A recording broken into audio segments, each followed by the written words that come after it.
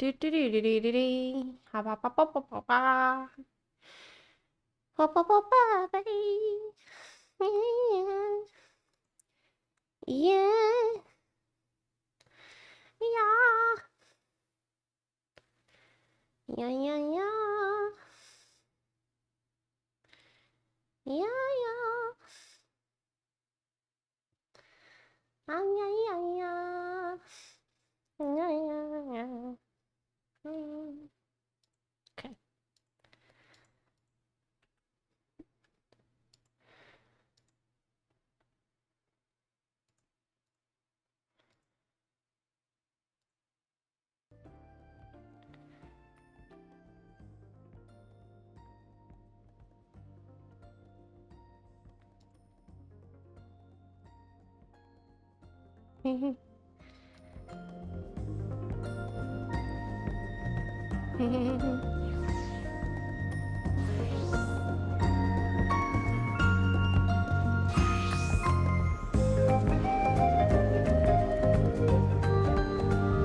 Your streamer will be with you momentarily. Your chat is important to us. Please stay on the line, and a streamer will be with you shortly.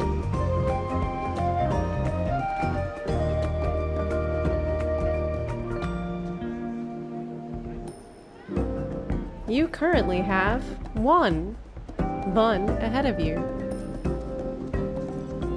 We value your feedback at Zepla HQ. Hang on the line for a short survey after the stream today.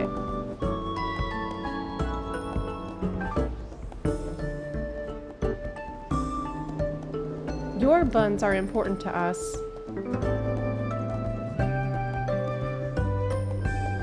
Thank you for waiting.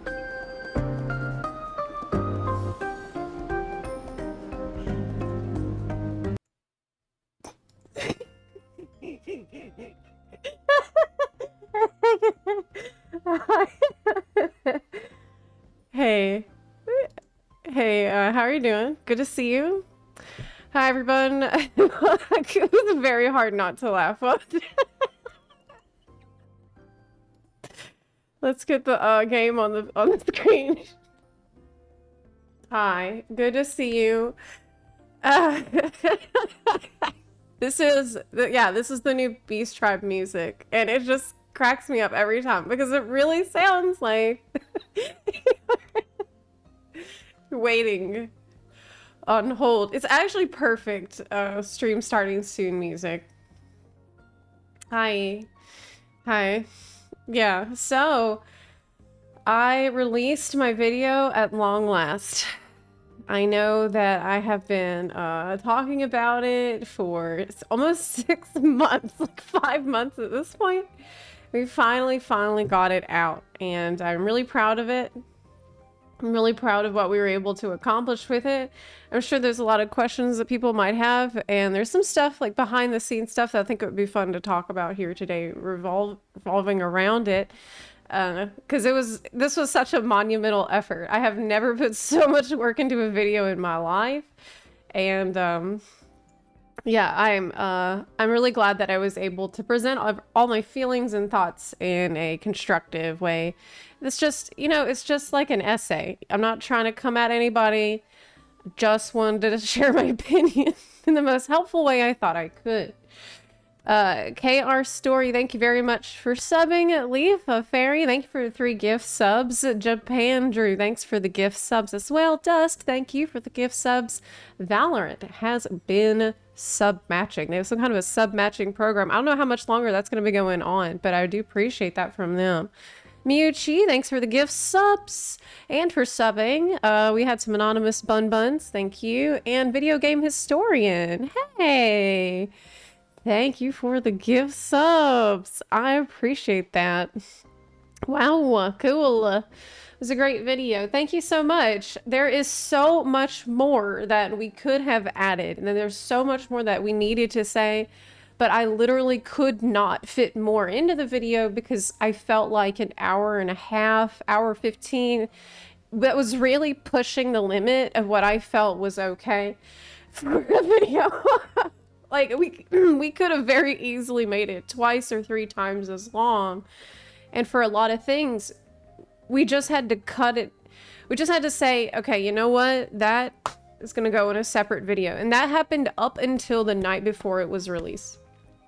Up until the night before release, we were still debating extra crap to put in there. In fact, I wrote some extra, which I'm going to share with you.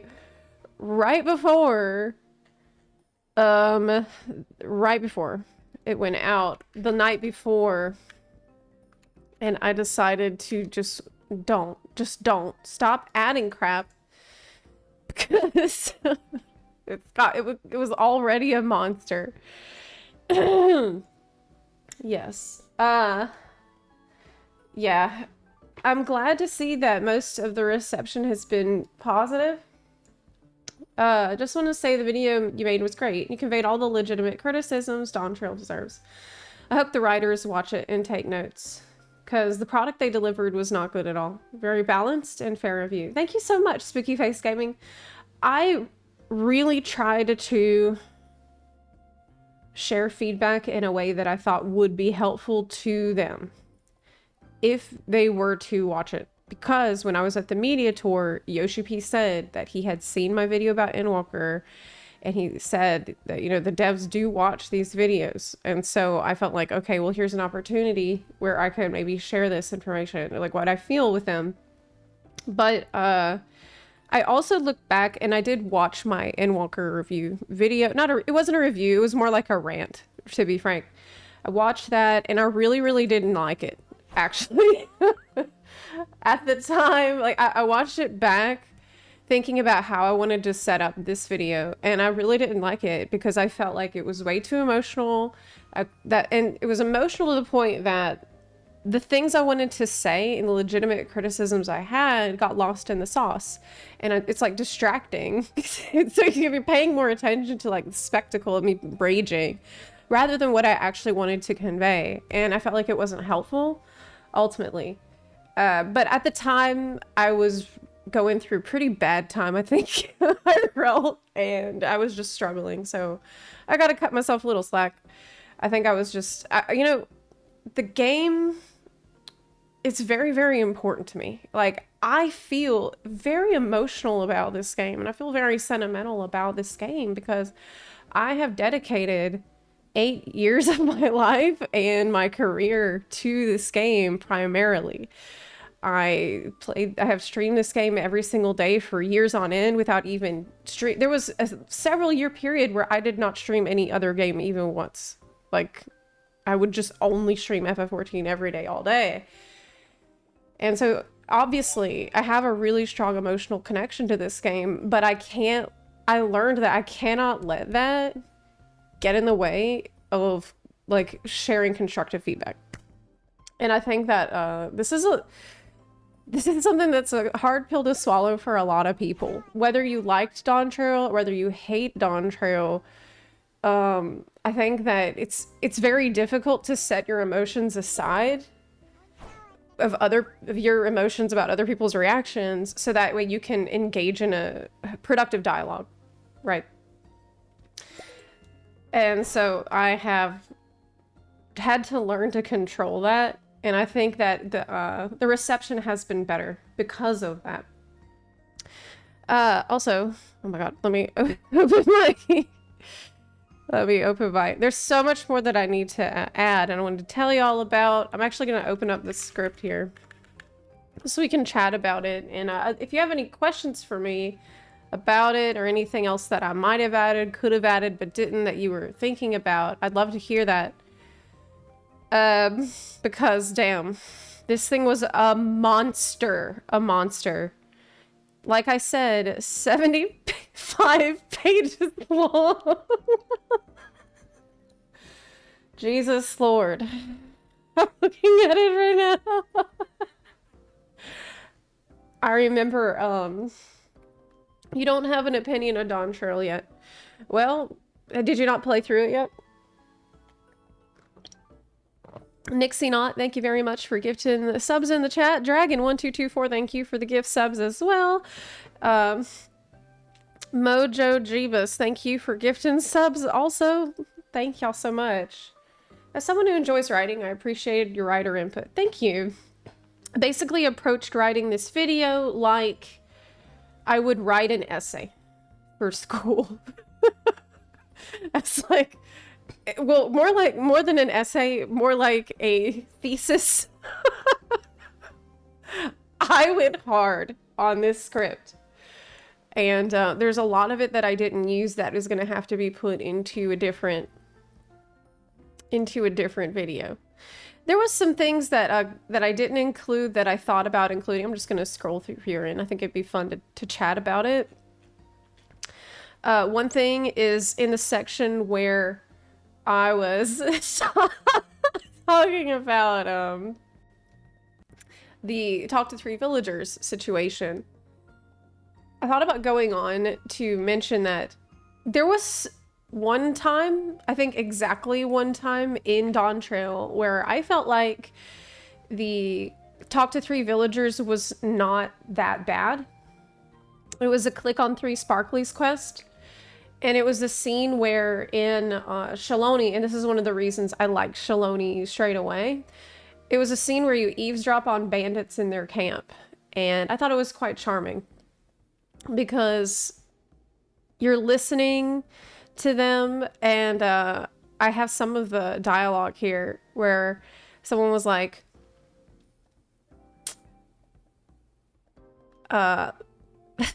that drunk who bought your story about the gold shitting alpaca, am I right? Another bandit says, shut your mouth, you sniveling little brat. And then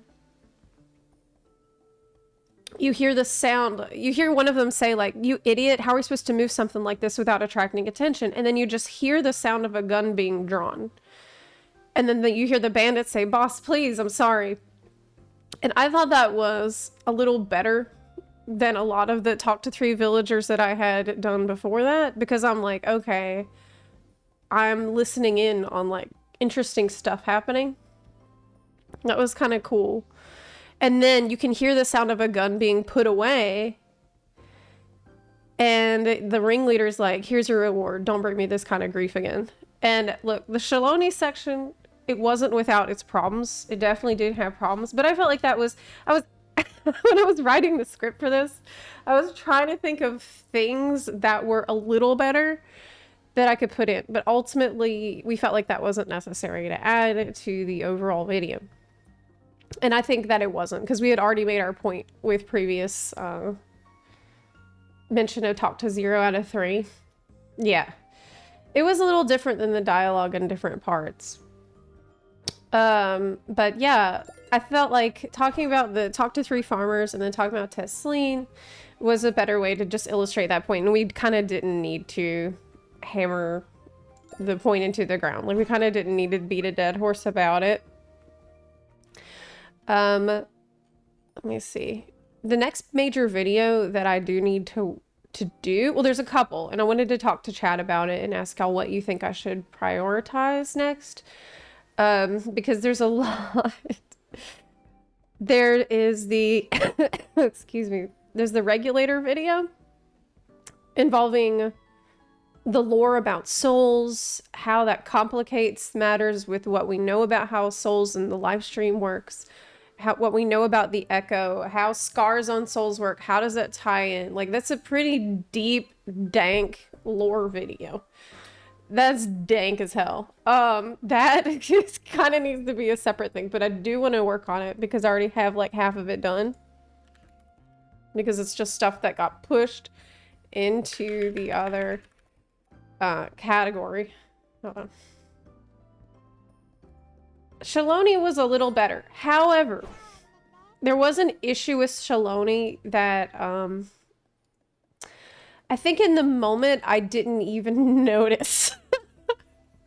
But it was one of those things that like later on I think back and I'm like, wait a minute.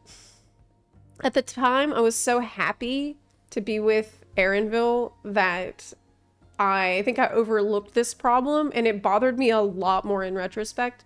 And it was in Shaloni when you find out that they're using rubber bullets.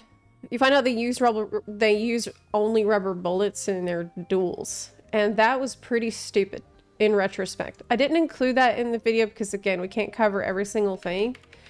But I think it's the discussion about rubber bullets and things like that. I think that goes into a separate discussion about the game being really, really safe. I think safe is the best word that I can use to describe it.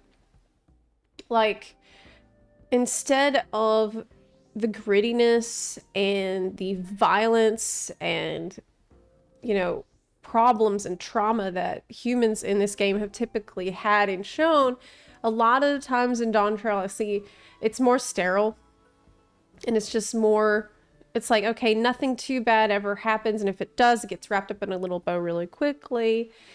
And yes, like politically correct, safe, corporate. And I've noticed that, in fact, if you watched me do the Pelu Pelu Beach Tribe quests, last time I streamed, oh my goodness, hold on, my camera falling off, oh dang, hold up, oh shit, oh my god, one moment. Oh my god. The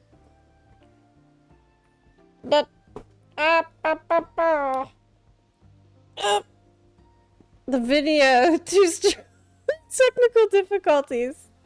Yes, please stand by. Oh my god. Okay. I do not want to break this monitor like I broke my last one. Just a moment. Please hold. And the streamer will be with you shortly. We are experiencing technical difficulties with the stream. Okay. Okay, are we... I'm scared it's gonna happen again. I'm scared. Okay, no, it's fine. It's okay. It's fine. We got it. Okay. Hey. All good. All good. Okay.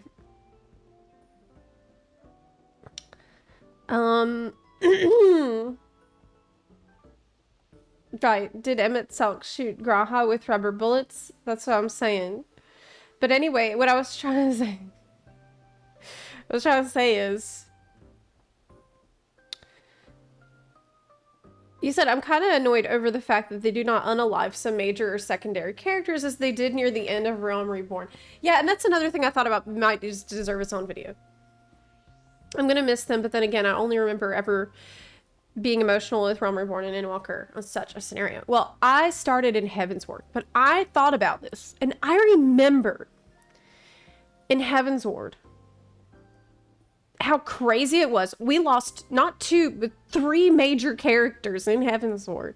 And I remember when the assassination attempt happened. I was extremely surprised that that character survived it. When Estinian, like, I could not believe Estinian survived Heavensward. I was shocked at the time. Shocked. I couldn't believe it.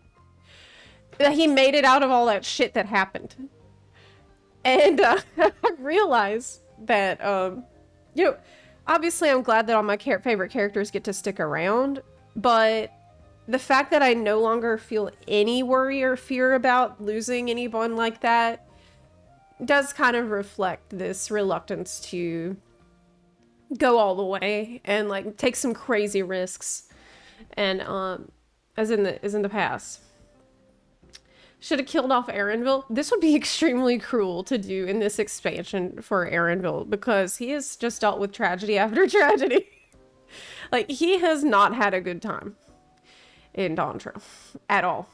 I think he might have had the worst time of anyone. Yeah. Yeah.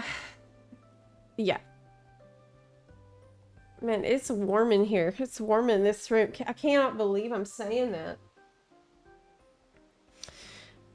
It is so hot. I love Stola, but I don't like her when she's away or present for no actual reason. Like, is she a prop now? She was definitely treated like a prop in this expansion, I think. When she just showed up. By the way, that's another thing I didn't put into this video, but I thought about doing.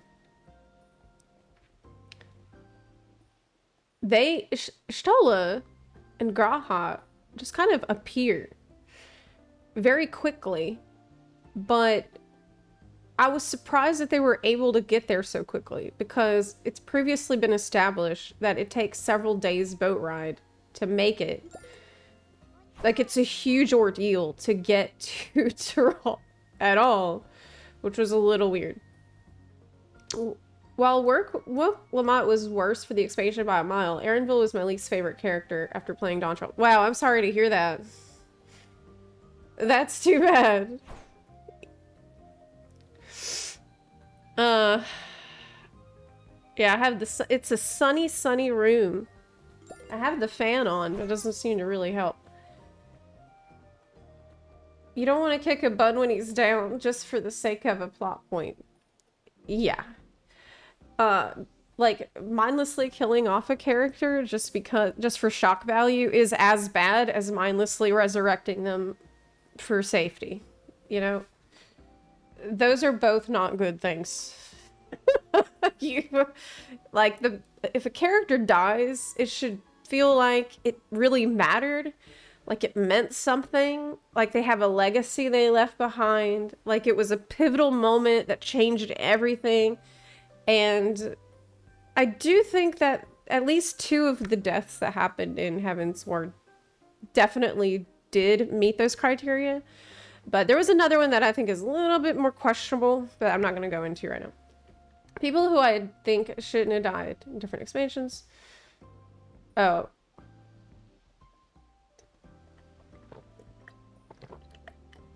I want my boy Xenos back. You know, we were talking about this. Oh, that's what I was going to talk about before my camera fell off. We did the Pelu Pelu Beast Tribe quests last time I streamed. And it was actually shocking to me how little conflict there actually was. Now, obviously, people don't really have a high bar for Beast Tribe quests, but I felt like this is some of the worst that we've had because they are really boring and really safe. Like, I just did a quest where your job is to help the customer have an outdoor touristy experience in the zone. And you go to the first spot and nothing happens. And then you go to the next spot and nothing happens. There's no conflict. Oh wait, no, there is. The conflict is he's trying to fish, but there's no fish. That's the thing. That's the problem. And it's like, this is, you know, I felt like I was about to fall asleep. Then you go to the third spot and suddenly you have something to deal with. There's fiends, there's monsters, aka 2 fish and a crocodile that you fight. It takes 5 seconds. You kill them and everything seems fine, and I'm like still falling asleep. You go back to the camp, Pelu camp, and the guy's like, oh, but there actually was a problem. Like, your customer, there actually was a problem. And I'm like, oh shit. We have conflict? What is the conflict? What was the problem that happened? And the guy's like, I actually saw your friend there killing those fish and crocodile. I saw your friend, Zepla, fighting those things at the corner of my eye. So that was, and by the way, when he's saying this, sad music is playing. Like, this is a tragedy that has occurred. And I just couldn't believe what was happening. I couldn't believe that this is like the big bad thing that has occurred, that like I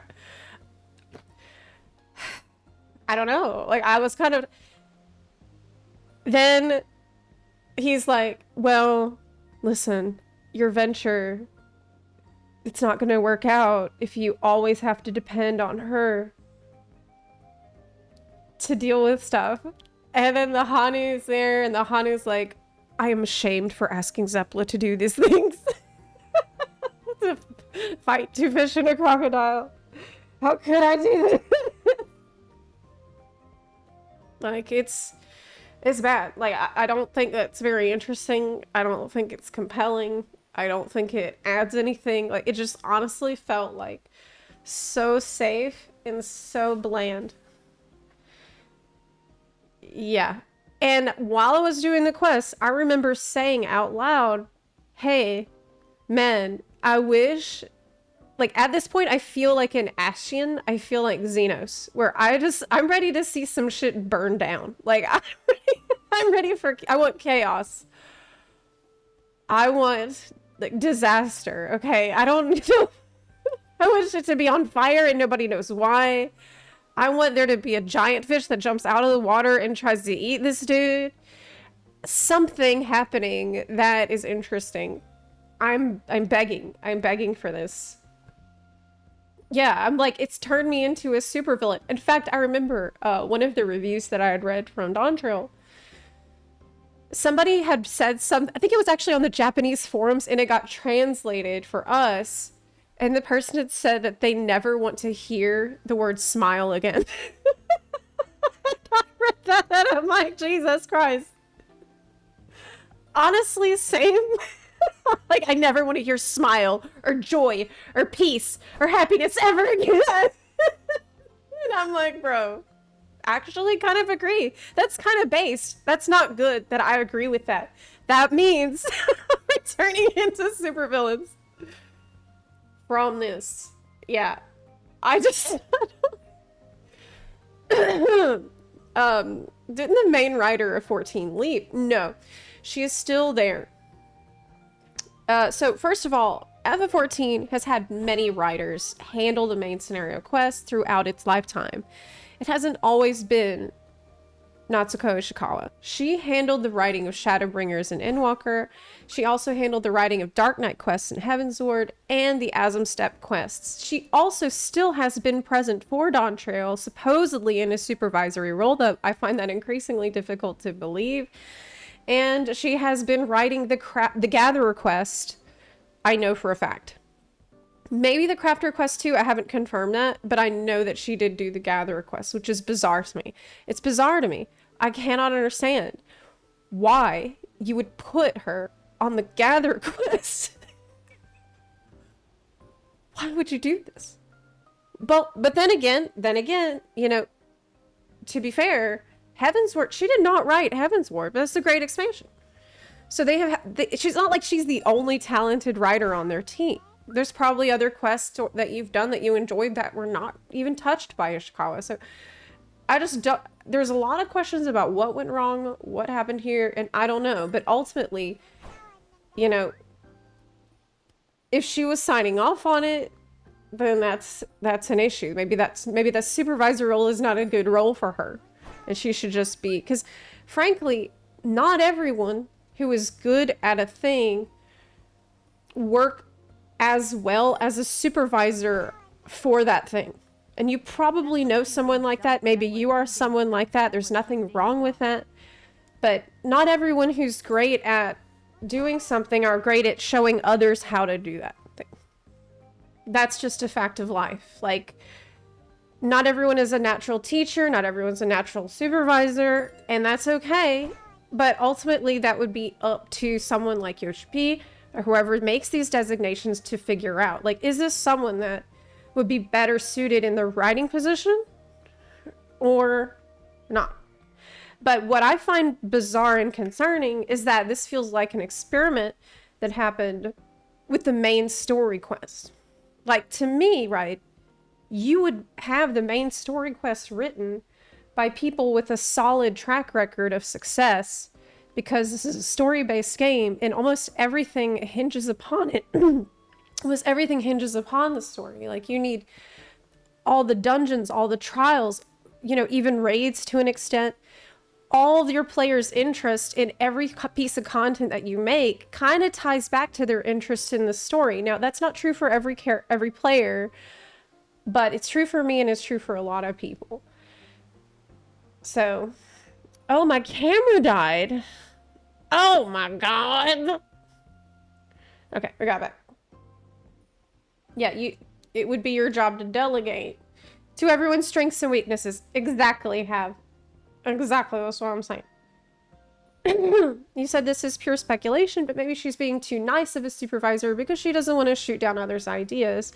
Yes, I personally agree with that, but we don't know. We really can only speculate about what happened behind the scenes.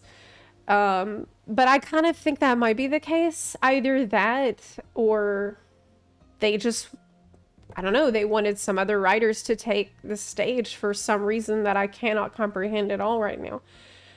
What sucks is, here's the thing too. Here's another thing that I find insane. Final Fantasy XIV did not have a coherent, like, planned out story from Realm Reborn to the end of that saga. It wasn't actually connected at all until Ishikawa got involved. And she looked back and saw all these threads that she could tie together in an elegant way. When they wrote Realm Reborn, and they have admitted this, they said, we didn't, like, Ashians, we wrote them to be just generically bad guys that were doing bad stuff. They've literally said that. And so, they didn't, like, I feel like almost, maybe that's what they thought they could get away with again. I don't know. I was kind of cackling on the part that we had to drag the poor crafter to a whole other part of the continent just because they had to help us for peace. Whereas we literally uproot a person who just landed there and started their life. They didn't really know us much or have a connection. I watched that scene, Omega, with Vajentane. I watched it and I wrote stuff about it, but it did not end up in the video because it was just, well, some of it did, but not all of it. Because it was just too much. It was a very difficult scene to watch where, like, hold on. Jesus, I'm actually gonna find it. I have so many drafts. God, this is such a colossal project. I think I had... Yeah, okay, I found it. I found it. Oh my god.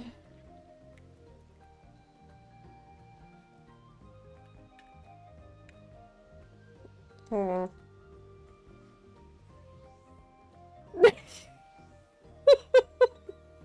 God, it's good I didn't include this. I'm looking at it now. So basically, what I did for this video was, and first of all, before I get into that,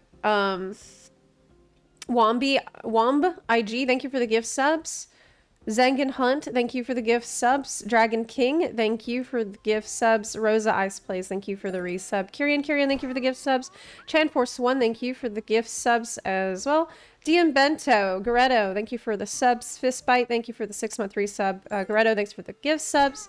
Carson Yeager, thank you for the year of support. Hey! Thanks for being a bun for a whole year, Carson. Appreciate you. Crazy Clelia, thanks for subbing. Nautexa, thanks for subbing. And Darth Odano, thank you for the 5 gift subs. I appreciate that. So, what I was going to say is when I went through this, and I'm probably going to have to do this again for 7.1, because I didn't take notes during it. Probably have to replay it or rewatch it and take notes again, because I just went through and I made notes as I was going through it. And let me tell you, I'm looking at these notes right now. The original notes were definitely not as it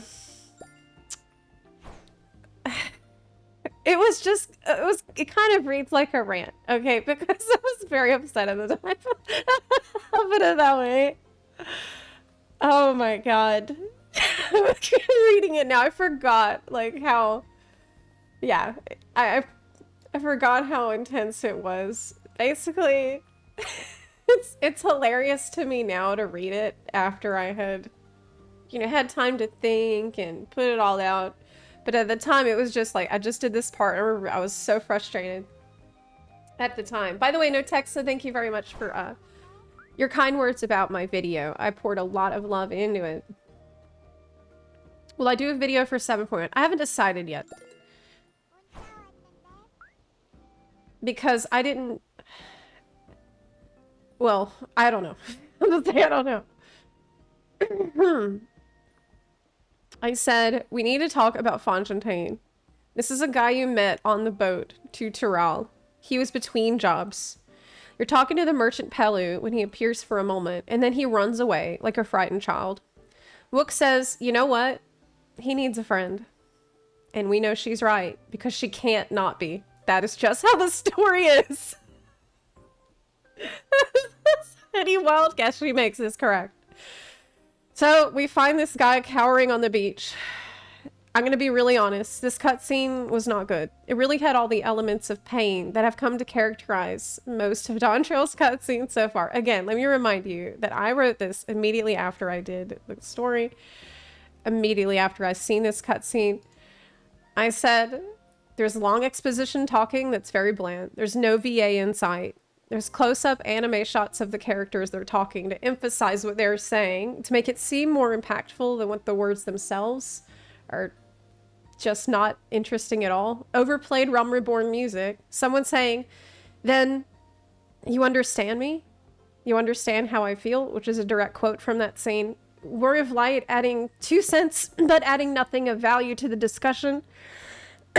Thank you for reminding me of what is truly important. General moralizing about what truly matters.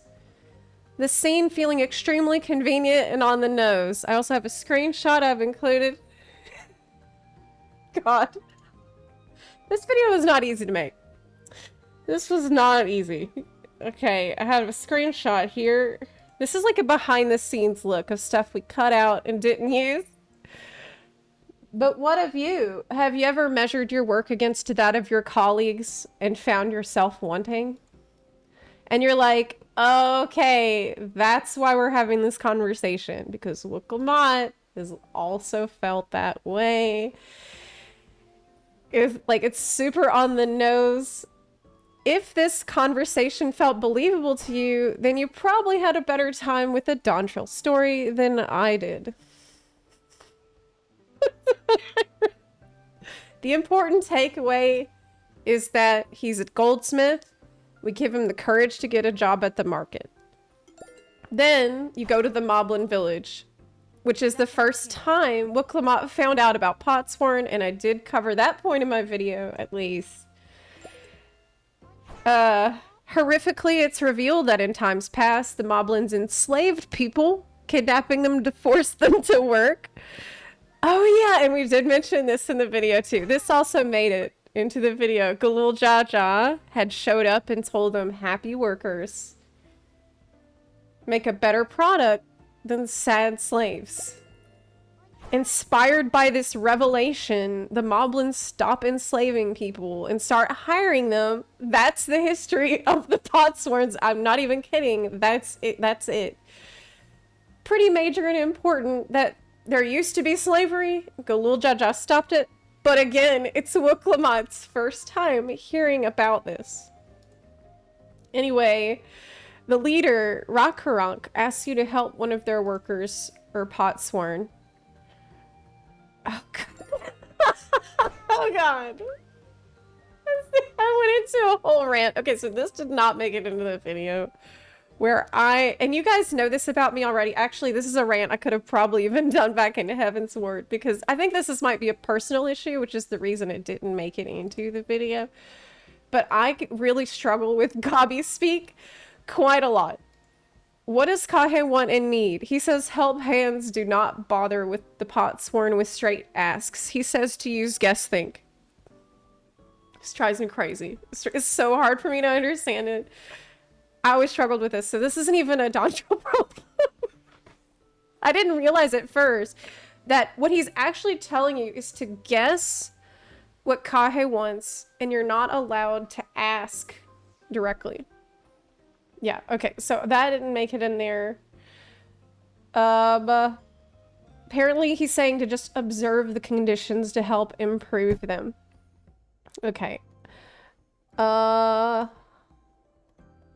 Yeah, a lot of people love that. That's the reason why, you know, I talked about it with other people and we're like, maybe this kind of is a personal problem that Zepla has.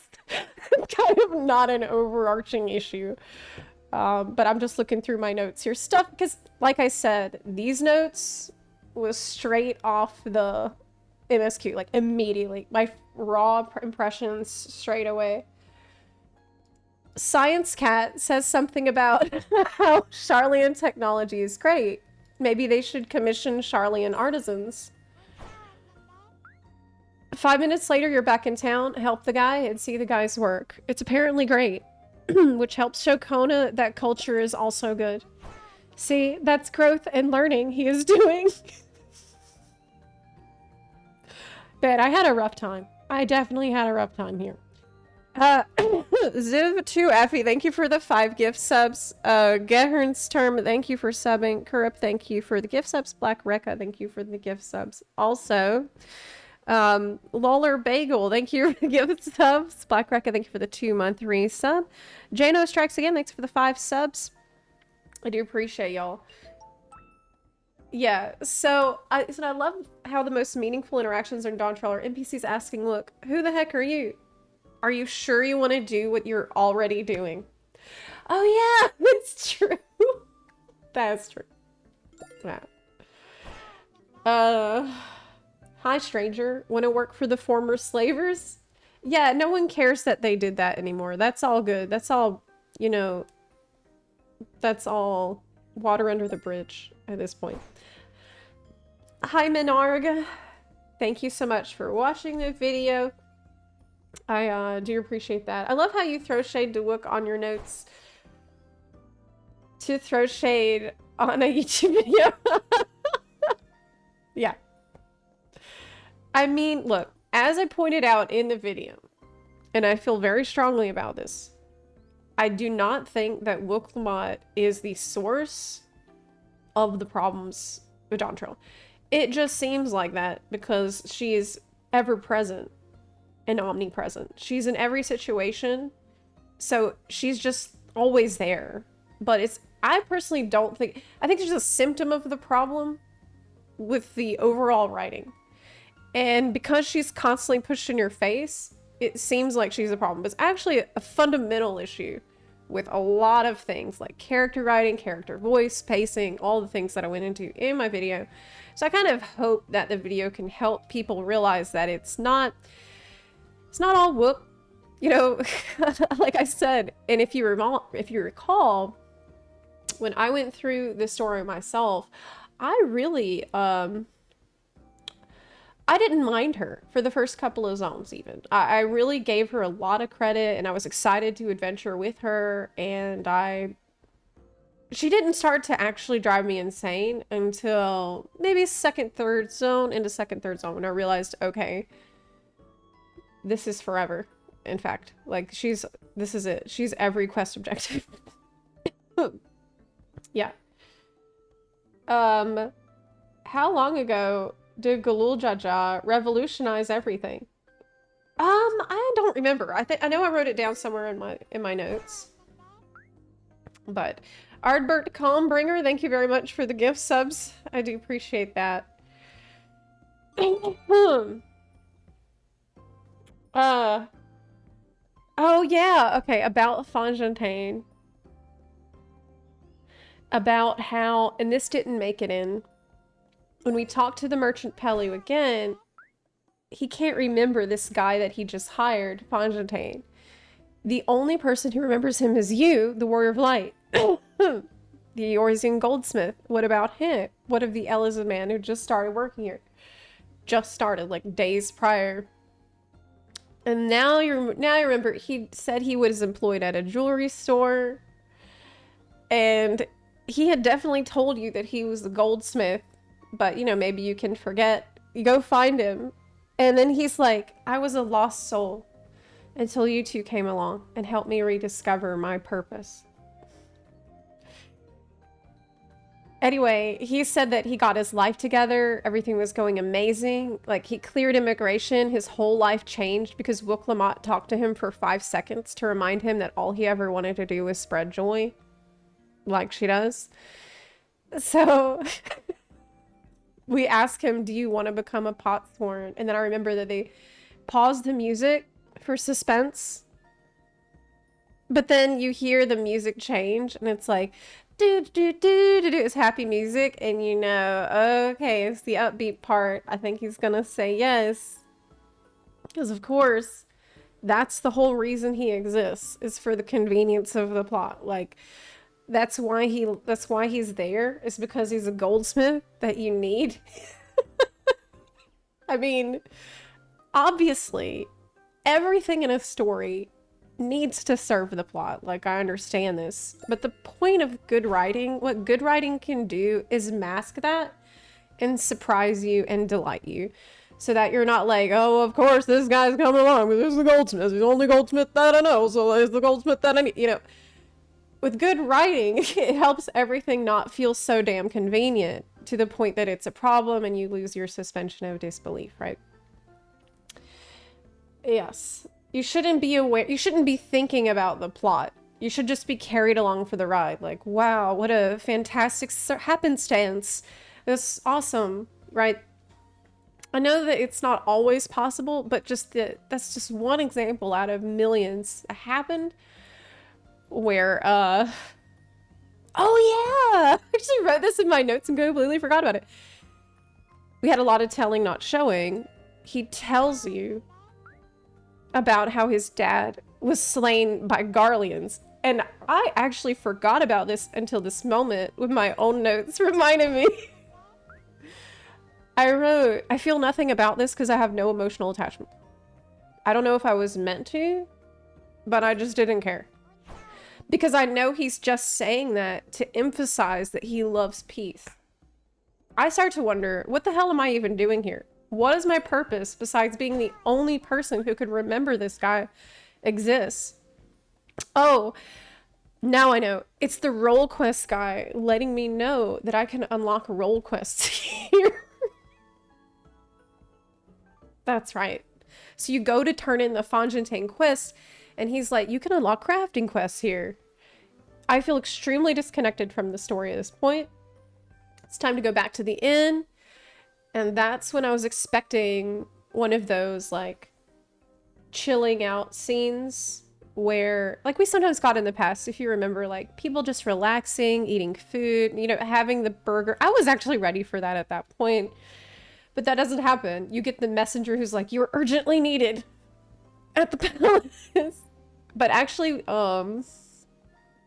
then we had one of the best moments of the story so far. So I kind of let it. It's okay.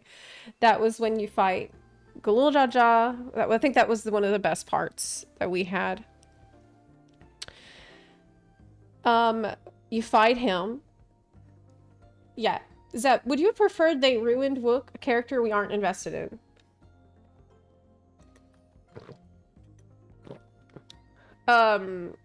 Or a Kryl-focused story with really poor writing and potentially ruining her character. I would prefer that they wrote Wook to be interesting. Yeah, I would prefer it if they don't ruin Wook or Kryl, and I actually do think that that would have been possible. Like, I have spent a lot of time trying to ask myself, what would I do to fix this expansion? Like, how would I... Oh, Turin, you got the same shirt for Christmas? Hey! It's the I'm fine. Vuln up. Shirt. Yeah, it's a good one. Oh, feel robbed. I didn't get Graha eating his taco. Oh, I think they gave you it, but it's in the ending credits, which I did mention in my video. Yeah, all this like cool CGI cutscenes from the Dawntrail trailer is in the ending credits. Yeah. Yeah.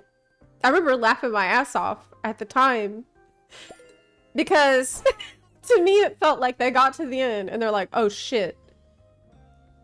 Didn't we promise a beach episode with like people chilling? Just stick it all in the ending credits. It'll be it almost felt like they forgot what they had advertised. They forgot. It's the end, but he never took a bite. Oh, really? my god. I didn't know that. Lou91BR, thank you for the gift subs. Marcus, thank you for subbing. Jackton Crow, thank you for gifting subs. Gehern Sturm, thank you for the gift subs. Also, Tsikas1322, thank you for the gift subs. I do appreciate y'all. Where is our beach episode with the sound? I wanted Stola in a bikini. I wanted Estinian in his board shorts. That's what I needed. I know. I know. Zep, I hope you're having a lovely day. Sorry I haven't watched as much. Been focusing on Genshin Impact and other games. Oh, no problem. Genshin Impact has a pretty exciting patch coming up. I have been staying up to date with the story patches in Genshin. And I am also, I think, caught up with Star Rail 2. Special program was amazing, by the way. Yeah, I will watch that stuff in a couple of days. I think I won't watch those today. Today and tomorrow are going to be big FF14 days, I imagine. Am I the only one that thought that the different quests where we interact with Crafter would have been a nice way to get us to try the Crafters?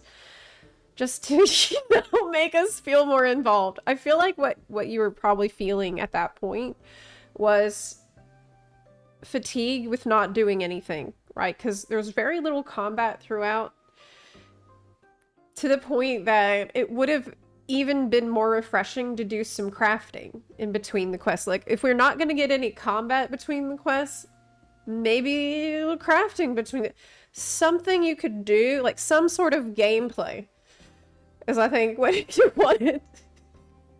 Some kind of gameplay you could, you know. That's not a Christmas tree, it's just a regular plant back there, DB. We also got from the live letters that we're going to go up against Scions. Oh yeah, I did cover that. And I feel like that, a lot of that could probably be... I talked about, you know, what we were promised and what we got in this video. A little bit. Some expectations and some,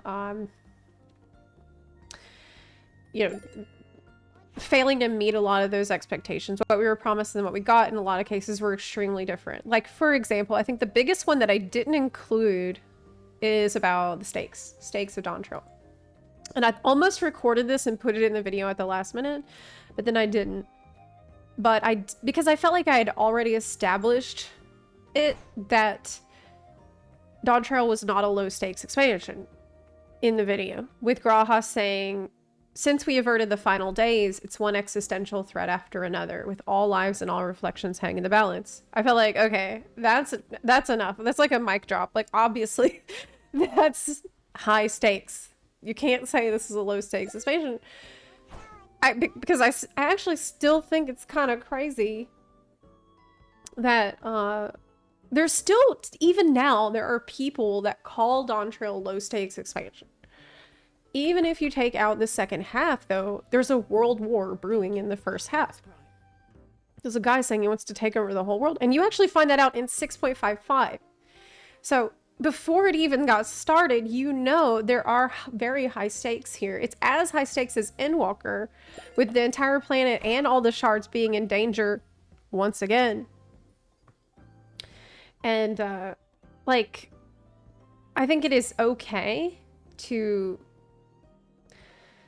have maybe mislead players into thinking things will be low stakes, because actually who did that really well recently was Hoyoverse. Hoyoverse had an expansion come out, like a new region come out, Penacony, and I was thinking about that, how they really tried to tell you, oh, you're just gonna go have fun on this holiday resort planet, and there's nothing to worry about. All of your needs will be taken care of. You're gonna have fun. You're gonna have a vacation. It's gonna be awesome. Just go there, relax, you know, chill out. You've been through so much. That was all the marketing was like that. But they were very smart to also have a little bit of an undercurrent of maybe things aren't as perfect as they promise throughout a lot of those things. Like, for example, before Penacony came out, Hoyoverse put out like it was a pre-launch video. Do y'all remember? Maybe I can actually find it. They had a broadcast. It's always night in Penacony show. And I felt like this was a very good example of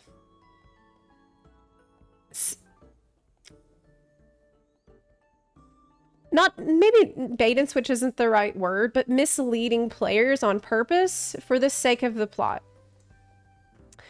Where is Firefox so I can actually show this to you? Okay, here it is. I'm gonna mute this for a second.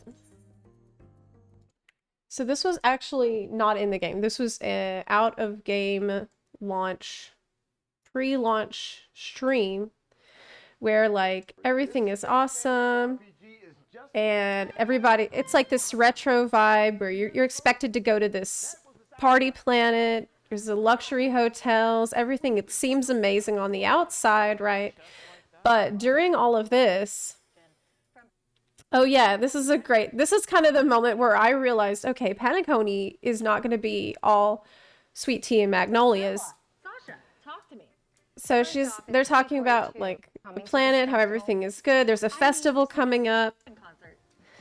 You may be enjoying all the glitz and It's very Fallout-y. Festival, but it's nothing more than a headache to me.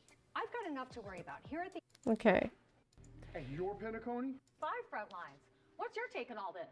Well, Courtney, you think it's always night at your Penacony?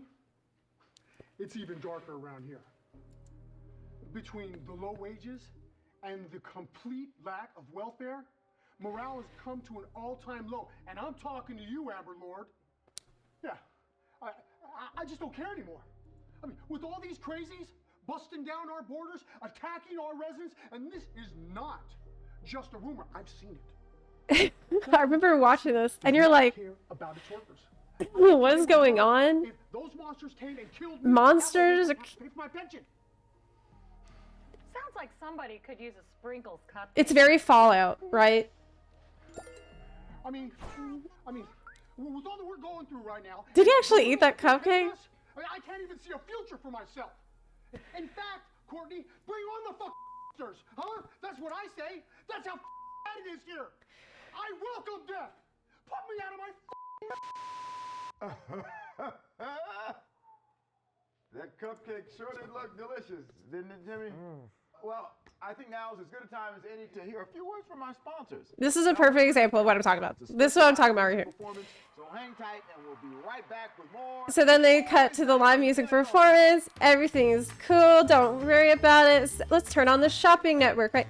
I felt like this is a fucking fantastic way to tell players, you're going to go there, have a vacation, have fun, but the same time set up this concerns behind the scenes, this undercurrent of, oh my god, but there's actually some other crazy shit going on that I should be worried about. There's a right way to do that, and it's subtle foreshadowing. It's like, you know, the sense that not everything is gonna be perfect. I feel like they did. Yeah, I remember that really well. There's more funny Elden Ring stuff from Carbot. Oh really? Okay, that's dangerous for me to watch that, you know. Because they're gonna end up... Yes, the uneasy feeling like something is off. Yes, that's what I mean. Yeah. I don't think I'm ready to do Rax yet. Fonzination, thank you for the 3 gift subs. Designer Grill, thank you for the gift sub. Mr. Foriel, thank you for gift subs as well. Meezer, thank you for the 49-month resub. Elizoct, thank you for the 3 gift subs. Blue Chromia, thank you for the 25-month resub. Marcus, thanks for your gift subs and sub. Lou91BR, thank you for the gift subs also. I think we're caught up.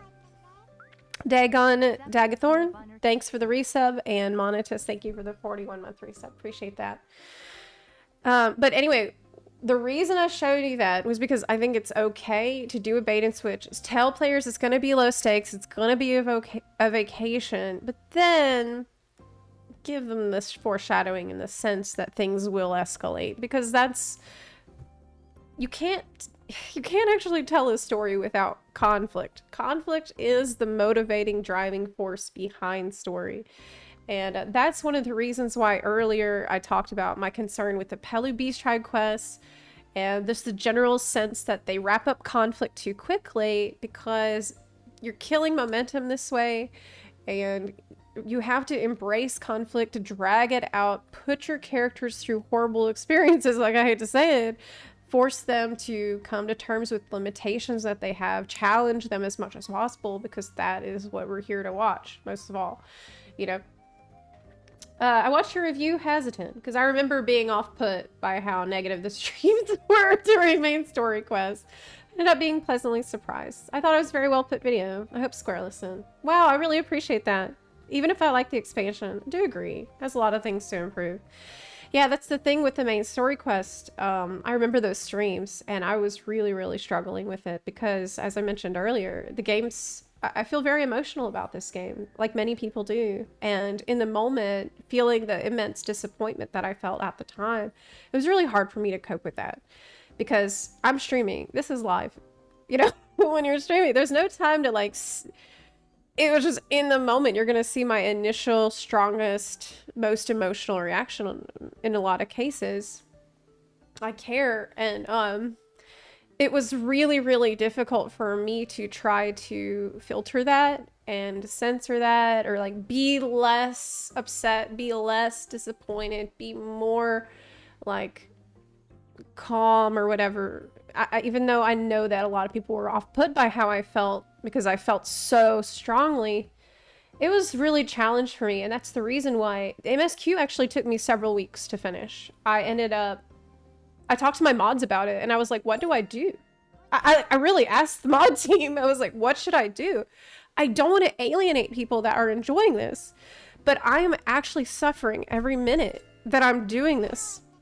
I don't know what to do right now. Like, I want to stream and be honest and show how I really feel, but there's people that like can't stand to see how uncomfortable and upset I am, truly.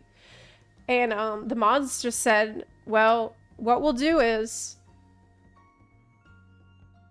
just stream until you feel like you just can't anymore. And so this meant that a lot of days I would stream for an hour, maybe 2 hours of story, and then I'd stop because I said I just couldn't take it anymore. And I remember we also came up with a code word for if the chat thought I was getting way too carried away, way too emotional. The code word was Popito. And actually, if you watch this video, you might see in the comments of stream chat, there's a few points where you see Popito, Popito, Popito. That was actually, at the time, that was our code word to say, hey, Zep, you're going crazy. Please relax. Like, take a step. Some of y'all even remember this. Yeah, so, and I watched my video back, and you can see in the stream chat, there's a few clips where you see people shouting, like, Popito, Popito. It was supposed to be like, hey, get up, take a break, come back, and do what you need to do to calm yourself, because I'm very passionate about this story, okay? But I understand that uncontrolled passion can spiral, okay? I know that. So this has been it's been a learning process for me. I'm trying to balance everything, you know, be honest, be passionate, but don't alienate people, don't be straight up insane person. It was very difficult. I never had such a difficult time streaming. I think ever. That was some of my most difficult streams. Was the Dawntrail streams. I was just trying to suit everyone, but also be true to myself. Yeah, but I do appreciate y'all who shouted Popito. It did help a few times. It did help a few times. It was hard to watch this because I also felt the same about the story. There was so much, like I said, and I said this in the video, I spent about a month feeling depressed and unable to make any progress at all on this video. Like, as I told you, I wrote all these notes that I was reading through with you a minute ago. I wrote all these notes as I was going through it, and then after I finished the story, I remember somebody asked me, hey, are you going to talk about the story when you're done? And I said, at the time, I remember saying to them, when I finish the story, we will never speak of it again.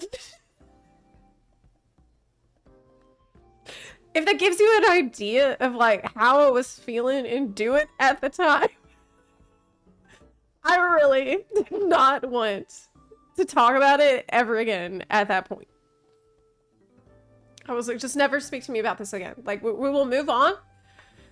And yes, I did feel stress over the video, of course, but mostly I felt depression for the first month or two after the story, because I was so excited. You guys know me. You know me. If you've been watching my channel for years, you've seen me cover different expansions. You know I am very fucking excited about this story. Very excited. Scary excited sometimes.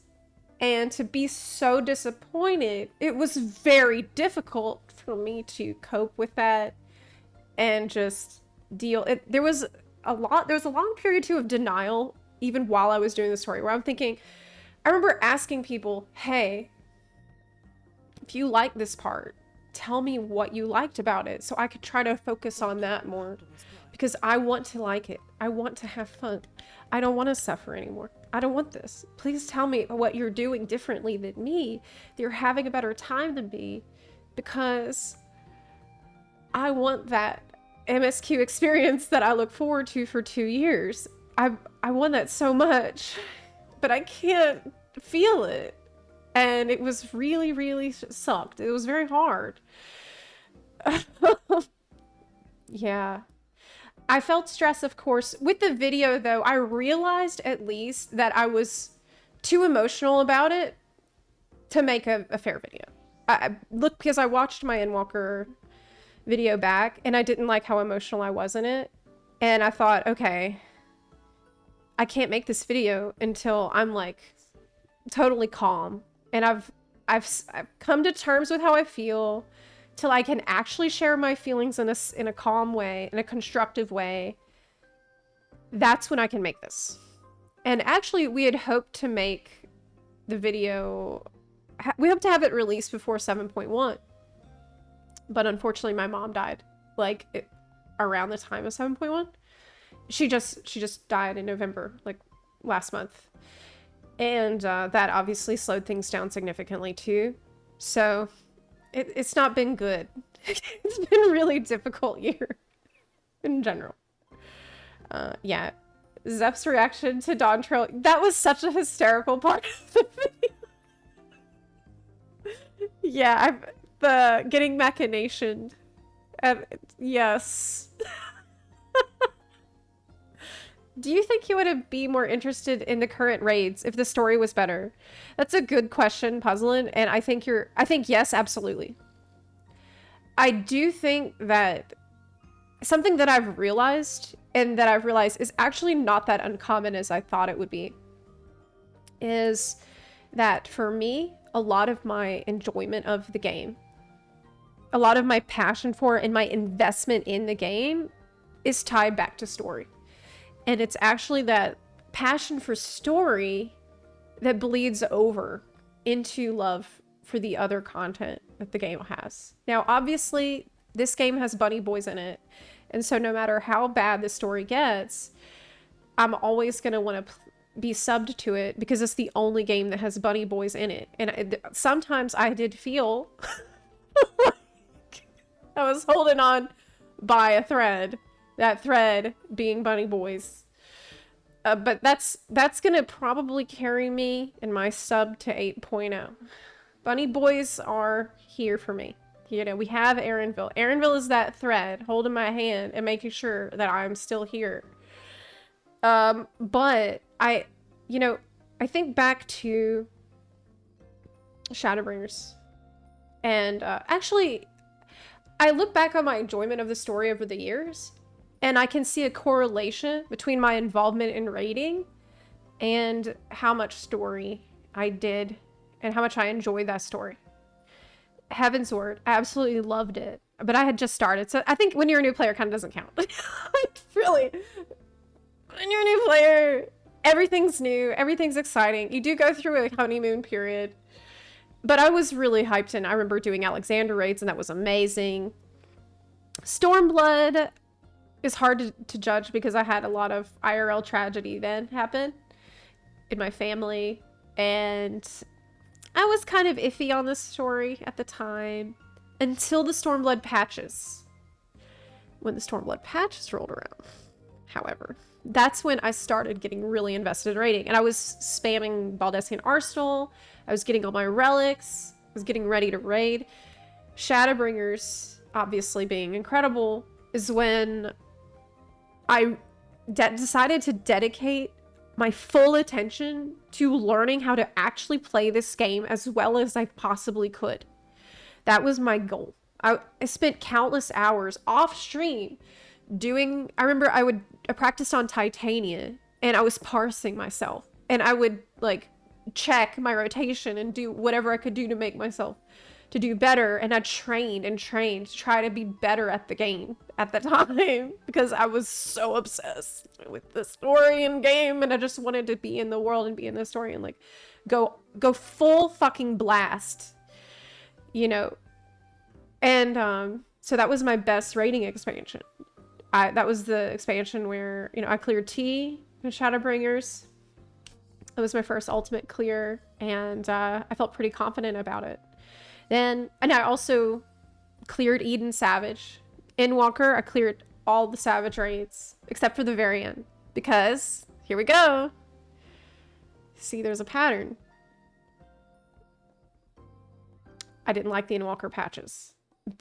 And so the magic kind of started to fade for me near the end of Inwalker. I started to get kind of upset and worried about story and felt less connected to the story, and I didn't finish the very last Savage raid, though I did every other one. I didn't do top. I cleared DSR early on in Walker's life, but I ran out of gas for top, and so I was like building up, looking to the future for Dawntrail, expecting like, oh, this is going to turn the whole thing around. It's going to be a fresh start. That's what I really need. I can't wait for the fresh start. It's going to be all new and different. Did not expect a good story, to be fair. And I said that many times here on stream. Did not expect a good story. I expected a passing story, like mid. I expected it to be like fine. I was like, it's going to be stupid beach episode. It's going to be filler. That was okay for me. In fact, I was kind of looking forward to that. Just a break. Let's just take a break, not do anything too serious, and goof off. Hopefully there'd be a lot of comedy. That was what I wanted. I really didn't want to like save the world or like have anything crazy happen. I just wanted to chill. Have a chill time. Vacation. But that's not what happened, unfortunately. Unfortunately, I as I said in my video, I felt like the quality of the writing fell below what I would consider to be the absolute bare minimum for a story game. In the sense that it was boring, bland dialogue. It was incoherent. It was illogical a lot of times. There's several different characters which I felt were different drafts that didn't even go together at all. And it felt like it desperately needed some additional drafts, some additional work on the script. That didn't happen. And that was really, really hard to deal with. It was really hard to cope with that. But now I'm, look, I've accepted it. I've gone through the stages of grief already. So that's why I was finally able to release this video. That's why I can finally talk about this without getting emotional. Because the stages of grief, I have done them. Hop, skip, and jump through all that shit. We did denial, we did anger. We're at acceptance now. So I'm ready to say, answer any question, talk about it, whatever you want to ask me.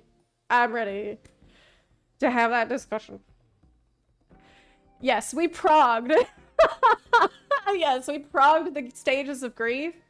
And I'm ready. Basically, at this point, I'm waiting for 8.0. That's what I'm doing now. I'm thinking, what can I do as I wait for 8.0? What will we be doing with ourselves in this intervening time? Yeah, we progged the depression and it's fine. People forget the Stormblood got one of the best patches in setup. Setup, setup, setup. That's the name of the game, Puzzlin', and you are right. That's something that Stormblood did really, really well. And it's one of the reasons that Shadowbringers, it contributed to Shadowbringers' success. Stormblood did what you're supposed to do with patches. I think it's the best thing you can possibly do with patches. What's the purpose of patch content, right? Keep people playing. That's the point. Because they only get it every 4 months. So you want to give them like a really good, juicy hook that gets people like, oh, damn, what's happening next? I need to know what's about to happen next. Like, oh, that's it? What's the next thing? Drive people crazy with wanting to know what's around the corner. Stormblood did a great job of that. Because if you were playing at the time, you remember how freaking insane it was in our community. Because we didn't know anything. All we knew is that scions are just going into comas. And there's a weird voice that's like, throw wide the gates. Throw wide the gates that we may pass. That's all we knew. Do you realize how insane that was for us? We're like, what the fuck? Are they dead? Are they gonna wake up again? Where are they? Why aren't they responsive? Oh, there's another one just went into a coma. Oh my god. Like, that was what was happening through the patches. It was so crazy. It was so crazy. And then, like, you hearing the voice and no one knows where the voice is coming from. It was fantastic. This is what I love, because it made the whole community, like, everybody was speculating. People are going through every frame of every cutscene to try to find any kind of clue, what it is, who it is.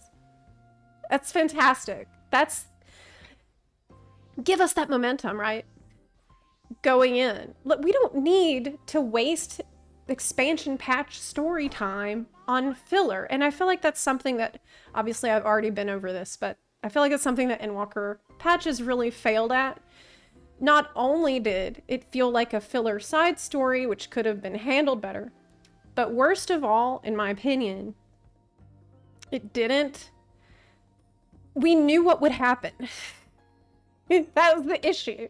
As soon as I'd seen all those fiends and Golbez, I already knew everything that was going to happen in all the patches before Dawntrail. This was a huge... I cannot understand why they made this decision at a time when a lot of people, after finishing Endwalker, felt like, okay, I made it to the end. I'm done. A lot of people felt, okay, that was a fantastic conclusion to the saga. Oh, is this some other unrelated saga? Okay, well, that's not relevant. So, bye. A lot of people just left. I know most of my friends actually just did not return after that. I think that there was probably never a more critical time in the history of the game to have that, like, that hook that's like, hell, but don't walk out the door yet. I know we just had our really satisfying conclusion, but wait, there's more. But wait, please don't leave yet, because this crazy thing is going on, and don't you want to know what it is? Right? We need to grab people before they walk out. But instead, it was like, oh, here's all the bosses you're going to fight for their next year. 2 years. Oh, okay. Yeah, this is exactly what we're going to do and win. See you in Dawntrail, which is, like, totally unrelated as well. And it's okay that Dawntrail is set up to be a new arc. Okay, but we didn't have any, like, we had 655, I guess, but as I've covered in my video, 655 was telling us the same thing that she told us through all of Dawntrail, and it really laid out everything that was going to happen then too. They have a bad habit I've noticed recently of laying out everything that is going to occur, and I also covered this. When you first get to Tuliolol, they show you the pillars And the pillars, they say, here's where you're gonna go. Here's all the people you're gonna meet. There's gonna be Ket and Rom involved. There's gonna be Valley Garmonda involved as well. And this is the saga that we're gonna do. This is all of it. They tell you right away when you first arrive. I could not believe this. Why are you doing this? Stop it. Build suspense. Don't tell me everything. Please carry me away on a fantastic fictional journey through a fantasy land where I cannot possibly guess what's around the corner. That's the fun of it, right? That's the adventure. It's the adventure. It's what adventure is. I liked your MSQ video. Watched it yesterday and thought the MSQ was weird, but couldn't really point it out. Why? That nailed it. Well, thank you so much. I really appreciate that. Thank you for watching. Hello. At the end of Endwalker, I was like, wait, can Ajadiah talk? We're not even gonna talk with her after spending 5 patch to say, oh yeah. Dude, I forgot about that. Didn't realize how many times Story kept saying speak with Wook until I watched your vid. It's so many. It is an insane number of times. As someone who got to Endwalker when Dawntrail, who had already been announced, I was confused at the end of main Endwalker how they could make any more content.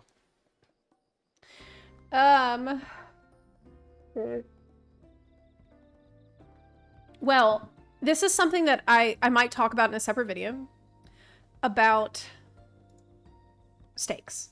Okay.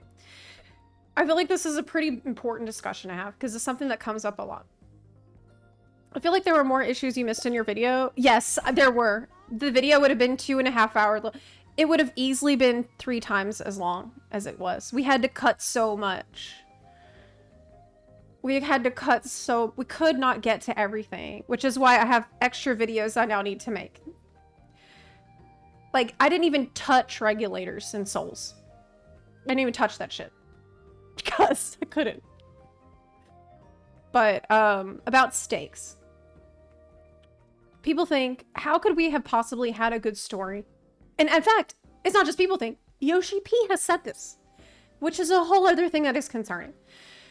In response to the criticism about Dawntrail, Yoshi P has seemed extremely out of touch, and it has seemed like he just doesn't understand what the problems are at all in any way. He has been really dismissive of the criticisms, and I feel like he hasn't been listening at all. So I do hope that my video will maybe provide some clarity as to what was actually the problem.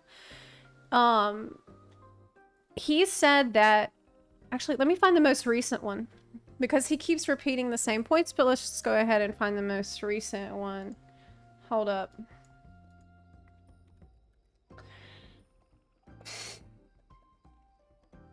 Hold up. Okay. He's been really dismissive. Okay, I think I found it? No. Shit.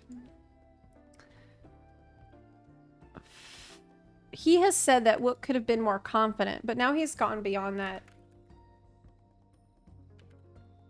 Let's see.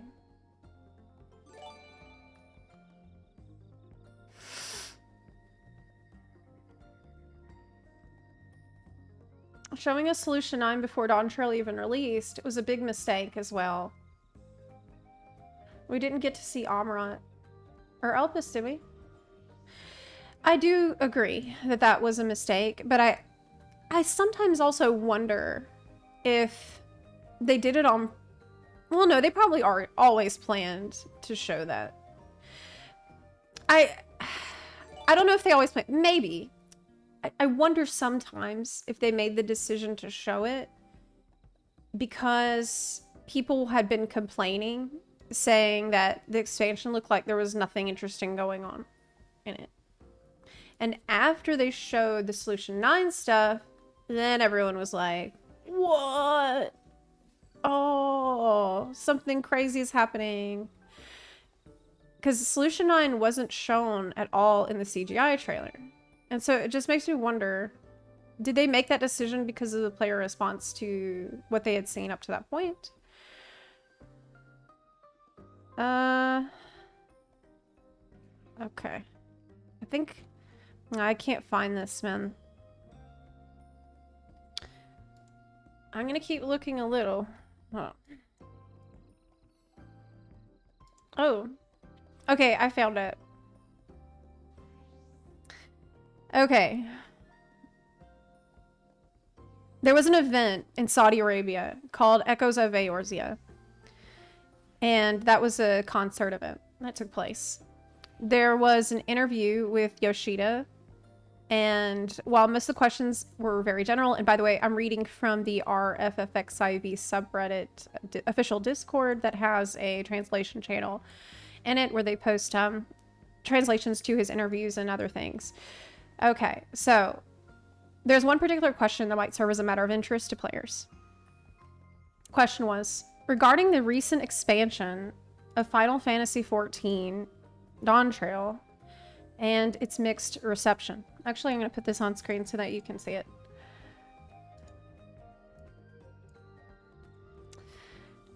Why do you think there were these negative reactions? And how do you plan to address them in the future?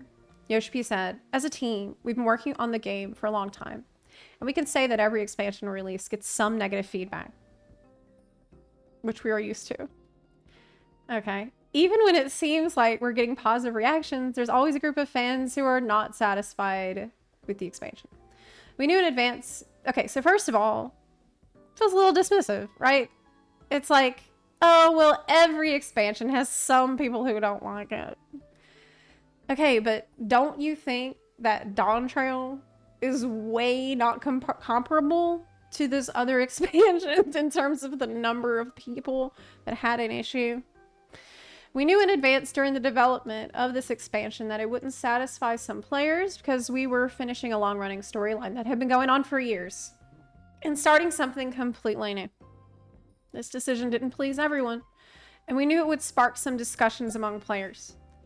So now we have another really dismissive thing, which is, well, it's because we finished a storyline and we're starting a new one.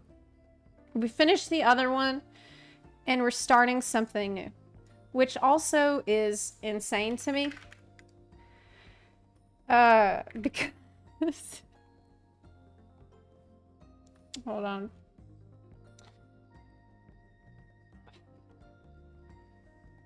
Hold up. Wait a second.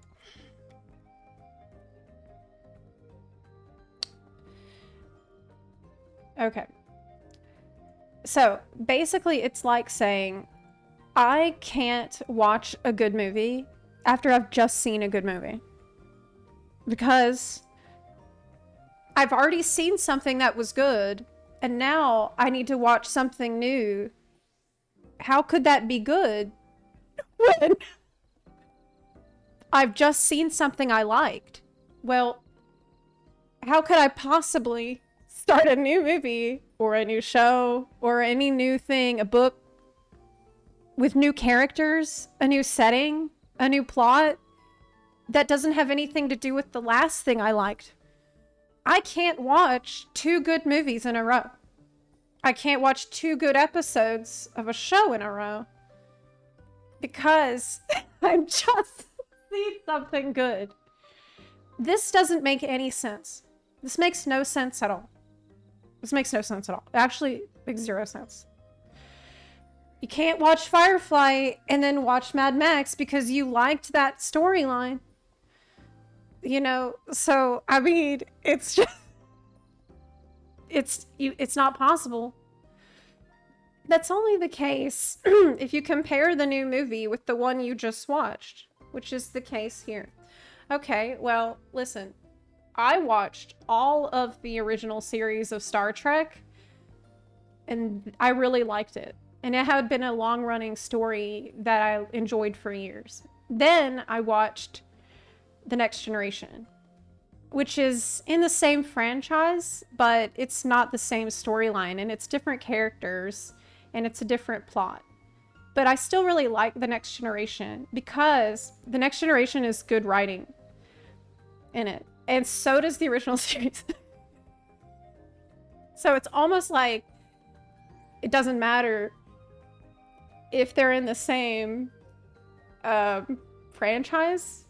But if they have good writing, then I'll probably enjoy both because it's about the writing, ultimately. So I find this to be a little weird. It's basically, it's just dismissive. And let's not forget, like, we don't actually have to compare to a different franchise at all. We've had banger after banger expansion. Maybe not everyone was as big of a banger, but, you know, we had Heaven's Ward and Stormblood and Shadowbringers. You know, I still liked it, but I guess, I don't. Basically, I haven't heard anyone say, you know what I didn't like about Dawntrail?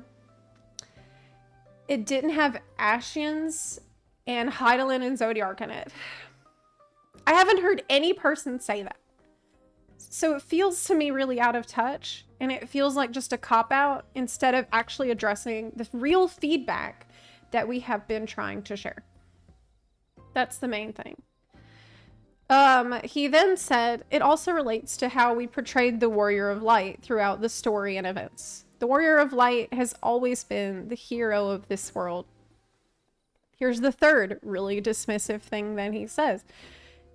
If we had done the same thing in Dawntrail, it would have meant repeating ourselves, and that was not our intention. And to that point, I would say, well, then why did you repeat yourself 4 times in a row with having a villain that comes to understand us and who narrates the dungeon with their memories? And like, you did kind of repeat the same thing 3 times already.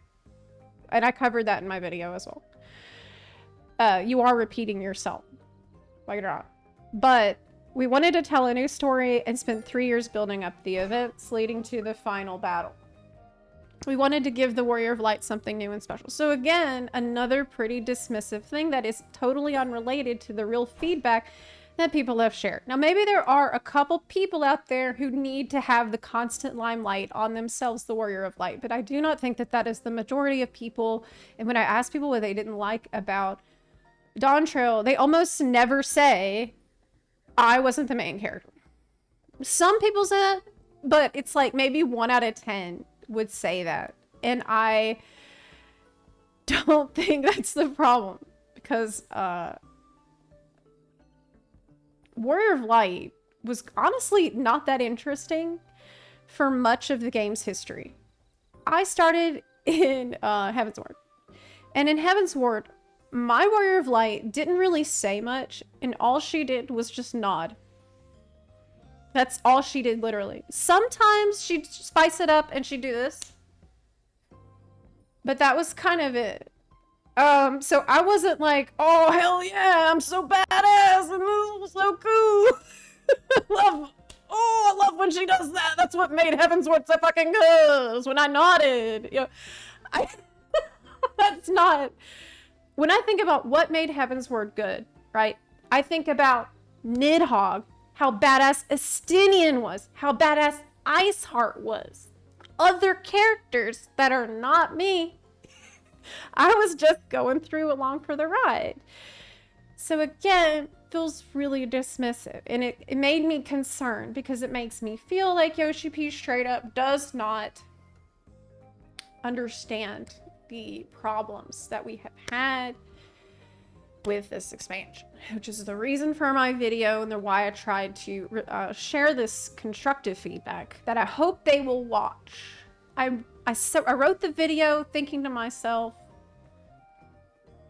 I hope they watch this, and I hope that I can be respectful to them and considerate of them, because in spite of everything, they did work hard on this. So out of respect for that and all the good things that they have already created, really tried to be fair in sharing how I feel. But this kinds of comments from Yoshi P are concerning. This is very recent. This happened in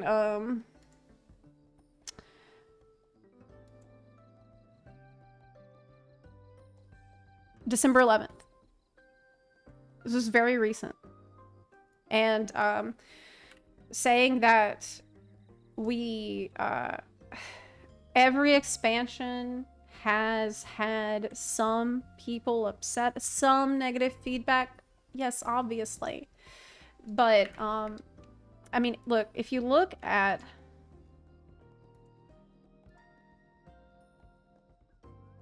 the Steam reviews. This is not normal. He has access to this. If you look at the Steam reviews for this expansion, it's mostly negative. So for him to then say, we always had some negative feedback, it makes me feel like he's plugging his fingers in his ears and saying, ah, la la la la la, I can't hear you. La la la la la, I don't know what you're saying. Everyone's a critic. And that's something that I'm extremely concerned about. And it is why I feel like if 8.0 isn't an absolute fucking banger, we're gonna have some problems. Do I think FF14 will die? No. No, I don't. But I do think what will happen is the players will just get to a certain point of the story and peace out. Because, frankly, even before... Okay, for this, it was a hard sell, even at the best of times, to tell a new player, hey, this game is really good, has amazing story, it's 400 hours, but it's worth it. It gets better and better and better the more you go. It's worth it. Go through it. Spend the time. You will cherish this memory for the rest of your life, right?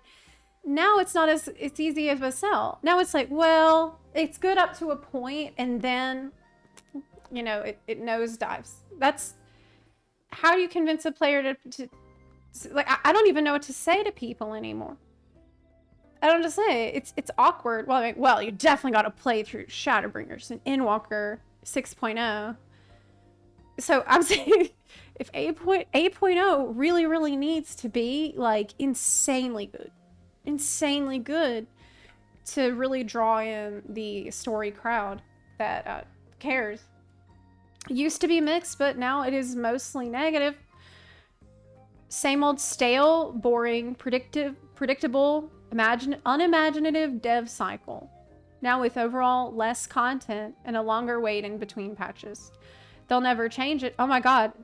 This isn't even about the story, which is a whole separate thing. They'll never change it, but the monthly subscription to this game is way overpriced for what they offer. I actually do agree that it doesn't fit the subscription model, but that's not the discussion for today. Today we're talking about story. Story is horrible and makes the original ARR MSQ look like an artistic masterpiece. I actually have never read these. I actually never have sat here and read these before. This expansion is the inevitable end state. When was this from? November? Of years of intentional ignorance to player feedback. Laziness in design and innovation, and misplaced priorities. 5 years later, Vieira and Hrothgar still can't wear hats. The cash shop is updated regularly, though.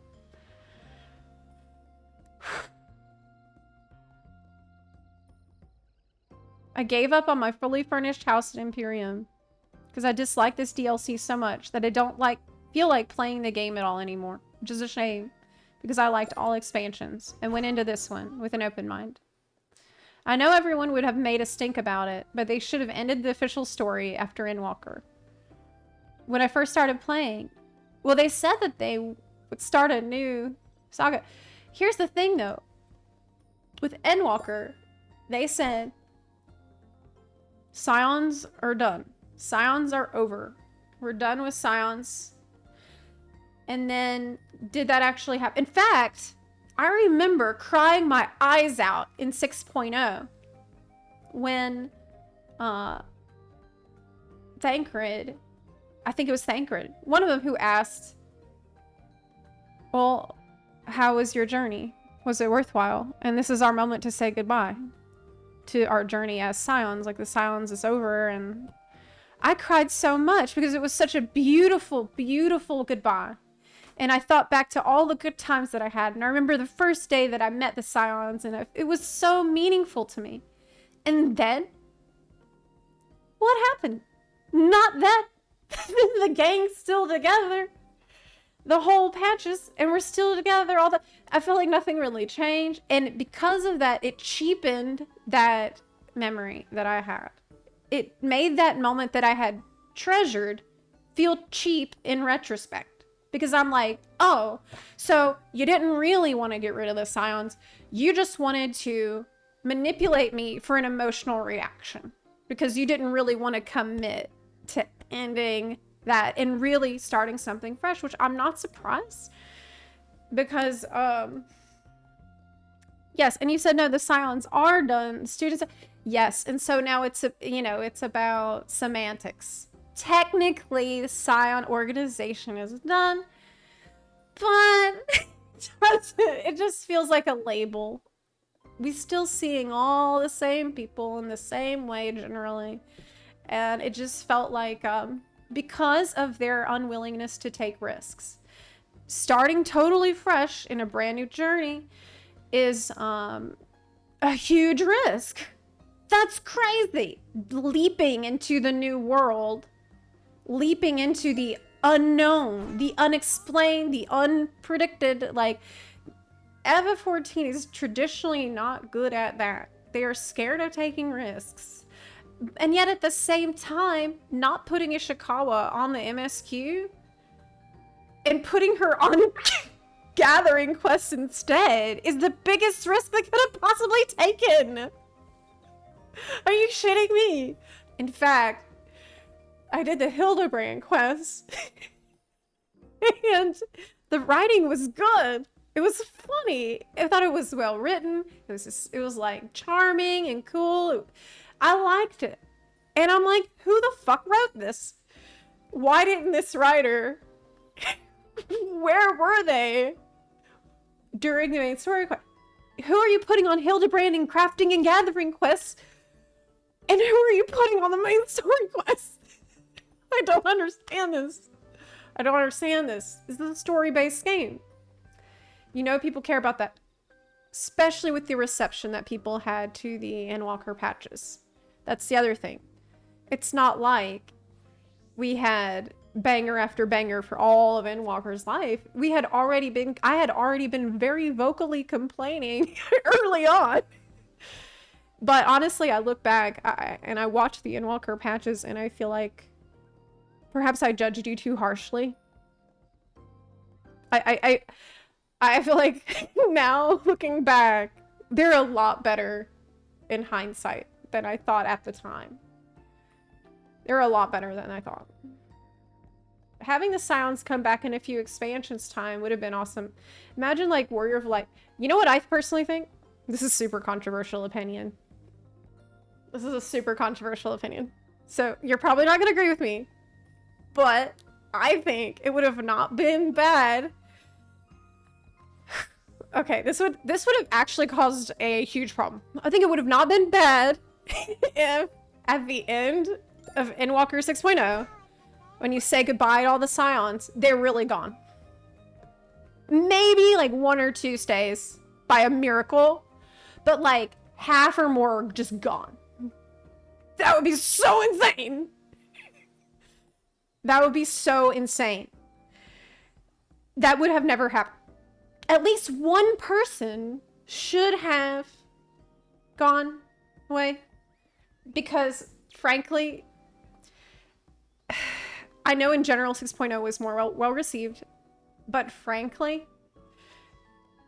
Endwalker was an expansion with themes about death, loss, letting go, and learning to move on through the despair you feel because of that loss. That was Endwalker. There would have never been a better time, a better expansion to kill off somebody we really cared about that would have really mattered and really would have meant something during that. Because that's, I mean, those were the heavy themes we were dealing with. Really learning to say goodbye, walk until the end, and then you just have to have faith to take that next step on your own, right? But that's my personal opinion. And another thing, well, they're very scared to kill off characters at this point. In fact, in Dawntrail, okay, Stola, she's come back from the dead 3 or 4 times, I think, already. Surreal Jaw got resurrected. I think there was even another fake out death. Honestly, I never was a big fan of the fake out deaths. It's not the first time they've done it. They did it in Stormblood multiple times, and I complained about it then. I'm complaining about it now. But the fact is, when we have a situation like we have with Dawntrail, other flaws stand out more. Even long-standing flaws do stand out more than they had in the past. And I think that's something that a lot of people are finally coming to realize. That the game always had some serious issues with the storytelling and with the other aspects that we swept under the rug and we hand waved away because the story was so amazing for much of it that it let us just kind of, no, don't worry about it, so what, nothing's perfect. But now we don't really have that to fall back on. And so this time it's just like, well, I start to see the cracks. And I actually mentioned that in Endwalker. I'm in my very questionably conveyed Endwalker opinions, where I felt I think, honestly, I don't know if I could have done that any differently now that I look back on it, because I think for me it was Endwalker patches when I had a kind of my first like meltdown about the fact that story isn't like how it used to be. I'm becoming disconnected from this world. I was freaking out. I was freaking out at the time. Because of that already happening, and I had several months to cope with that, I think it made it possible for me to now talk about Dawntrail in an objective way. Because I've already gone through a lot of the stages of grief in Endwalker. And I talked about seeing the cracks back then. And I remember back then, I got so much hate for that. I mean, I still get hate. There's people that they hate me no matter what, but I don't care. That's just a fact of life when you're on the internet. But back then, I remember there was a huge pushback from the general public of me being so critical about Endwalker in its patches. And that's kind of where we are. They don't need to get rid of any characters, send them away. Siblings have to grow up. Stola has business in the first. I mean, yeah, I think that would have also been a good way to handle it. Or, basically, for me, it just all goes back to quality writing. There's a lot of crap you can get away with if the writing is quality. Because what's wild to me, one thing that's wild to me looking back on Dawntrail is we spent so much time with Scions, characters that I like, and I'm actually not as anti-Scion as most people, I think. Even though I said it wouldn't have not been bad if everyone died. I say that because I think it might have been easier for them to have a fresh start. But I like spending time with the Scions, and I'm kind of glad they're around. And we spent so much time with them in Dawntrail, and I thought originally, oh cool, I get to hang out with Alphino and Kryl and stuff. Maybe this is going to be fun. But then every time they open their mouth, they just sound like the same person. Everybody just sounded in this same bland corporate voice that's just conveying like, well, where do we meet next? What's the next objective? It really felt like first draft, honestly. It just felt like an early draft where usually the way this works is somebody will write out the plot and then the narrative points that need to happen. And then you need to go back and then make those points sound interesting. You need to make it all sound like all the NPCs are different people. They all have a different style of speaking. And you need to, you know, spice it up. Make it feel alive. Make them all feel different. But I felt like that next part didn't happen. Oh, it's almost like somebody went through, said, this needs to happen, this needs to happen. And then nobody else said, we need to go through and like add our special touches, put in the personality, put in the flair, put in the fire, put in the edge. None of that happened. It was almost like they said, it's done. I'm done. It's done. I don't need to add anything more. Which is bizarre. I agree with you. I think the cop-out in 6.0 really ruined the story for me. As soon as I saw the remote controller, I knew no one was going to die. So I only cried at the end because of Emmett asking us his questions. Oh god, that's a whole other can of worms. That's a whole other can of worms. Emmett telling you about the Golden City. Implying he knows about the Golden City. Which leads to a lot of other implications that don't make sense considering his goal and the goal of the Asians. But actually, that's for a separate video. I can't go into that today. That is a whole can of worms. I cannot even begin to start on. It's like they were cosplaying writing FXV story. It was bad fan fiction. Honestly, it felt like...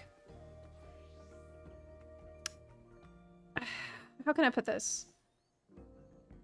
It was just unfun. It felt like the writers weren't having fun in the writing process.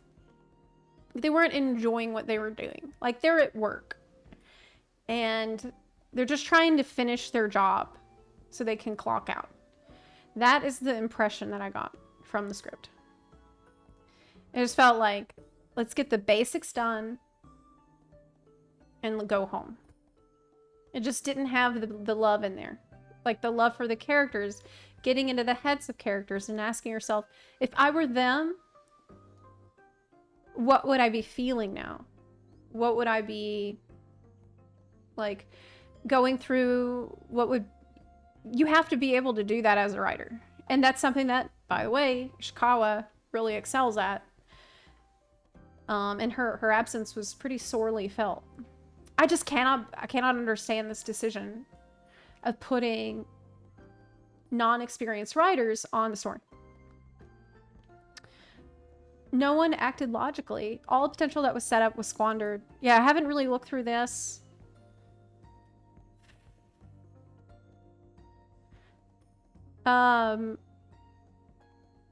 Gave up. Yeah, I read that. The writing quality drops off ridiculously hard. First expansion, I changed the VA to Japanese. I had less of an issue with the VA than many people did. I mean, why are you having problems with a VA when you hear it for like 5 seconds at a time between 2-hour periods? Like, I was happy to hear any VA.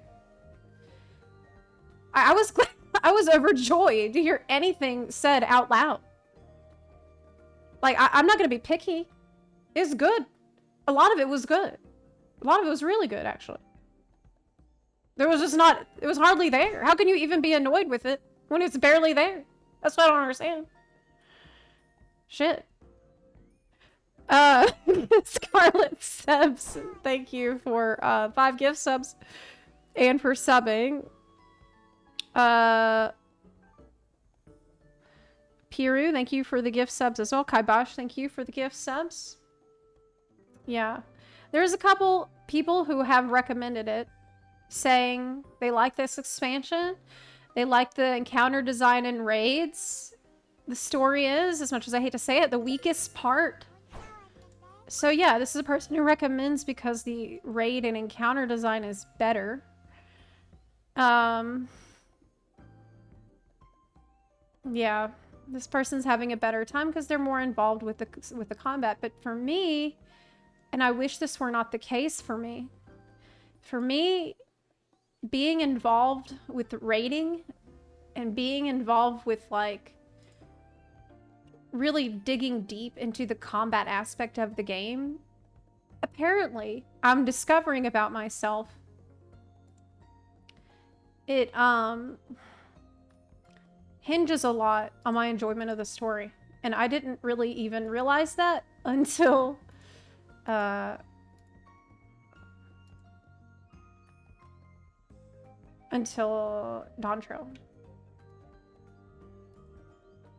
Yeah.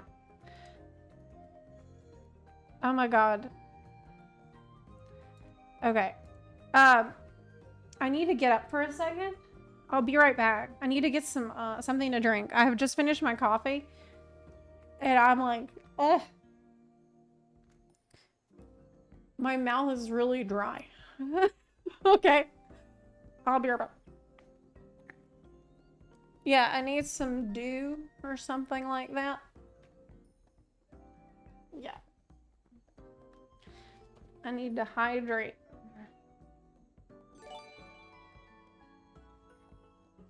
I think about the whole world of the game. Some people truly only care about the fights. Yeah, and those people are having a better time.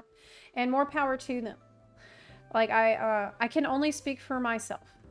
I'm not trying to speak for anyone else. I can only say how I feel, and I can only be as honest as I possibly can. That's all. Zep, watched your FXV video yesterday and agree with everything you said. You had a great way of verbalizing it. Showing clips of all comparisons. Thank you so much. That really means a lot to me.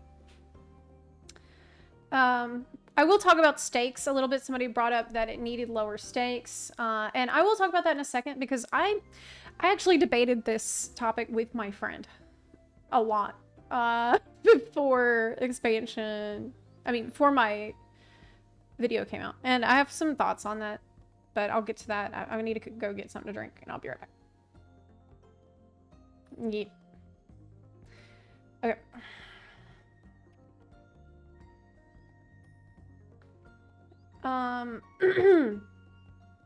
Actually, Cat Jix here has a really good point about, you know, listening to streamers, you know, or not. And this is something I say all the time. Please make up your own mind. Okay. If I liked something you didn't like, it's okay. If you didn't like something I liked, like for example, Shaloni, that's okay.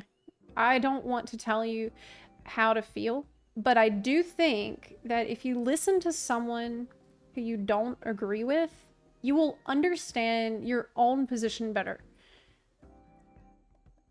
If you listen to listening to someone else's opinion will help you understand and crystallize your own opinion more. That's why it's helpful to listen to different perspectives.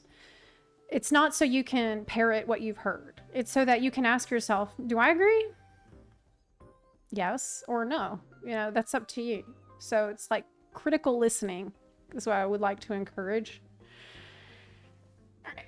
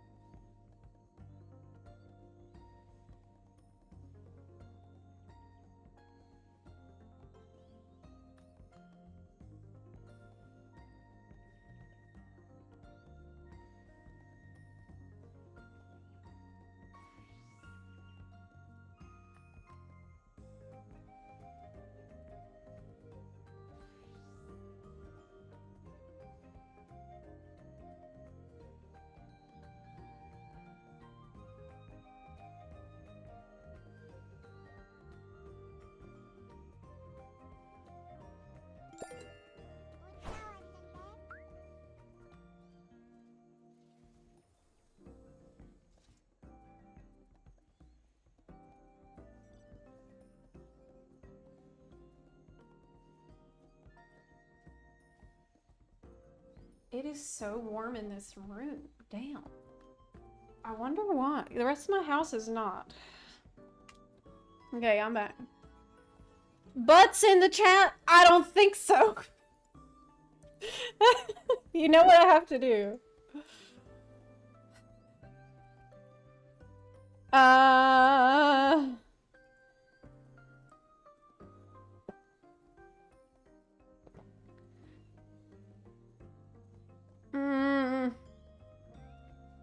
What's the difference between a scholar and a red mage? One is well read, and the other is very red. Yeah. That wasn't that bad.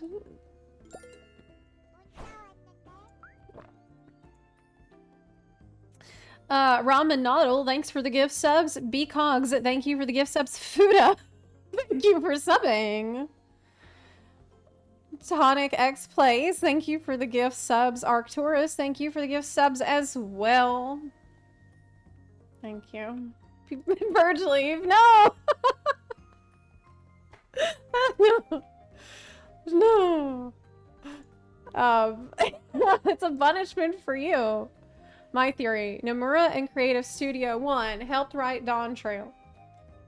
The expansion is referencing all of their games. I have another unpopular opinion for you. I think this is actually a really unpopular opinion, but I mean, at this point, who gives a shit, right? Well, I personally did not have the best time my first time through the new Alliance raid. And I'll tell you why. It's because I didn't play FF11. And typically in the past, this game has done a good job of showing me references to past Final Fantasy games without me feeling like I needed to play those games to enjoy what I'm seeing. But I didn't understand what I was looking at. So none of it had any kind... Oh my god, Zeiss. Ladies nuts on the... Oh my god. Who gave Zeiss access to text-to-speech? Didn't we... Who's letting Zeiss do this? We need to just increase the cost of text-to-speech for Zeiss specifically. Jesus Christ. Lady... Okay. Yeah, the raid itself, really fun. I love the fights. I've done them a few times. They're still fun. That's the test for me. But the story, I've just felt like it was... I didn't understand what I'm seeing, so it didn't have any kind of impact for me at all. And it was just like a parade of different characters and stuff that I don't know anything about. And I'm just kind of like, that wasn't very exciting for me. Yeah. Now, you get a little bit more context after the raid, which helped. But I didn't love that. I didn't love that. It's actually another... I had the same problem back in Omegascape in Stormblood with those raids. Because it was kind of the same thing, where you just fight one simulated enemy after another. And it was all from past Final Fantasy games, and I hadn't played those. So I had a kind of similar issue back then. But there was bigger story overarching around that. So like Omega was super interesting character. Nero was there, super interesting. So that was like, that was way better handled. You had Alpha, super cool. So that was handled better, even though they did have a parade of fan service back then. Oh yeah, Sid was involved. With this, they just kind of throw you straight in to the Alliance raid. And I think it's because of, with Ivalice. I remember with Ivalice, there was a shitload of story. Like, maybe too much. And ever since Ivalice, when they gave you a shitload of story before you go in, they have been kind of hesitant to do that amount of story all at once. Yeah. The Surreal Jaw thing was so cringe. I'm not surprised at all, but I should have guessed. I should have guessed they would. There was absolutely no reason to resurrect this guy. None. We didn't need to do this at all. There's so many different ways you could have told this story without resurrecting some random butthole from the MSQ. That, I don't know. At this point, I don't even know what to say. Congo J, thank you for the 3 gift subs. I appreciate that. Yeah. Tactics lore dumps. I felt the same about Near Raids. I actually think the Near Raid story was worse. Yeah. I think the Near... I don't know if they can do worse than the Near Raid story. If the Juno is definitely better. It's better than the Near. Like, I mean, in terms of story. We're talking about story. Alliance Raid's story. I liked the combat themselves, but the Near Raid story started off really strong. Like, Copied Factory, I was excited. It started off really strong. And then it just kind of... I don't know what happened. It started off so strong and so promising. The second and third raid story, I was just truly baffled. And everybody, whenever I tried to bring this up in the past, people were like, it's just that, you know, that's how Nier is. It's nonsensical. And I'd be like, oh, it's supposed to be nonsensical. Got it. Thank you. Okay, cool. Yeah. Okay. They should have let Yoko cook. I agree. They should have let Yoko Taro cook. That's just how it is. It's supposed to be... You're supposed to not understand it. So, like, when you don't understand it, you're really experiencing it at its best. That was the biggest cope I heard. Anyway, hot take. We need more raids where we turn into an 8-bit asteroid game and pew pew stuff. I totally agree with that, actually. Yeah. The raids themselves were decent. Was the Near world real? I have no idea. There's a huge thread about your video on the FFXW subreddit. Just came across it. Yeah, I heard about that.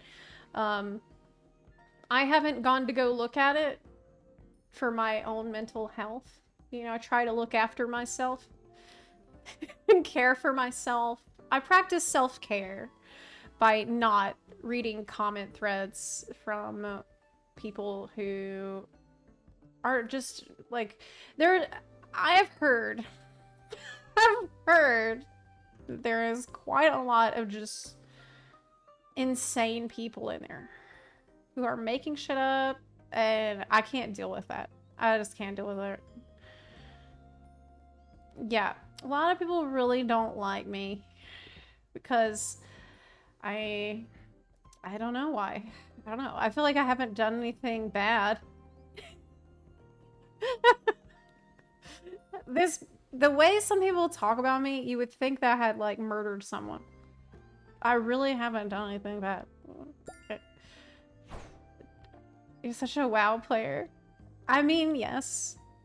I bet they really didn't like me plugging my World of Warcraft guild at the end of my video.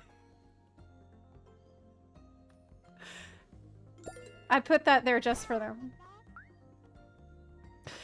I was like, you know who's gonna love this?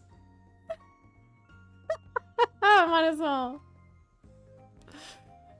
So anyway, yeah, I did this hour 15-minute long video, and at the very end, I'm like, so anyway, if you want to join my World of Warcraft guild, you can. I also have a new World of Warcraft YouTube channel, which I'd love for you to follow.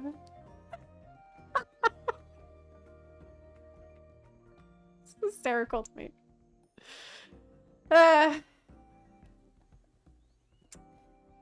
Are they still mad at you for playing Harry Potter? Yes.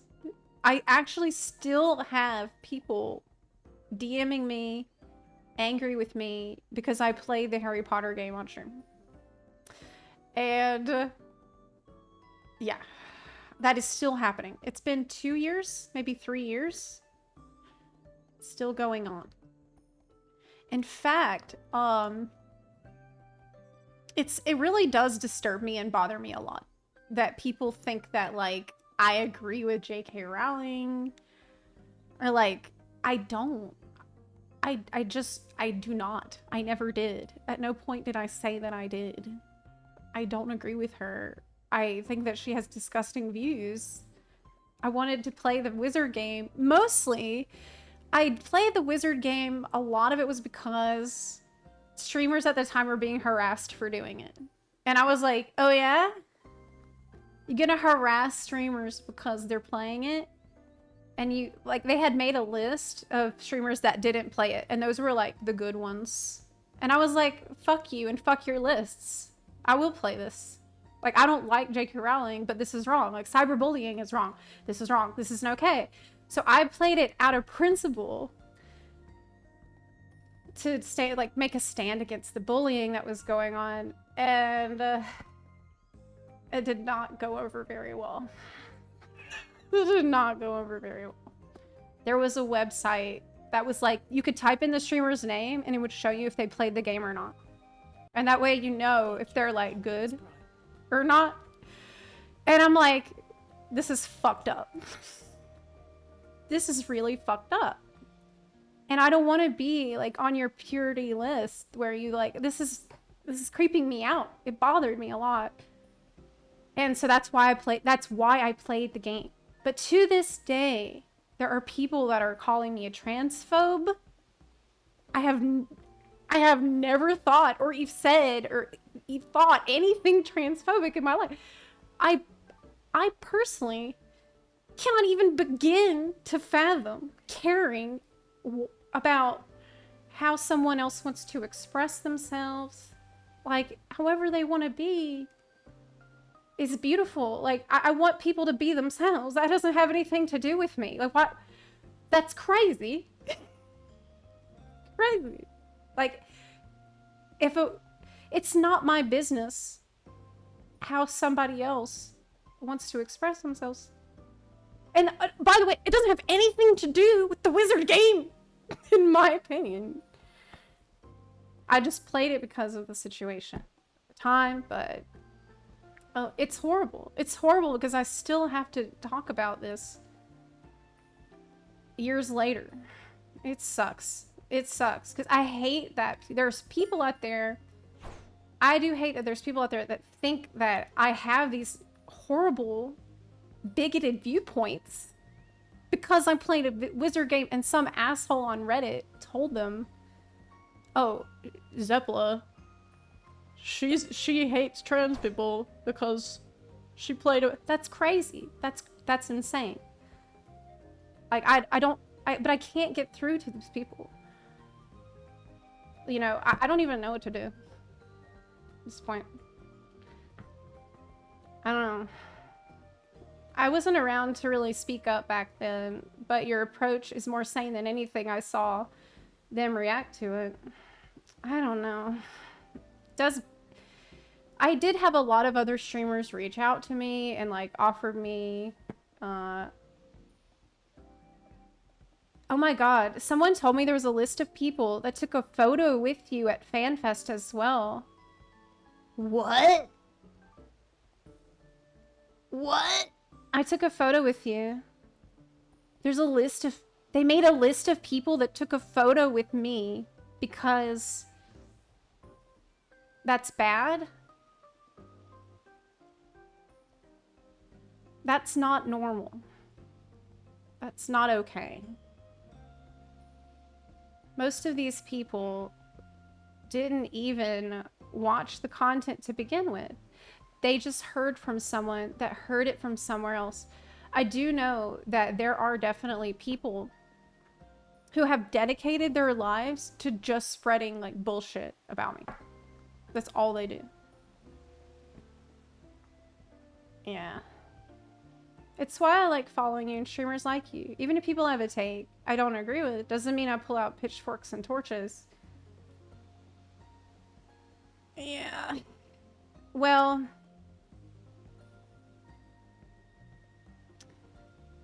Playing a game to support the devs who loved that world is different from supporting the person who wrote the source material. I also agreed with that point. I did agree with that. The best thing you can do with people like that is ignore them. True. That is true. I should probably not even be talking about it anymore. But it comes up and I just say everything that's on my mind without even thinking about it. Yes. Yeah. I'm an open book. Zofty, thank you very much for the gift subs. He said, I think people need to just chillax now. Ever since COVID, people have been stressed to the point of breaking, and even the slightest thing upsetting them, for example, like you playing a Harry Potter or a Dawntrail story making people upset, and express this all over the place. Here's the thing. I am far from the only one that... Look, I talked about this with a friend of mine yesterday. Bro, for the few convos that we've had in private, you're a sunshine. Like, internet's so weird, man. It is weird, I know. Yeah. I should know better than to even talk about it. But I don't have anything to hide. Like, I haven't done anything wrong. So, it's just bizarre. Just bizarre. I don't know. I don't know. It's bizarre to me. Maybe attacking you specifically because they think you're likely to change to their side. Thank you. I feel like... I don't know. I feel like there are people who are attacking me that don't realize that I don't disagree with them on the things that matter to them. Like, we're, in a lot of ways, we're on the same side.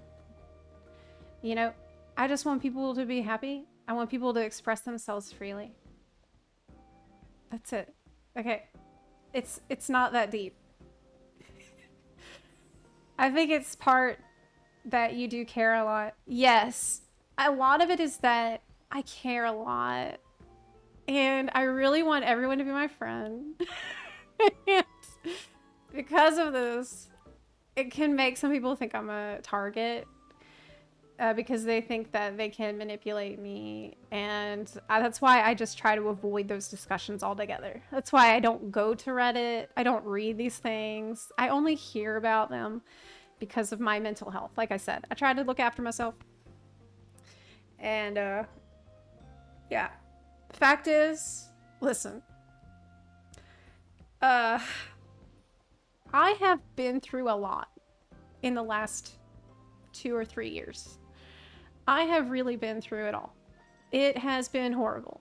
And I think in this time, the biggest thing that I've learned is perspective, where I understand the things that matter and the things that do not matter. I understand what I should spend my time on, who I should invest my energy in, and who does not deserve this energy and attention. This is why I don't look at the bullshit threads. And I'm here to... What are we doing today? We're discussing something that I actually felt was constructive, which is constructively shared opinions about something I really care about. In the most respectful way that I could do it. That's what we're here to do. That's what I enjoy doing. And there's so many beautiful buns here in the chat that are happy to take part in this discussion. And, like, have their brains screwed on. So, but yeah, y'all are who I'm here for. Okay. Pilon, thank you for the 5 gift subs. Ellie, thank you for subbing. Winterfell, thank you for the 7-month resub. I do appreciate that. I think you've forgotten how aggro you were doing those streams. True. Honestly, you're right. I think that's totally fair. Astronomical. Like, looking back, I was really, like, angry and militant and, like, I got so mad. I was hostile about it, and I agree that that was wrong. But yeah, that if there's, I think I did get really, really angry about the whole situation. And you're right. You're right. But like I said, man, it's taken me, it's taken me years to get to a point where I've been able to regulate my emotions better. So after that incident, I spent several months doing meditation and just learning how to breathe, catch myself before I fly off a handle, and I've learned how to just kind of be centered and try to not go super emotional and get super crazy with how passionate I can be about things. And that's something I've really spent a lot of time working on. And that's helped me a lot in honestly coping with my thoughts on Dawntrail. Yeah, the meditation has really helped me a lot in trying to, like, sometimes you just have to, okay, breathe. You feel like, you feel yourself getting tensed up. You can feel like your blood running hot. And at that point, you gotta be able to recognize that in the moment and just take a step back and go from there. Because that was a hard lesson for me to learn. Like I said, man, I hate to say it, but you know, I hate to keep bringing this up, but I have been through a lot of shit in the since 2022. It's been one tragedy after another in my life. Like, not to be all woe is me and everything, but it has sucked. Okay, I lost everything in a war. I fled a war.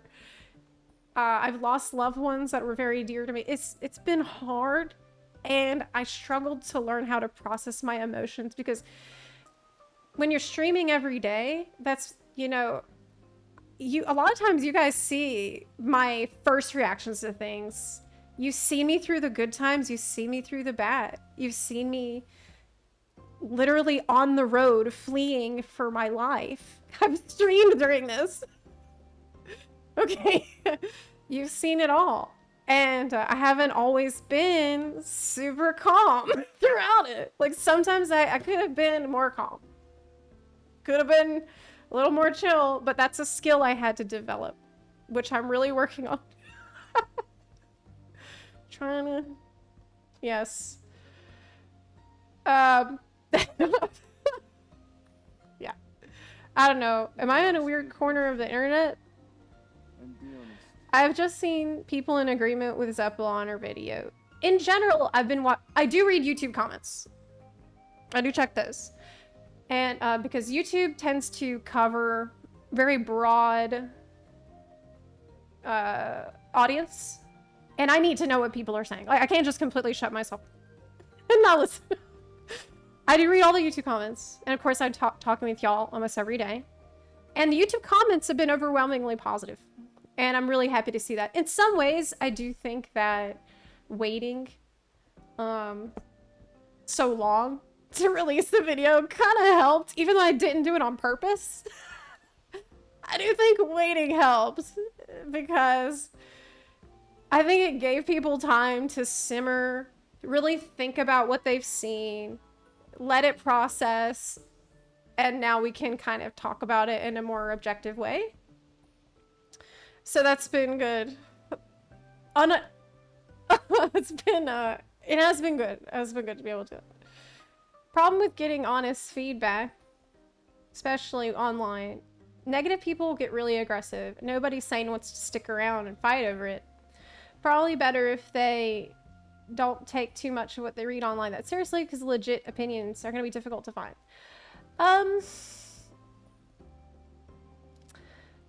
I mean, I don't want to fight anyone. I just want to have a conversation.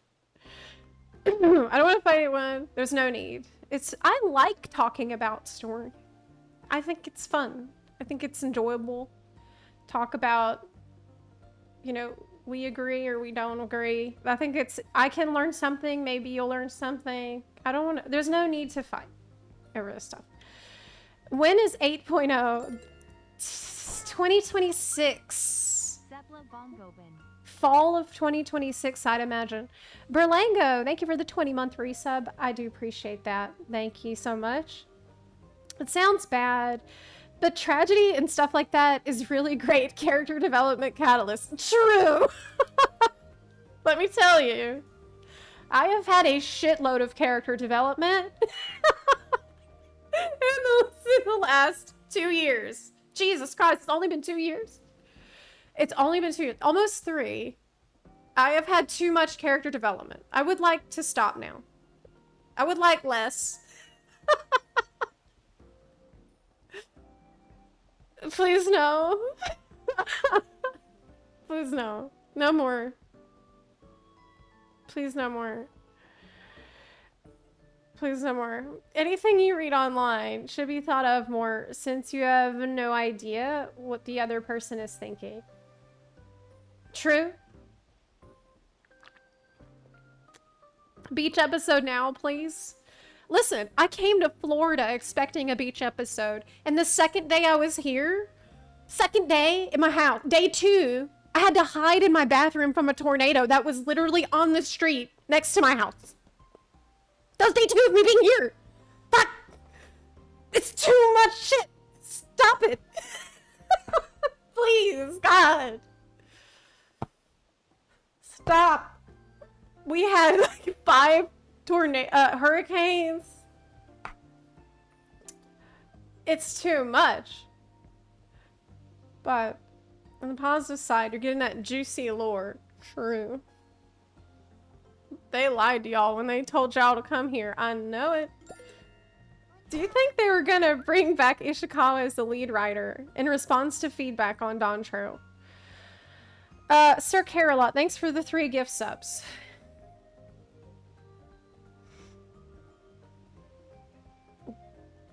I don't know. Garth, I actually don't know. I actually don't know. And the reason I don't know is because of the comments that Yoshi P has made lately. That we talked about a little bit. But because of his recent comments where he was extremely dismissive of the feedback about Dawntrail, and he waved it off as like, well, it's just that every expansion has some people who don't like it. Because of that, it makes me think that he might not pick new writer. He might not put Ishikawa on the main story. Like, if he doesn't think there's an actual problem that's serious, and he doesn't understand what it is, I don't know if he will. Like, I actually do not have faith that he will based on what I've heard. Now, if he starts singing a different tune, and if he starts saying, you know, acknowledging actual problems people had instead of made-up cop-outs, maybe. But as of now, I don't know. They might have her do crafting quests and Allied Society quests in 8.0 at this rate. I really don't have a lot of faith at the moment. I don't think he's hearing us, but maybe it's such a cope for me to say, maybe he'll watch my video. I feel so stupid saying that. That's the biggest cope I could possibly say. Maybe Yoshi P will watch my video and then make an 8.0 good. I mean, can we bet on that? No. While watching the Dawntrail video, I sort of began to wonder if the devs considered allowing you to choose to support Wooklamat or Kona, as the end result would still be both of them becoming Dawn Servant. But they... bet! But then they decided not to do it because the game is not alt-friendly. And they didn't want you to have to make a new character to go through the second... I bet! That sounds right. That sounds right. Because I feel like I remember very early on, at like one of the first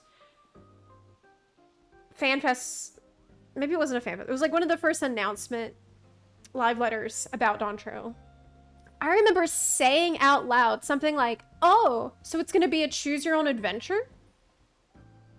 Remember that? Maybe some of y'all were here for that, and you remember me saying that based on what Yoshipia had been saying. Maybe. Maybe. Yeah. 7.1 was better to me. I need to go back through and watch it. Again. I felt like it was 1% better. That's my honest opinion on what I remember from 7.1. 1% better, maybe 2. So not a lot. Because I think a lot of the reason why people... This is going to sound really mean. This is going to sound really mean, but I'm going to say it. I think a lot of the reason people felt 7.1 was a little better was because we had a break and it wasn't a marathon like the MSQ was. Because MSQ was very long and difficult, partially because it was so long and like it just went on and on and on. In some ways, it was like an ultimate encounter. If you've ever done an ultimate encounter, you know that part of the difficulty is the fact that you need the endurance and the mental stamina to make it through the long journey that is ahead of you. And so if the MSQ was an ultimate fight, then 7.1 was like an extreme trial. Okay, so it's gonna be easier because it's shorter and it's less that you have to endure. So looking back, you don't feel as exhausted by it because you didn't had to like keep gaming. So that's kind of how I feel. MSQ Ultimate. Yes. 7.1 feels... I think for me...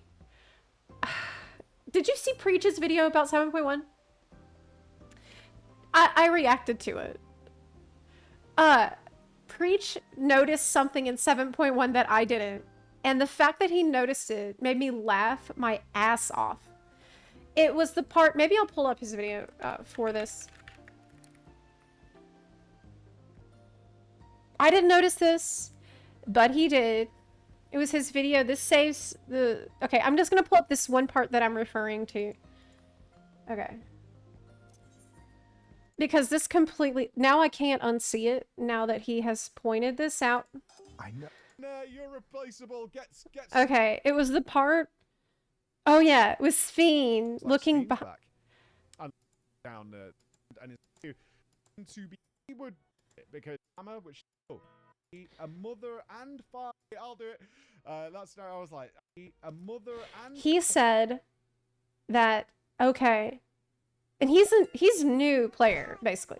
He was like, if Sphene turns back and smiles evilly, then we know trouble is afoot. To the point he expected it. That is how formulaic this thing has gone.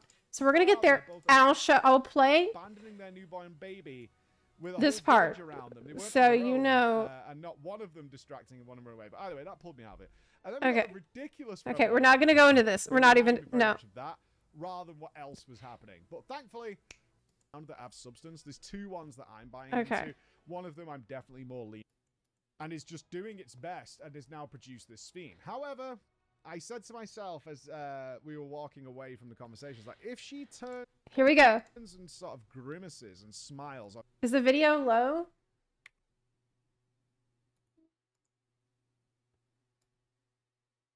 Oh, shit. Let me try to turn it up. The video is low. Okay. haywire and is just doing its best and has now produced this Sphene. However, I said to myself as we were walking away from the conversations, like, if she turns and sort of grimaces and smiles or gives that look over to the Scion... Okay, it's quiet. It's not better. It's not better. Oh, I see what I did. I screwed up. Okay. Let me fix this.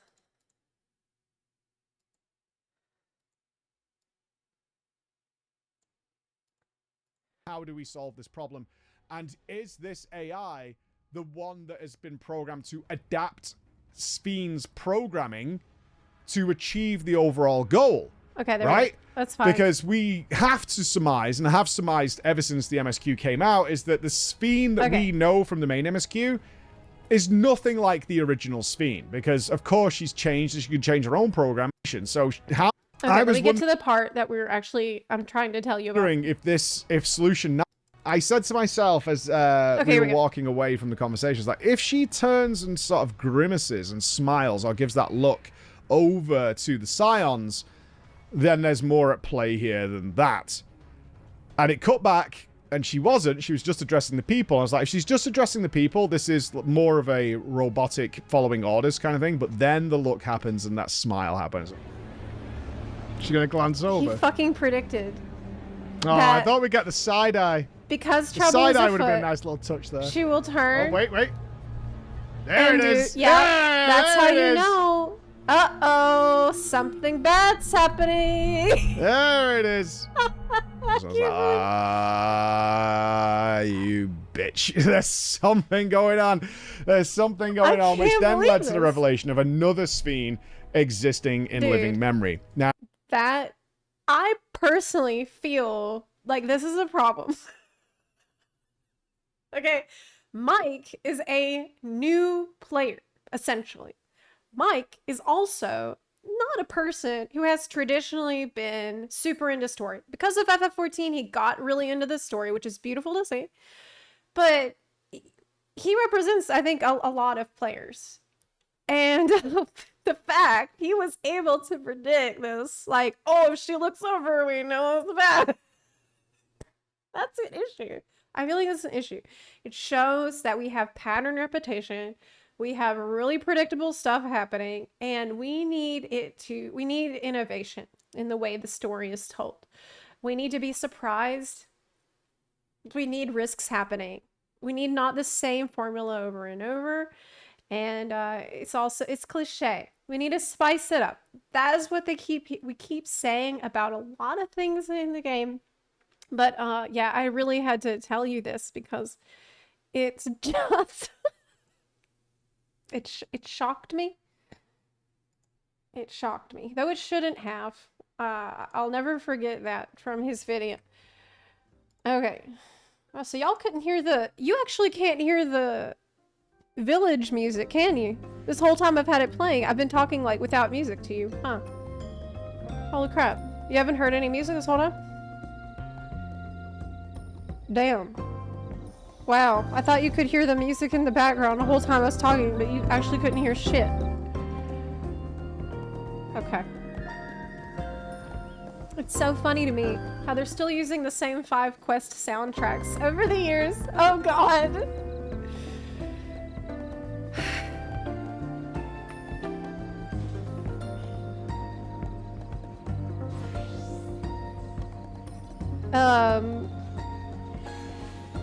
Okay. Oh, I have just gotten a very interesting message. I have just got a very interesting message. Oh. From someone has forwarded this message to me. I'd like to take this video, translate it into Japanese, and send it to the dev team. I feel that fan communication about the game's issues and the reactions from Yoshi P and his team often boil down to Wook Lamont bad and not everyone will like her, when, in reality, they created an entire expansion that repeatedly broke the show don't tell rule. Yes, thank you. I'm really glad that that is the takeaway. That was a big goal that I had with this video, is to try to convince people and show people that it's not Wook Lamont bad. That was something I really hoped to accomplish, and it makes me so happy to see that I did accomplish that, because I do really truly feel that the issues are fundamental. Thank you. They are core. They are about the formula. They're about the format. They're not about one character at all. She is unfortunately, she falls prey to many of these problems the most because she's so ever-present, but every character suffers from these problems. I wasn't expecting detailed breakdown in a video from Zep. Wow, but okay, I mean, like,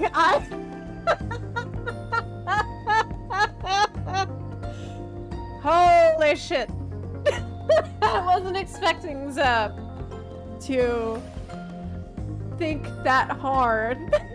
That was a plot twist. I agree. Okay, usually I really try to not think too much.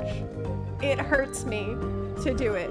You saw it took me several months to release this video because I spent all that time thinking. And that's not fun for me. I went into it with low expectations thinking, well, let's see what this popular streamer has to say. Zep thinking, not my streamer. I assumed it might be similar to Preach's take, which wasn't as critical as I had hoped. But then I watched it twice. I was talking at the screen the whole time like a crazy person. Wow!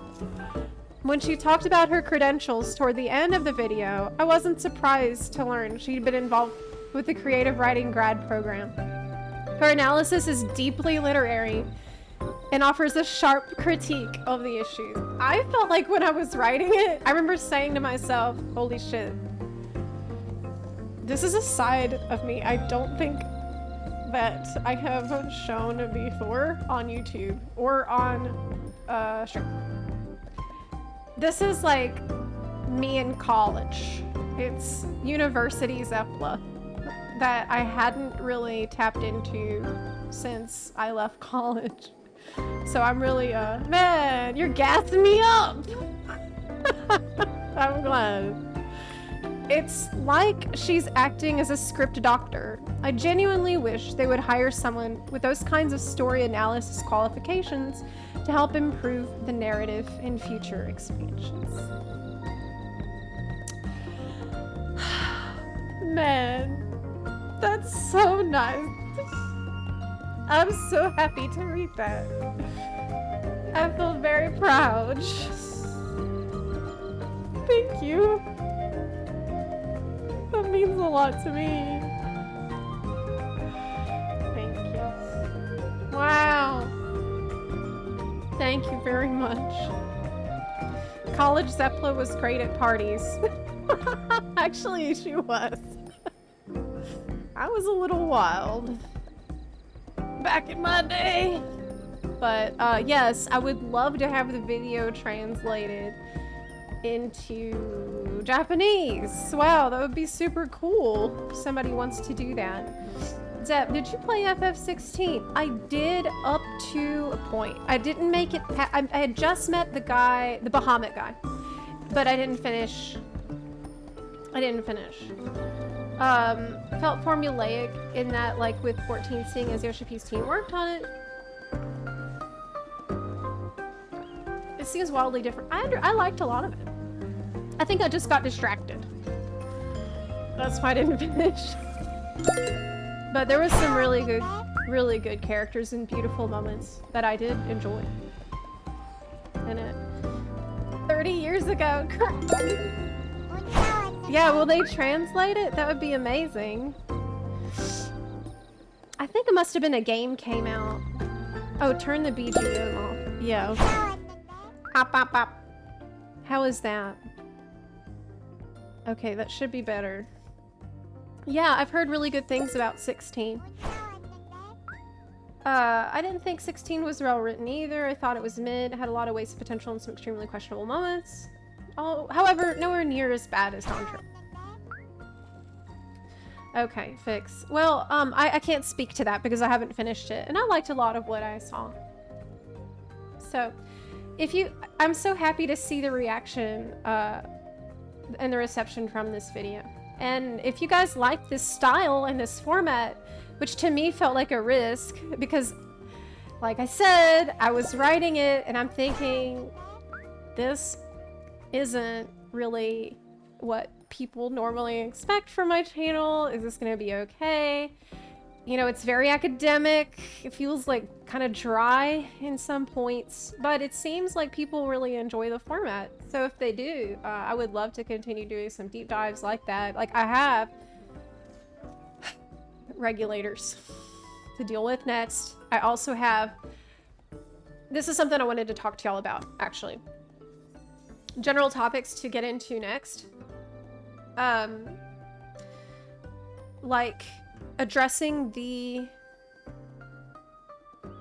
defenses of the Dawntrail story. That's one that I kind of need to get into. So talking about people say, oh, or people, the criticisms, the biggest criticisms and the defenses, like going into all of those arguments for and against and giving my opinion on those. For example, the whole stakes argument. Love the vid. I would love more that style. Awesome. Yeah, I think that's kind of more, this is weird to say, but it's kind of more modern YouTube.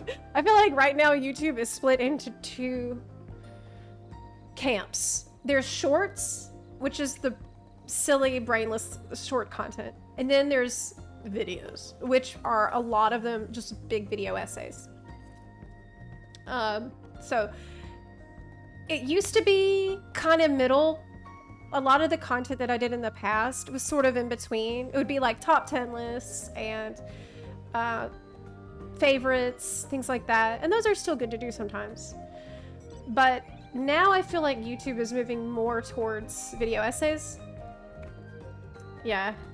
Which reminds me, man, I should get Josh Strive Hayes to play this game. Mr. Video Essay. I should bug him about it. Because last time I talked to him, he said he was thinking about it. Yes. FXAV is not made to play every day. Yes, exactly. Like these kinds of defenses and things should be put in a separate video. There's a lot of things like that I need to get into. I commented under the vid as well, but as an English major, your video put into voice all my critiques. Hey, fellow English major, I would high five you. And I'm so grateful for it. It's hard to see the story to have been so slow this time. Hoping it will get better with time and post-patch. Yes, like if you, I think back to the, you know, a lot of the major lessons that you learn studying creative writing, and it helped me sort of organize my thoughts for this video. You said your video took the audience, us, seriously. Yes. I have a, how can I put this? I really hoped that the video could help people crystallize their own opinions better, because I did feel like a lot of the discussion was kind of disorganized, and because this is a subject that I studied in school, I felt like I could contribute to the conversation by organizing what a lot of the feelings that people had already been sharing with me. So I know that people felt a lot of the same things, but weren't sure how to express it because not everybody has taken the time to do a literary analysis, you know. In fact, our behind the scenes title for this video was Dawntrail Autopsy. We almost named it that, but I was like, I don't know if that's gonna work with the SEO. Like, who's searching autopsy? Am I gonna get on a list? You know, let's not name it that. Let's call it something else. We also really struggled with the title because I didn't want an overly clickbaity title that would diminish the value of what we were trying to do. Because the video is very polished, very professional, and I wanted to not cheapen that with a super clickbaity title. And I also didn't want to run into the same problem I did with my Endwalker video That was a rant where I'm like, this is the worst expansion I ever played. I didn't want to do that. I don't want to do that again.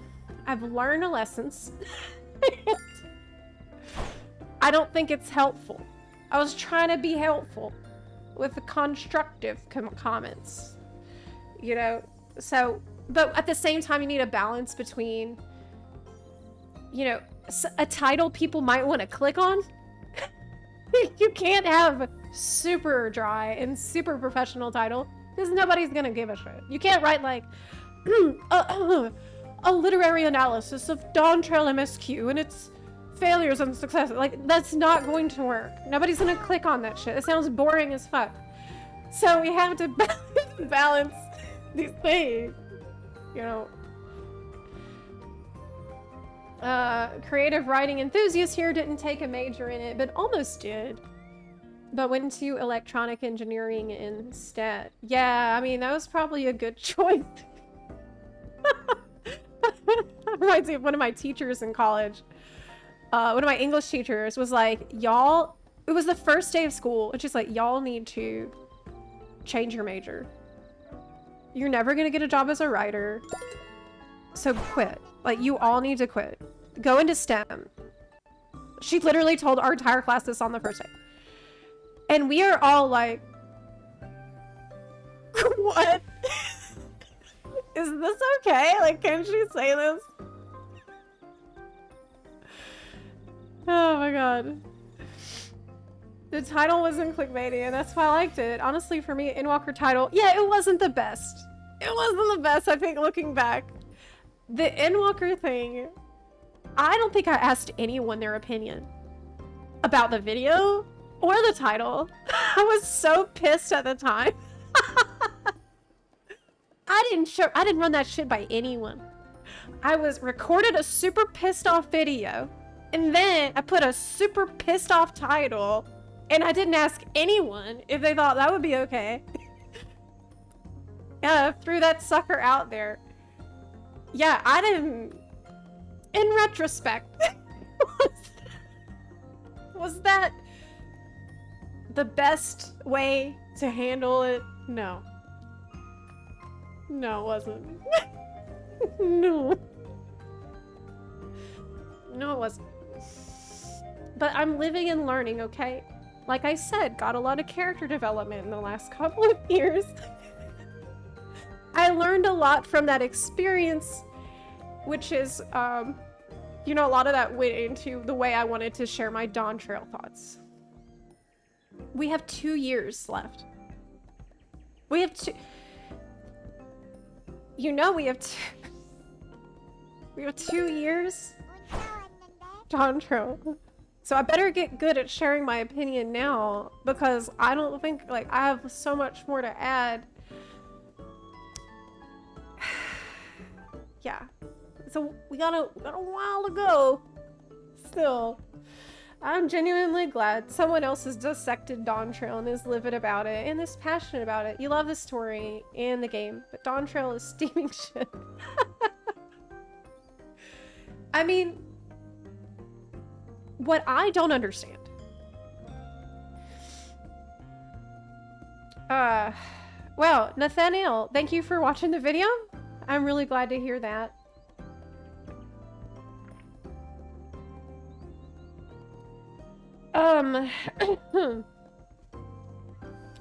What I feel like is if you care about something, you want it to be the best it can be. You want it to be amazing. So I do not understand the people that just want to stifle criticism and don't want to pay attention to it. Like, I do get that it feels bad to have someone say negative things about a thing that you love. Like, I do get that. Because it's annoying. I know. But, with Dawntrail, the unavoidable fact is that it had a less positive reception compared to every other expansion we've had. And because of this, we were forced to, even if you liked it, you have to acknowledge that there are problems that have to be pointed out, that have to be made clear to the devs. Otherwise, it will not improve. The game will not get better. Maybe for you that's fine because you like it how it is. But the game will be less popular. And I see that as an issue. But maybe not everyone else. I honestly do feel like there are some people that would be happy to see the game be less popular. Just have less and less people in it. And less people complaining. But I think that it's one of the best MMOs on the market. And I know the potential that it has. So I want to see it succeed. Hot take. Square Enix has gotten too complacent with the recent success FXV has had. I agree. I do agree with that. They became really complacent. And I would say even arrogant. I say that actually because I read, it was from one of the Japanese responses to Dawntrail story. And one person had commented something like, I can't believe they would be so arrogant as to put the newer, like put new untrained riders on MSQ. And I don't know if that is the case, but it did feel like they're so confident in the product that they took a huge risk of who they decided to write it and who they decided would check it and how much they would check it. You said one of the writers did Whirlit. What happened here? I don't know. I think it's generally probably not helpful to speculate on what happened with the writers, because we don't know that. All we know as players is what we liked and what we didn't like. I think it's very prominent in this community that self-identify with the game and make it their personality so much. It goes beyond having an issue with someone saying something that criticizes something they like. I think... I feel like I do understand this, because I've met people in the game before that have made FF14 their entire personality. And these were some of the hardest people to deal with, like, socially.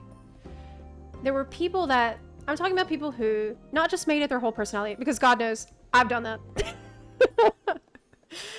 But that don't have anything else, like don't have any other hobbies, don't have any other interests, don't care about any other thing in the whole wide world at all but FF14.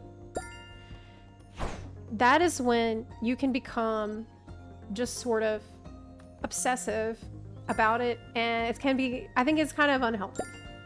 You gotta have something else going on. Read a book, you know, spend time with your family, watch a show, paint a picture, do something.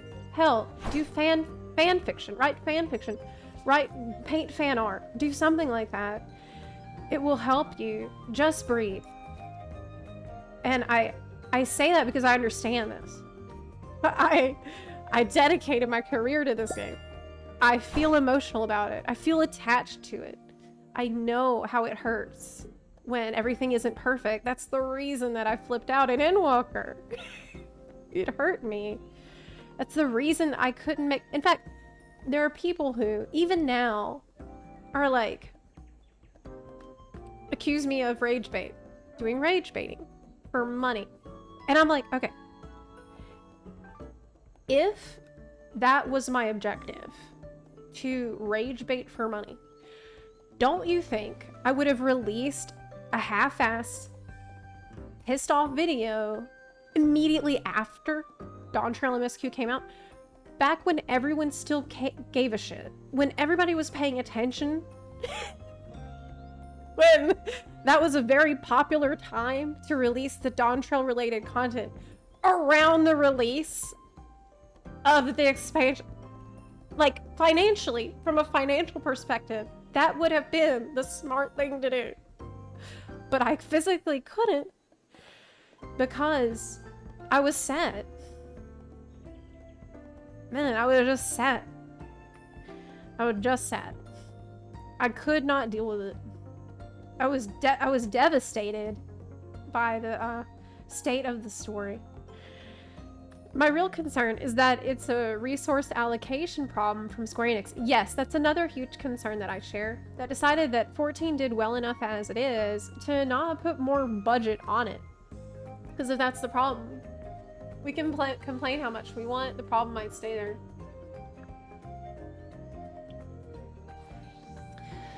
But I mean, I don't know. I don't know if I don't know if I agree. Like, I agree that this is a problem, but I don't know if I agree that that problem is the reason for lower quality writing. I think it's just an issue with who's been put on this and who's checking it and what's going on behind the scenes. What's different now compared to previously better written expansions? We don't know that. We cannot know that. But I don't know if that's a resource issue. It's because of a few factors. In their minds, there's only 2 successful MMOs, FF14 and WoW. And so they view themselves as untouchable, because there's no real competition aside from WoW. The 2 players can share the same pie. I mean, shit. Yeah, we have the same people, like, in my FF14 guild that will then hop over and do Imma Plus together in the same day. Like, our guilds are... We play together both game. We play. It's cool. Yeah.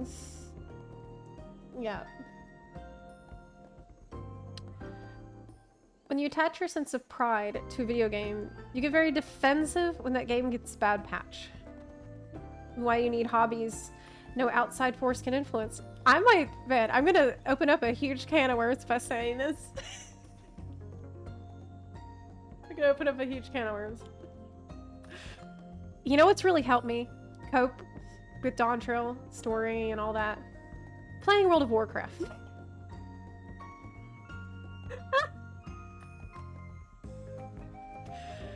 I've been having so much fun over there with my new guild and my new YouTube channel, and War Within story was great. I actually cried at the end.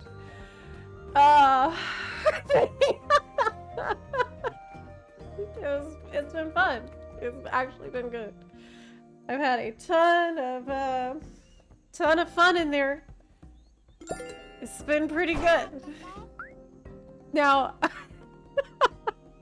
I will say that I do think World of Warcraft has been learning things from Final Fantasy XIV, and it shows.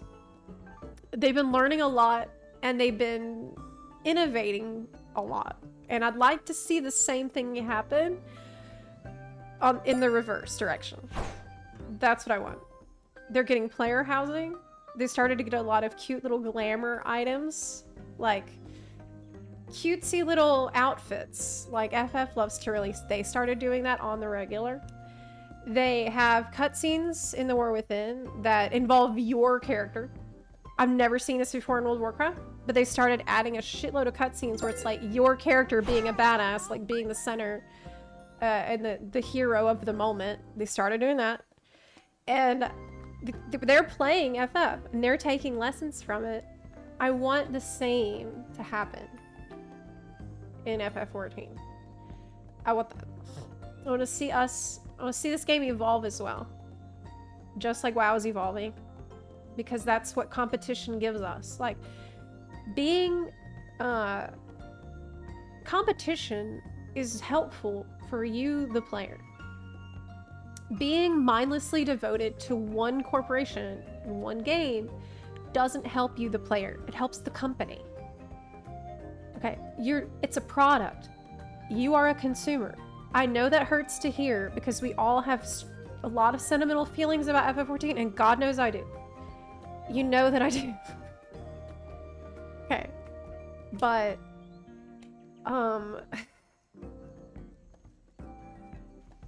it is still a product that we buy, and we are paying them money.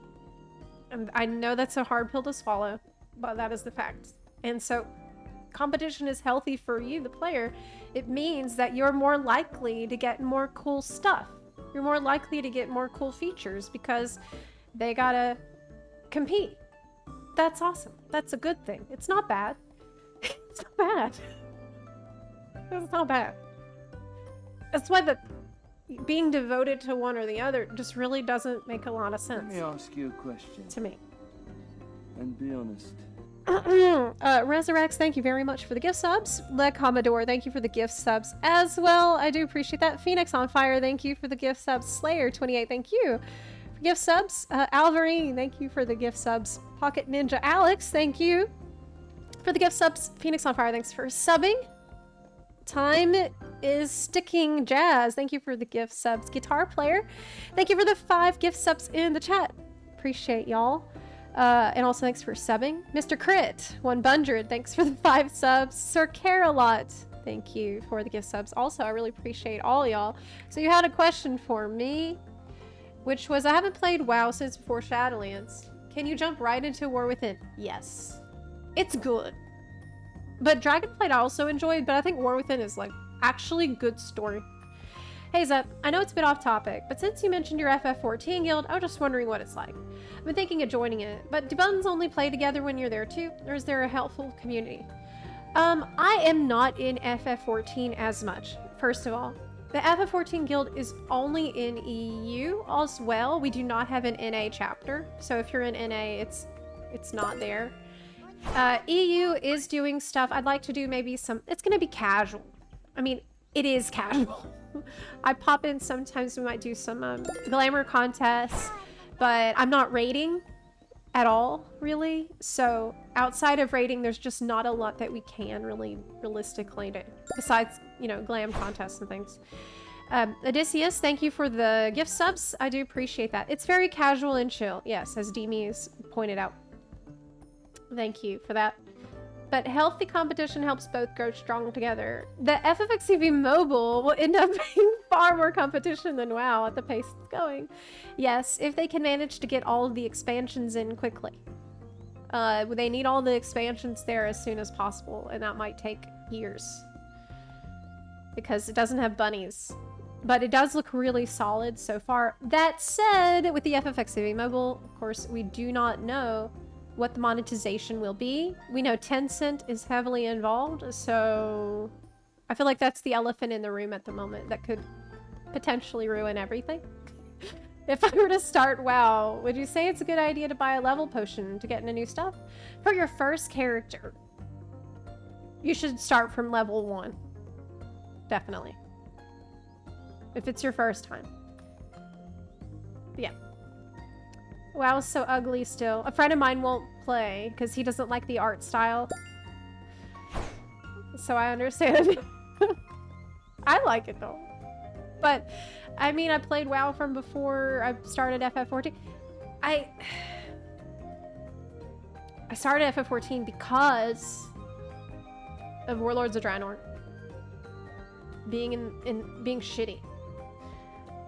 That was my main game. And then Warlords of Draenor was really shitty. It was so bad that I jumped ship. But now I'm kind of planning to cover both, be in both to an extent, as I look forward to 8.0. Yeah. Warlords of Garrisons. Here's a conspiracy. Square Enix and Blizzard devs secretly have an alliance. They make sure no other MMOs can get in and keep the whole pie between the two of them. Well, Elder Scrolls Online is cooking at the moment. They have, they said that 2025, they're gonna be doing some huge changes to their game, potentially even changing animations for combat and stuff. So they have some huge plans. They might make some really crazy changes soon. Yeah, Joe and I do agree with you. Shadowlands was better than Dawntrail. I don't know which was worse. That's tough. Was Shadowlands worse than Dawntrail? they were bad. I don't know, man. That's hard to say, because actually, as I was playing through Dawntrail, I remember telling my friend, well, at least they didn't fundamentally screw up the base lore that we already have. At least they didn't, like, ruin our lore that we have and our understanding of how the cosmos works and how souls work. But that was before I got to Solution 9. So, I don't know.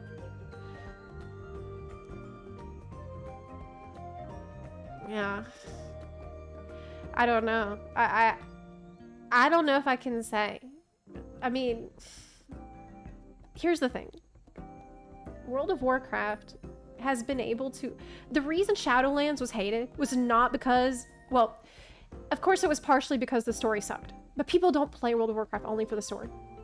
The real reason people were so pissed off about it was because the systems were shitty. So, Torghast sucked. The Maw sucked. Korthia was horrible. The content they were releasing was really shitty. So that's the real reason people... With WoW, it's kind of hard to compare. Because it's not like their whole game revolves around story. It's not a story-based game. So if they could have had a shitty story no one cared about, and then good content, and people would have loved that. They would have loved that expansion. It's totally different. It's apples and oranges, you know? With FF14, it's a story-based game. Everything's about the damn story. So they really have a lot of pressure on themselves to do it right. And unfortunately, they didn't. It just happened to be insult to injury that people didn't like Shadowlands' writing choices. But it had a lot of other problems, too. What I will say, that is probably controversial, is that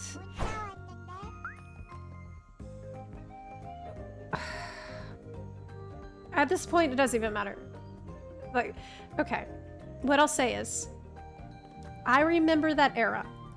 I have been paying close attention to World of Warcraft all these years. And if you've been watching the stream over the last few years, you know that the whole time I've always repeated the same things.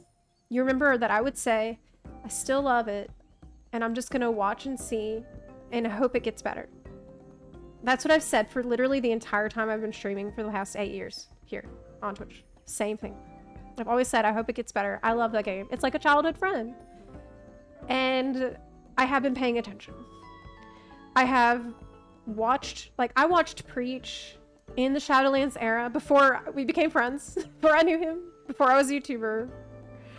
I watched his angry Shadowlands videos. I've seen it all. I paid close attention to all this for years. And I remember back then, Ian being very dismissive. I remember the Blizzard devs sounding very PR, very corporate, very out of touch. Not listening to the problems that players were trying to scream in their ears. That was actually the biggest problem that they had. It was the fact that they were not listening to the players. And I hate to say this, but unfortunately, that is what I have seen from Yoshi P lately.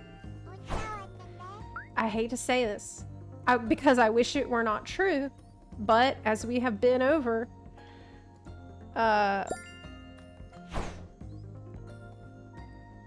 with this, all of the interviews that he has given, all the times that he has been asked about Dawntrail and the problems that people have had, he's been just very, very dismissive, very PR, and it has unfortunately reminded me of those times when I heard Ian say stuff that felt like he wasn't listening, and I was mad. So, I hate that, but it's giving me flashbacks, and I would have never expected that from Yoshi P, because that was traditionally what I thought that he did the best. In the past, when I first came to this game, I remember being amazed by how well he seemed to understand the community. And this things that he's been saying lately makes me feel like maybe he hasn't even played the story. Did he play it? Like, I can't believe I'm asking myself this question. So, it's kind of where I'm at. I'm extremely concerned for the future. And I need to hear, like... I need to hear a lot of different things from him to have confidence again.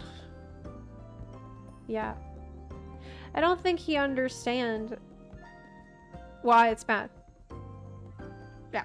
If WoW went into the dark and improved with War Within, FF14 is now entering that period with Dawntrail. Do you think Yoshi will now try to improve it, considering he no longer focused on FF16? I don't know if his involvement with FF16 had that big of an impact, actually. I'm kind of not been in that camp that believes that. Because I think that time is long gone. So I don't think it was that. I think there's probably some, I don't know, just becoming too arrogant, thinking that they know better. Maybe like getting too drunk on success, and feeling like they can't do anything wrong. They can just fuck around with who's in charge of the MSQ. You know, feeling like they just shit gold. I'm sorry. I know it's very blunt. But I feel like maybe that's what happened. Like, they kind of need to have a come to Jesus moment here and listen. Yeah. I don't know if he really is arrogant or not. I don't know. But it's just crazy. Gino 100 profile maker says that Zepla always said WoW never listened to how she wished for more movement mechanics so she could do said mechanics that required mechanics. What? Afternoon chatters. Hi, P.S. Sheena. Yoshi P is just vengeful from the meet and greet poot incident. Oh my goodness. Hey, Shino, it's good to see you. The too big to fail mentality. Yes! That is what I was trying to say. That is right. Too big to fail mentality. Yes. That is fucked over other franchises like anything by Bethesda and WoW itself in the past. Biggest issue... I'm not sure that's it. It's probably something they can't really talk about. Mute. If I had to guess.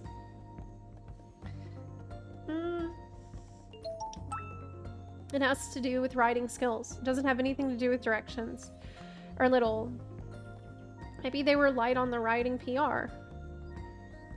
I agree that has everything to do with the writing skills. But also, I can't imagine that he played through it all and didn't see that Wuklamot being present in every situation is an issue. Because I don't think I've ever heard him bring that up. Again, it's not about Wuklamot.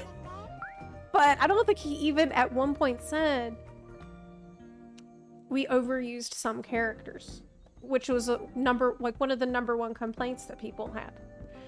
I don't think he said anything like relevant to the actual problems that people have brought up.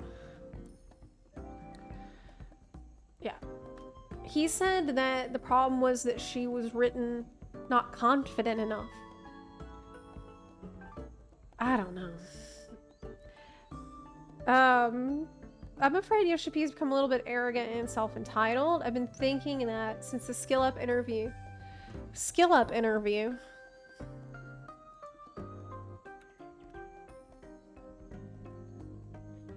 Yeah, it doesn't have anything to do with her confidence. It's that she doesn't grow in a meaningful way. She doesn't have challenges that are, you know, cause her to grow and evolve. She just stays the same the entire time. Yes. Skill Up interview with Yoshi P. Let me try to find what you're talking about.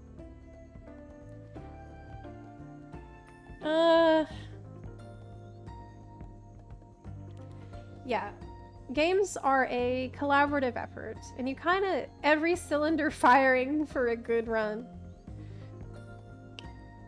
I think for me, I wouldn't be as concerned about the future if I felt Yoshi P had acknowledged the problems. And someone earlier in the chat asked me, is it like, hold on a second. Do you think that he was just for PR reasons he can't say? I don't know. I don't know, and I don't know if it matters. Because,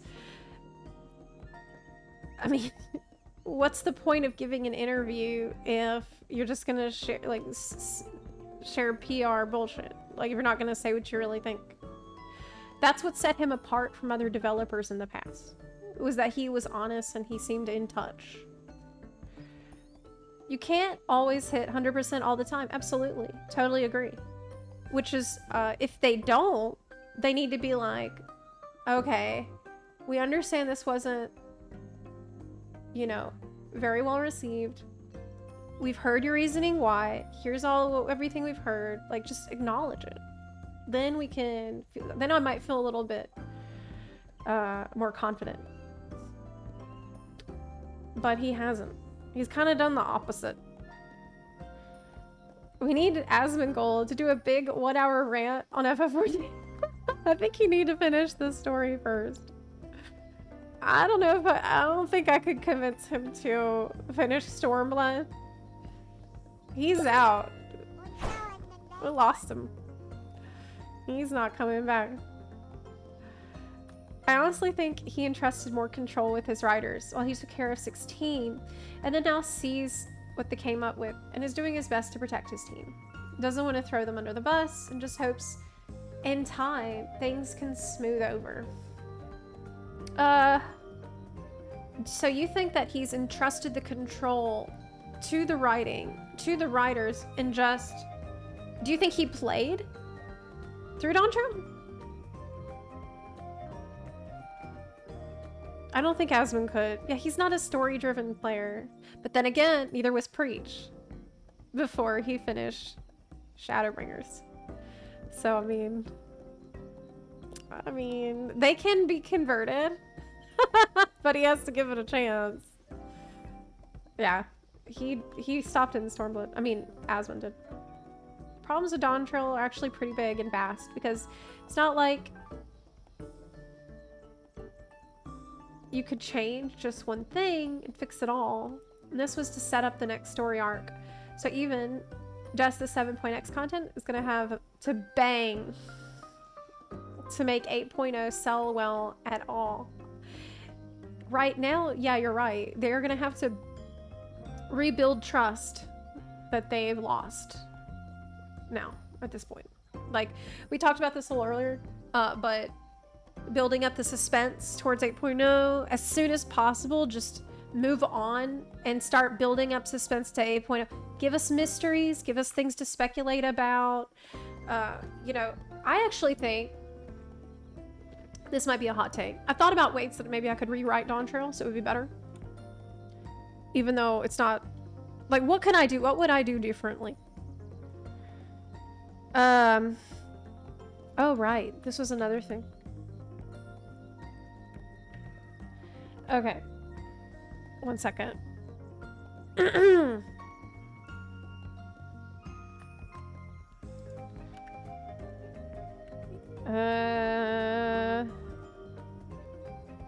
What I would do different? I've thought about this. I actually wrote it down. Yeah, he might try the mobile version for content. Okay.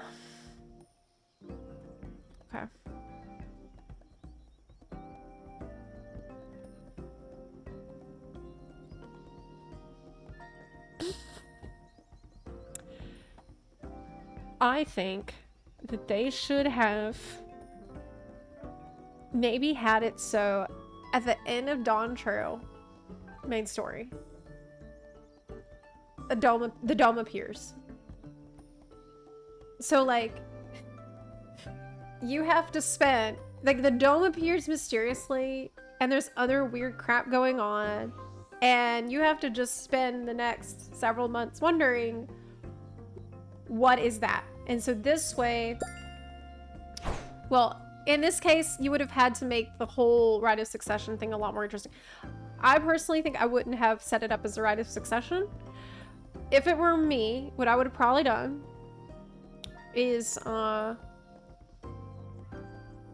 Galul Jaja die early on, and then when he dies, it's chaos in Tyrol. Like, there's civil war. And maybe have all these claimants, instead, they have armies, and it's like total chaos because you have this big guy, like the big king guy, the old king who united the tribes barely. And it's all tied together just from him. And so as soon as he's gone, that's it. Suddenly, all those people have no reason to cooperate anymore because they were only doing it out of fear and respect for Galul Jaja.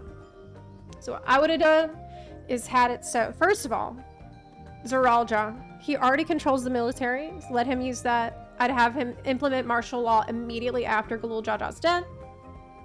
He takes control as military leader. Then you got Wuklamot. I would not write her as a sheltered princess. That's stupid. Instead, because you want us to like her.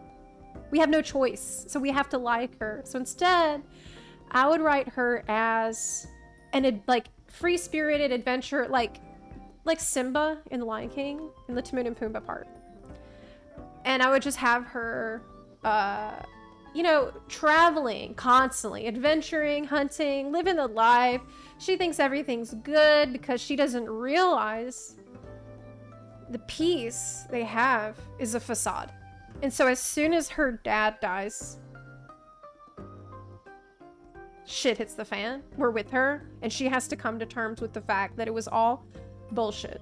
Like, it was all a facade, and now everything is crazy, and she doesn't even want power. She wanted to just have fun and relax, but now she's realizing we have a problem. We got Zeralja with the military. I'd have Kona be, frankly, less likable as a candidate. I fucked up here, I think, because he's way too likable. He's too good of a candidate. If we're forced to support Wook, make Kona crazy. I would make him a little crazy. I would make him, like, actually deep into the Charlian technology stuff. Like, he kind of crazy with it. He's fucking around with teleporting stuff where it doesn't go. He has some mysterious plan. Maybe he's the one that figured out the gate and the key. Actually, that would make more sense. That would make more sense because the letter was sent to the students of Aldessian. He is a student of Charlian. This would involve both his hometown, Galul Jaja's letter, and students of Aldessian. So kind of make more sense for him to know about that. So he has his own separate plan involving that shit. So maybe like at the end, make him a little crazy. Yeah. Maybe have it so like he's super sussy and doing crazy things with technology. Then he vanishes mysteriously at the end, and that's when the dome appears, and he's gone. And you're like, oh shit. Like, what has he got going? What's his plan? With the... I think I would also have it so... Maybe... Bakul Jaja. Bakul Jaja, I would just have him be, you know, he's the product of genetic experiments, so he wants the ethno state because he's obviously insane and he's brainwashed. So... But before he died, Galul Jaja couldn't say anything about him being unfit to rule because he also shared some guilt about the process that created them. So he would have an army of, like, all the Mamuljas who believe that only two head can rule. So we got Galul Jaja, Zeralja, Kona, and then you are traveling with Wuklamot, and you are with her as she realizes she has to get involved. And I would just have it be Civil War. Straight up. Instead of whatever bullshit we had. I'm just... Yes, the power vacuum created by his death early on, let us go on the hero's journey. It's kind of a typical hero's journey format. It happens in almost every... It's a little bit cliche, where early on, your hero experiences the death of their guardian. You know, the Obi-Wan dies, and then they have to find a way forward. It would just have hero's journey. Yeah, straight up hero's journey is what I'm describing. There's a reason that that works. There's a reason. That's a very common... Oh, I'm just trying to... What would I do if I were trying to fix it? I'd probably do something like that. It works. Your video was solid, Zepla. Hey, thank you for watching. Happy you took time to explain things in so much detail. Thank you so much for watching. It wouldn't be the first cliche thing in 14 by a long shot. Oh no, I'm just cooking. Think, what would I do different?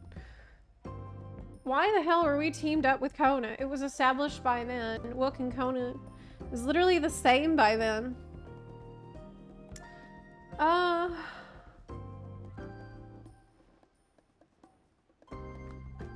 don't know.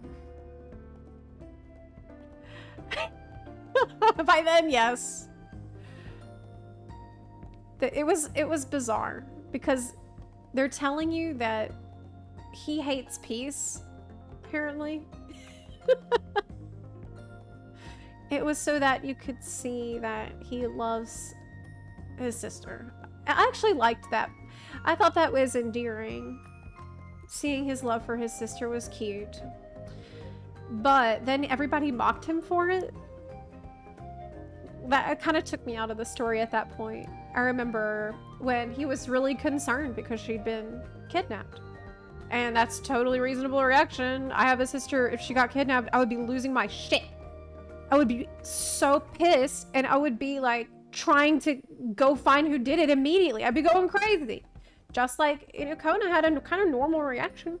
And everyone's like, whoa, Kona, why are you so emotional about this? They were like... I've noticed, kind of as a cliche, I keep seeing over and over in Dawntrail, is anytime someone expresses a strong emotion, everyone else is like,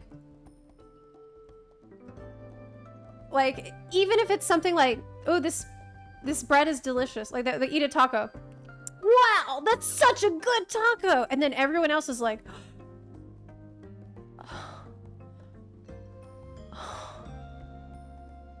oh my god. They were excited about something for a second. Like, I've seen this 100 times in Dawntrail so far. I see it over and over. Oh. Wow, emotions. Yeah. Thing is, you mentioned the song Machinations in your video. Is there like a petition we can sign? Then Kaiman says I was talking more about the cooking contest where we were teamed up with Koana, where he was friendly with us by then. Oh when yeah! We could have been teamed up with either Bakul Jaja or Zoralja, found That's out true. more about them, and had to go up against Koana who had similar ideals to us. That's true, yes. We were actually teamed up, and it didn't matter at that point at all.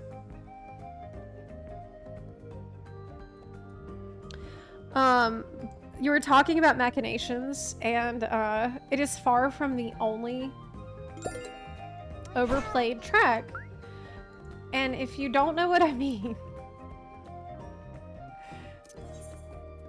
let's just go on a journey. Here. Let's go on a little journey.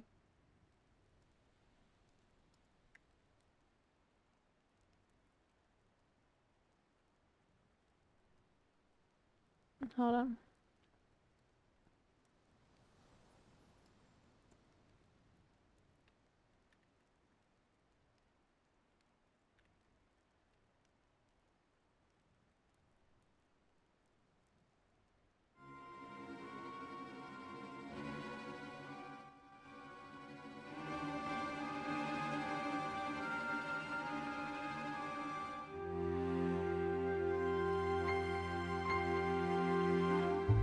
Uh-oh. Uh-oh. Uh-oh. Something really bad is happening right now. I'm just playing the song. There's nothing to see. I'm just... Make it stop. Okay, okay, okay, okay. That's cruel and unusual. Okay, okay. Alright. That's true. That's cruel and... Smiley face. What about...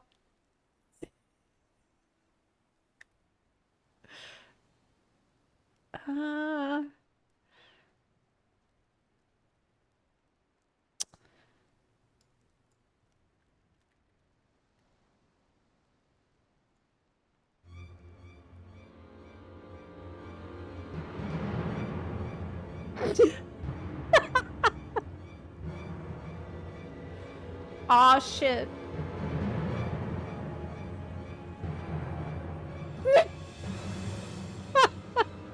Oh, stop.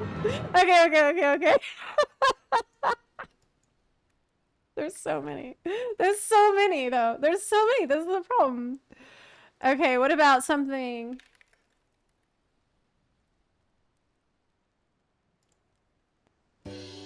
Oh god, this might be the worst. No! Hey. It's time for our seasonal event.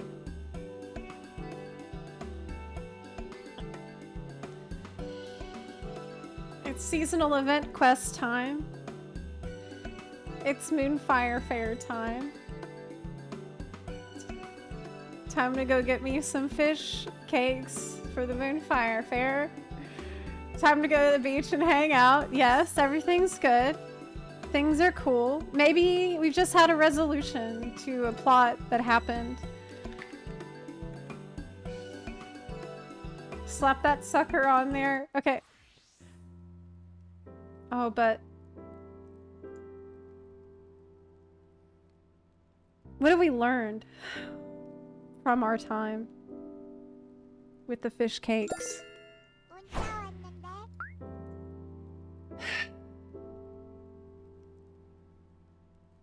It's been such a meaningful journey to go through with you.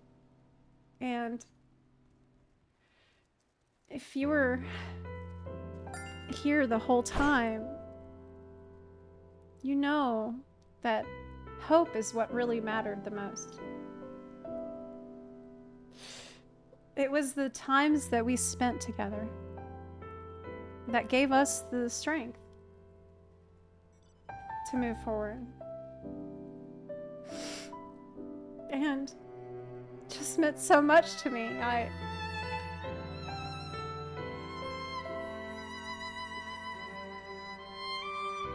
What would I have done without you?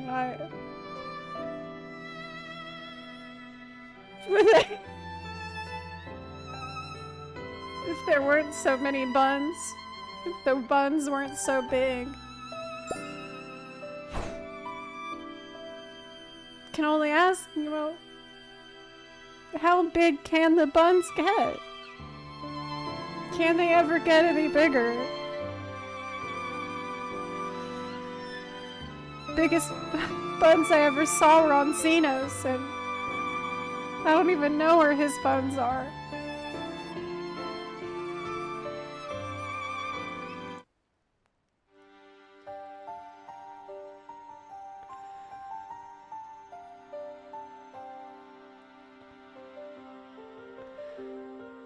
Well, the situation with the buns is fairly complicated.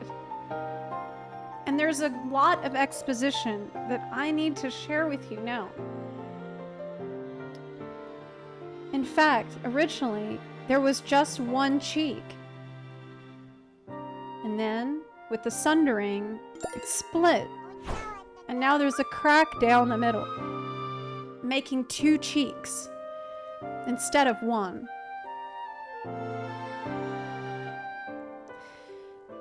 Then, a lot of things came out of those cheeks. And now we have shards all around them. So, you know, that is the situation that we find ourselves in now. Zepla buntwork, Zepla buntwork, Zepla buntwork.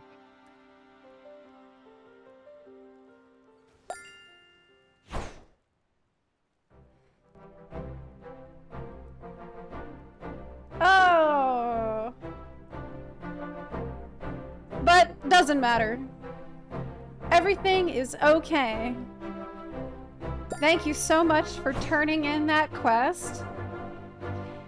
Everything is totally fine.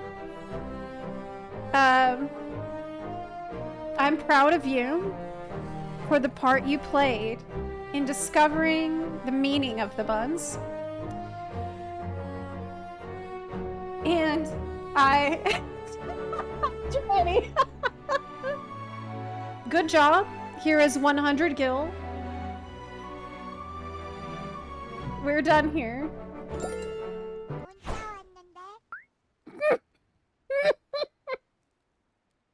I'm not playing that one. I'm not doing it. No. You can't make me do that. You cannot make me do that. There is one more that I actually couldn't find, but I'm not going to put you through the suffering anymore. There's no need. No, I won't do it. I can't. I can't. No. Give me one good reason why I should do that. No.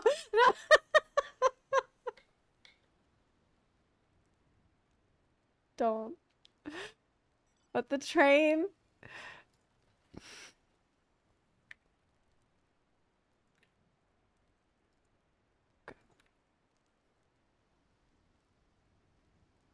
I can't do this.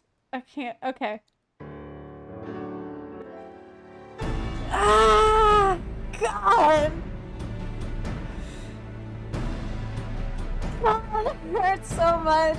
It hurts so much. God.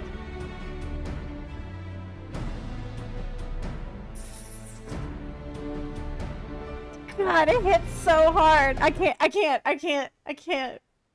I see the comments. It's like, me when this cinematic. Offensive smile. Fist pump. This plays.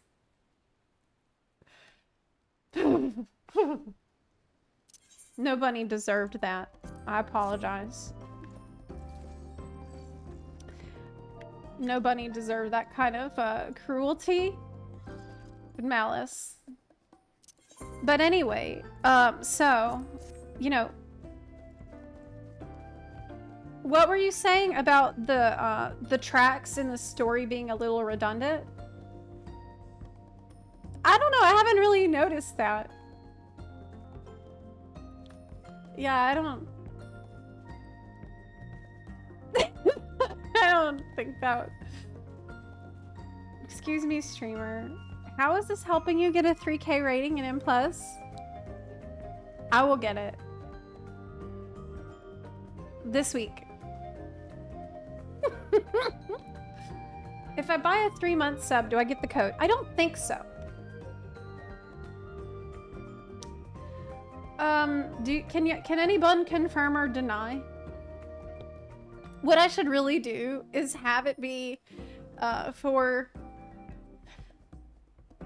channel points redemptions. Have you let the bun spend bun coin to torment me with a song, like one of those, like any of those. You know what? I played a bunch, but that's not even all the ones that there's so many. There are so many like this that are from Realm Reborn. It has been 10 years. We can make some new songs. Shadowbringers have got a couple new ones. Actually. Yep. We need new songs. Please, God.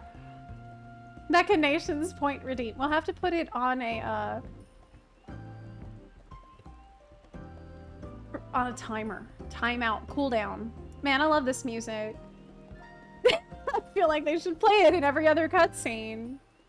Well, boy, have I got some good news for you. That was bun called for. I did nothing wrong to you. I'm sorry. I am very sorry. It was rude. Yes. Do you think they should use AI to generate better songs? Come on. They have Soken there, working there. I'm sure that if they asked him to, he would produce some more songs. They just need to ask him to do that. I'm sure he'd be happy to. They don't think it's a problem. They don't see the problems. They don't see the issue, which is crazy. Yeah. I'm sure he would be happy to make some new ones. Surely. Avalonium, thank you for the gift sub. Lord Conga, thank you for the 67-month resub. Psychodemon, thank you for the gift subs. Cerulean Star, thank you for the gift subs also. Fallen Man, thank you for the gift subs. Mini Llama, thank you for the gift subs. Love Me to Infinity Babe, thank you for the 39-month resub. Snow Viper, thank you for the gift subs. Kiana, thank you for the gift subs. Fallen Man, thanks for the 3-month resub. Goddess of Chaos, thank you for the gift subs in the chat. Edusana, thanks for subbing. Sakura, thanks for gifting subs. And we're all caught up. All caught up. LeakX91, thank you for the 3 gift subs in the chat. I appreciate it. Primals should cover Machinations? Oh my god. Honestly, it would be so fucking funny. Can you imagine if we're at a fan fest and the Primals are playing and we're all getting ready to hear a banger like one of the Alexander songs, right? And then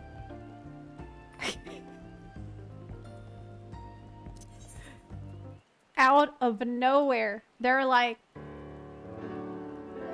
oh my god, I don't think I'm not gonna let it. I'm not gonna let it drop. I'm not gonna let it drop. Don't worry. I don't know what I would do. I might pass out.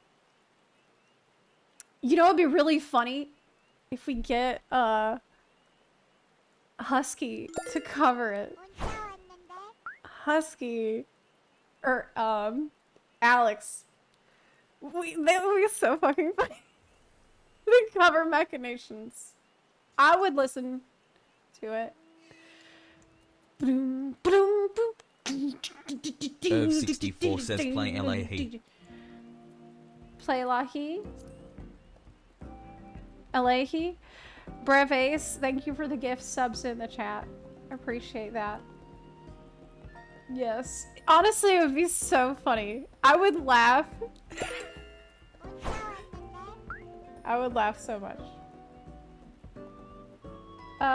You know, in your latest thumbnail, due to the red and black part of the Warrior Light's collar, it looks like Wooklamot is charging her laser. What? So I heard someone in my Discord mention this, that apparently the thumbnail is creating a optical illusion for some people.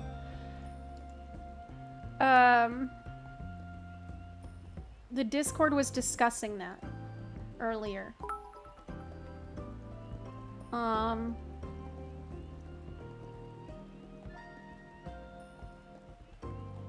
can't find it now.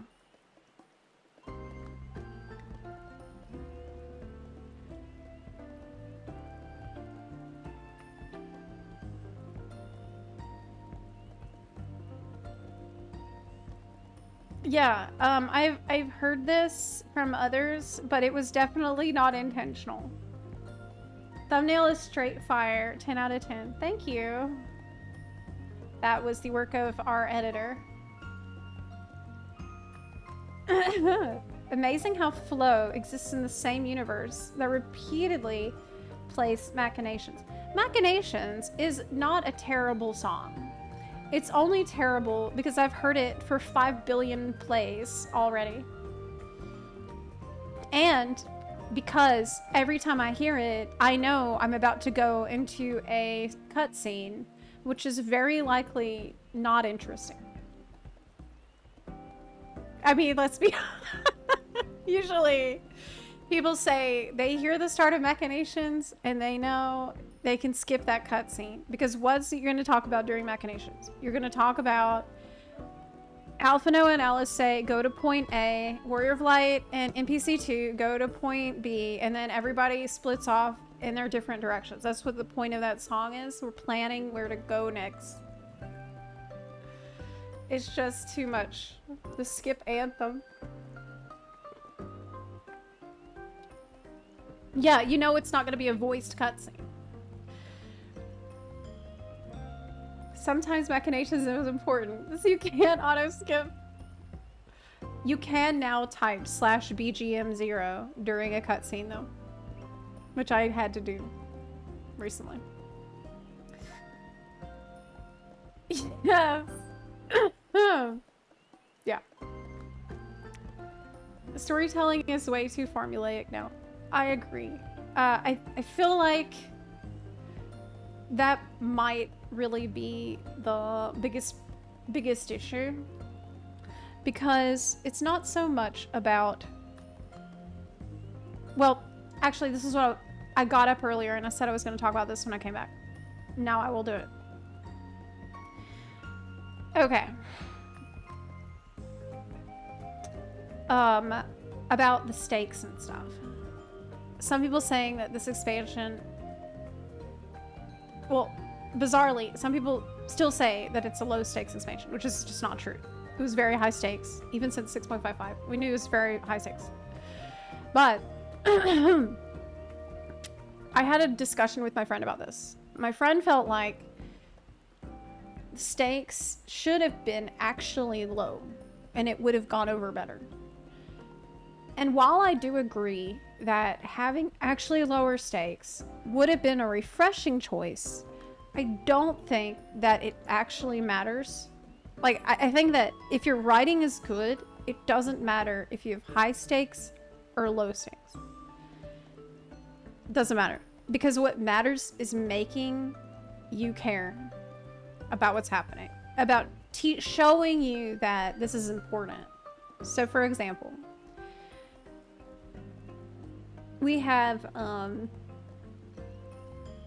had smaller scale stories in the past, like Gabu is a very good example. It's a very low stakes story. It's just one little guy. One little guy. It doesn't mean it's not about saving the world. It's not about anything other than one tiny little kobold babe. So could not be lower. Like, in the grand scheme of things, in the cosmic scheme of things, it really was just one person, a little kid. And it was a small story, but it mattered. And it felt impactful. It was emotional. It was beautiful. It didn't matter that it was low stakes because it was well written. It taught us about Alice and her compassion. Taught us about the world and how screwed up tempering process is. Taught us about the threat of primals. You know, all kind of extraneous, and those are like background supporting stuff to what was actually in front of us, which was very small scale. So I feel like it doesn't matter if you're not saving the world or if you are saving the world. It's about how well written it is. So if you have solid writing, I think it's fine. Like, because some people say, well, it's just because we just had Endwalker, which is high stakes, and then Dawntrail was just as high stakes, which it was, which is true. Maybe that was exhausting, but I think with good writing, it would not have been a problem. Yeah. I do stand by that. Nick, thank you for the 200 bits. Squiggles, thank you for subbing and for the gift subs. I do appreciate that. Yes, Gabu was not the sole focus of an expansion. That is true. Actually, what they did with Gabu was really interesting. Because he spanned, I think, a couple of different expansions, which I think is not a bad idea for them to experiment with in the future. They had him, I think, in Stormblood? And then again, was it Shadowbringers? It was like across 2 expansions. I don't remember which ones. But it was across 2 expansions. And so it like tied in Alice's journey through those expansions back. He was kind of like an anchor point to show us her path and what she'd learned. And it was really, really beautiful. Yep. Why did they lean so hard into the vacation PR, right? They did. They could have touched on other themes. Honestly, I don't even know. Like, if it were me and I'd already read the script and there was nothing I could do about it, how would I market this expansion? God. You know what I'd probably do? I think the only thing... What I would do if there was nothing I could do about the script, I would go maybe with a full comedy. Maybe, like, have a bunch of funny stories and things about Wook that might make people like her more, find her funny. I don't know. I don't think there's anything they could have done. I don't think it was... Because I actually liked her for the first couple zones. I liked her more than most people did. I was just tired. I was like, I love you, but please, if you don't go away, how can I miss you? No, like, please stop. I liked her a lot more than most people. But I was exhausted. I was very tired. How can I miss you if you don't go away? Yeah, that's how I felt. At a certain point.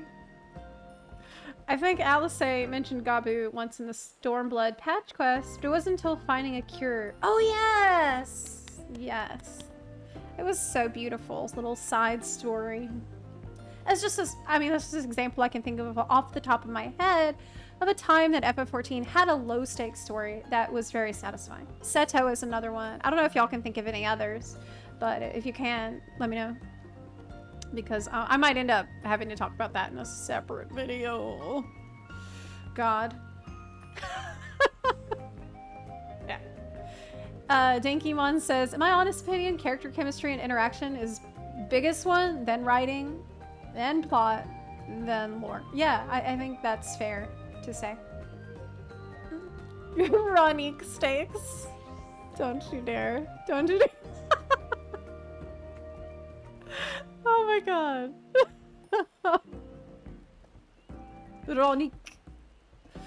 That cow was very important. That cow is very important.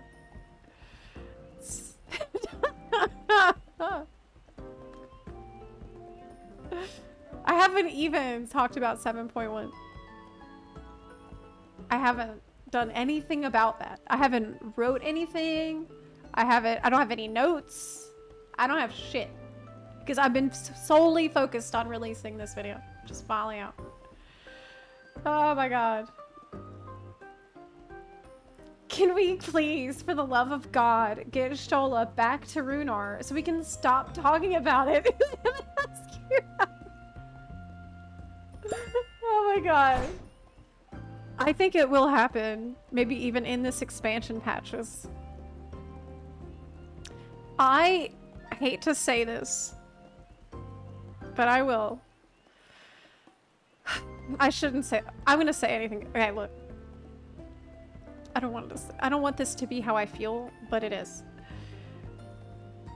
I don't want us to go back to the first and see Runar anytime soon. And the reason is, I am extremely worried what they will do to my favorite and beloved characters if they go there with the same kind of writing philosophy they have right now. I have fond memories of these characters, and I don't know if I can take it. If I see the Chais talk in the Dawntrail corporate voice, and if I hear Runar talk in the same voice, and I hear all my favorites, I don't think I can take it. I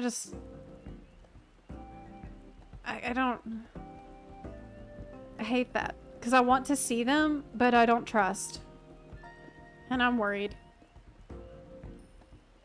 Like, I loved Sylvanas in World of Warcraft. I loved her. I thought she was an amazing character. She was one of my favorite characters ever. I read like her short story where she was standing on top of Icecrown after Arthas died and she was thinking about jumping off. Because she was, her mission was done, and it was really beautiful and sad. And I loved her, and after what they did to her, I just can't, as much as I loved her, I'm just sad when I think about her now and what they did. I do not want this to happen to characters that I have this strong love, like good feelings toward.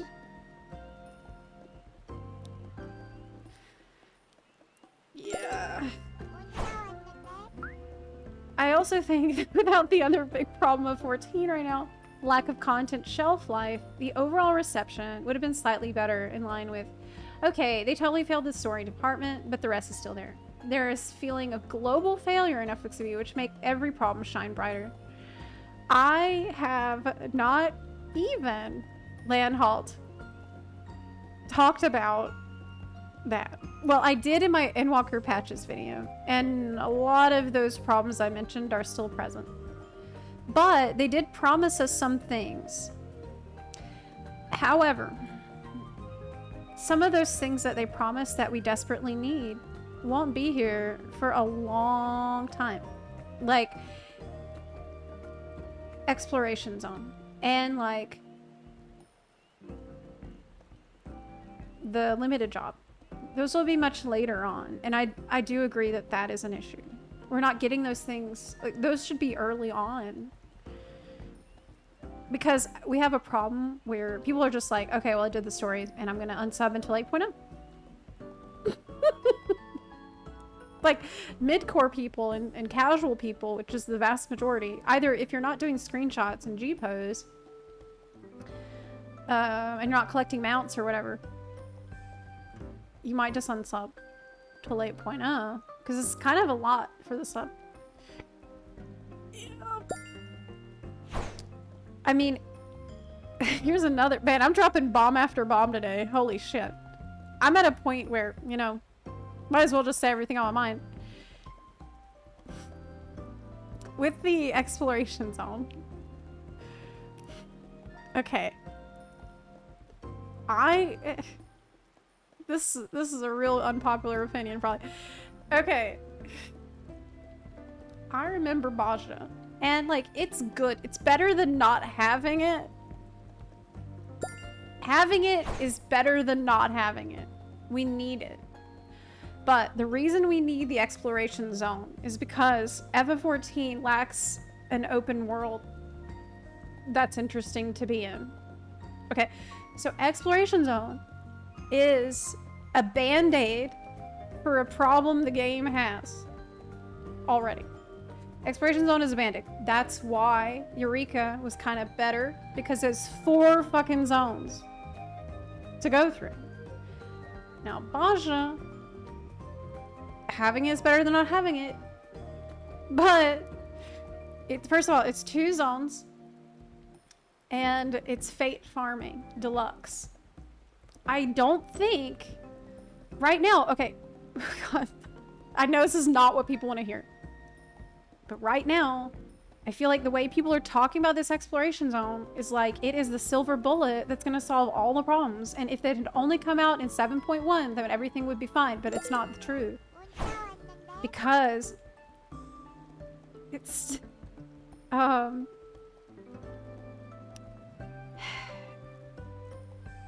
it's gonna be probably like, if we don't know what it's gonna be. Okay, we don't know what it's gonna be. So if it is exactly like Baja, it's gonna be a bunch of Fate farming, and that will be fun for a time. But I still feel like it's a band-aid for something else the game is really missing, which is an open world. That is interesting. So I feel like we need both. Does that make sense? Like, these zones that we already have are like, they're missed opportunities. There's so much potential there for us to be in that, having fun in the zones that we've already gotten with the expansion launch, we should be able to have fun in the zones together, doing random things, rather than waiting for and maybe 1 or 2 exploration zones a year from now, or however many months from now, to fill that gap. I just feel like it's not enough. As good as it is, it won't be enough to solve that fundamental problem that we have. Does that make sense, what I'm trying to tell you? Yeah. That's what I'm trying to say. We will see what it is. We'll see. Maybe it is going to be pretty amazing and substantive. But I personally am a little bit faded out. I don't want to just farm fates mindlessly again. I want to see something new, and I don't know if that will happen. I think it will very likely be like Bosch, but we'll see. We'll see. I'm not like, I don't feel like, oh, okay, if only we had that one thing, then it would solve all the... There's other things that still also need to be addressed.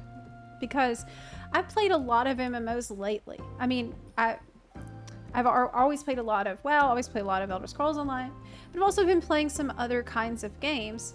I've actually been replaying The Witcher 3 lately. And in almost every other game that I play, the virtual world is just more immersive. But anyway, that's kind of like off topic. Today we were just trying to talk about the story. I didn't want to get off on a whole side tangent about that. But I feel like FF14 really needs to innovate with its open world. Bad. There's just not a lot in it. But then again, like... Oh.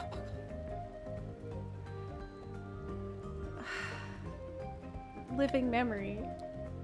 Like, to me, okay. Living Memory is the worst zone I have seen. It looks so bad now. It looks horrible. And I feel like they made it look bad because they're thinking, well, it doesn't matter who's gonna come here after. People fishing, couple hunt mobs. Okay. You know, like, they don't care. Like, okay, it needs to look this way because of the story beat, but we can just leave it like that. I kind of felt like that with Ultima Thule as well, to a degree. With Ultima Thule, you know, it looked a lot better, but you have this music playing that doesn't really fit if you're just trying to explore an adventure in the zone. It felt like, to me, this zone has served its purpose for the story, and it no longer, like, we don't really need to make it feel like good for adventuring and exploring in, because who's gonna do that besides, I don't know, one hunt mob, fates? Like, I just felt like that wasn't a priority for them. So that's what I feel like. Yeah, I'm really not a fan of Living Memory at all. I think it's the worst looking zone in the game. No matter what it is, people will find something to complain about it. Yes, and I actually think that's not always bad. I do think that, as Yoshi P himself once said, that, actually, let me just find the direct quote.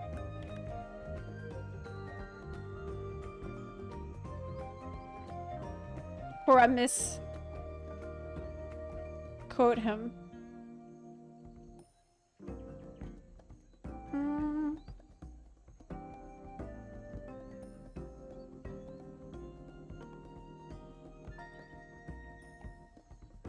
Yeah, he said something. I'm gonna have to rephrase it. he said the ones who complain, like the complaints are worth a lot because the people complaining are the ones who still care. Yeah. I rephrased it shittily, but that is what he said. The people that are still there to complain are the ones who still care. And he himself said this some time ago. So, yeah, I'm not going to spend forever trying to find an exact, but that is what... FXV doesn't feel like it has an immersive world compared to other MMOs. Not just other MMOs, but other games that have worlds you can explore. It just doesn't have the sense of stumbling upon something new. Like, you could find something new if you just explore a little. Don't really have that. No. I'm pretty sure at some point we will turn it back on. Oh, maybe. Maybe. There are, don't forget to drink water. Oh, I got some.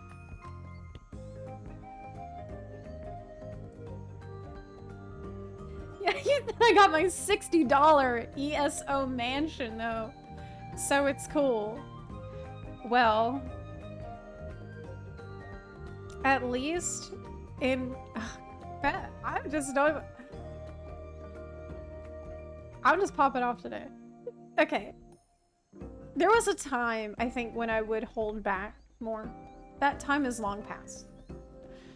At least in Elder Scrolls Online, they give you a ways to play the game to earn currency you can use to buy cash shop items. And Final Fantasy XIV doesn't let you do that. It has a cash shop that is only money. There's no other way to get those items. It's the only, like, of WoW, Elder Scrolls Online, and FF14, it's the only one like that. In fact, Elder Scrolls Online is free to play. You don't even need a sub. WoW lets you play your sub with gold if you earn enough. Only FF14 doesn't let you earn through playing to pay for your sub or pay for shit on the cash shop. And by the way, that's also FOMO when it comes to our seasonal events, because we have super FOMO seasonal events as a result. It means if you don't log in for the seasonal event and get your shit during that time, you will never be able to get it for free ever again. You will have to pay money in the future, even though you're paying a subscription for the game. I just think it's kind of crazy. In Elder Scrolls Online, if you choose to pay a subscription, which is optional, you get a salary of currency with just as a thank you for having your subscription that you can use to buy shit in their cash shop with. I think that would be a pretty cool thing. I mean, I don't really hear people talk about that. I don't really hear people talk about that. You want Shaloni music? Sure. Yeah, I'm tired of this song. I totally agree. No one plays Elder Scrolls Online, and with the new dev letter, it will get worse. You think it will get worse? That's interesting. You're the first person I've heard say they think that it will get worse with the update, because the update letter sounded really good to me. In fact, if I read some of this, some of y'all are gonna maul super hard. Some of you are gonna be really mauling. This is from 1 week ago only. It's from 1 week ago. December 17th. Let me just, I'm not gonna read it all. But I will say this. I read this letter. Now, I've been a beta tester for Elder Scrolls Online. I've been here for the entire lifetime of this video game because I'm an Elder Scrolls fanatic. I'm obsessed with their lore. I love the Elder Scrolls. It's amazing. Obviously.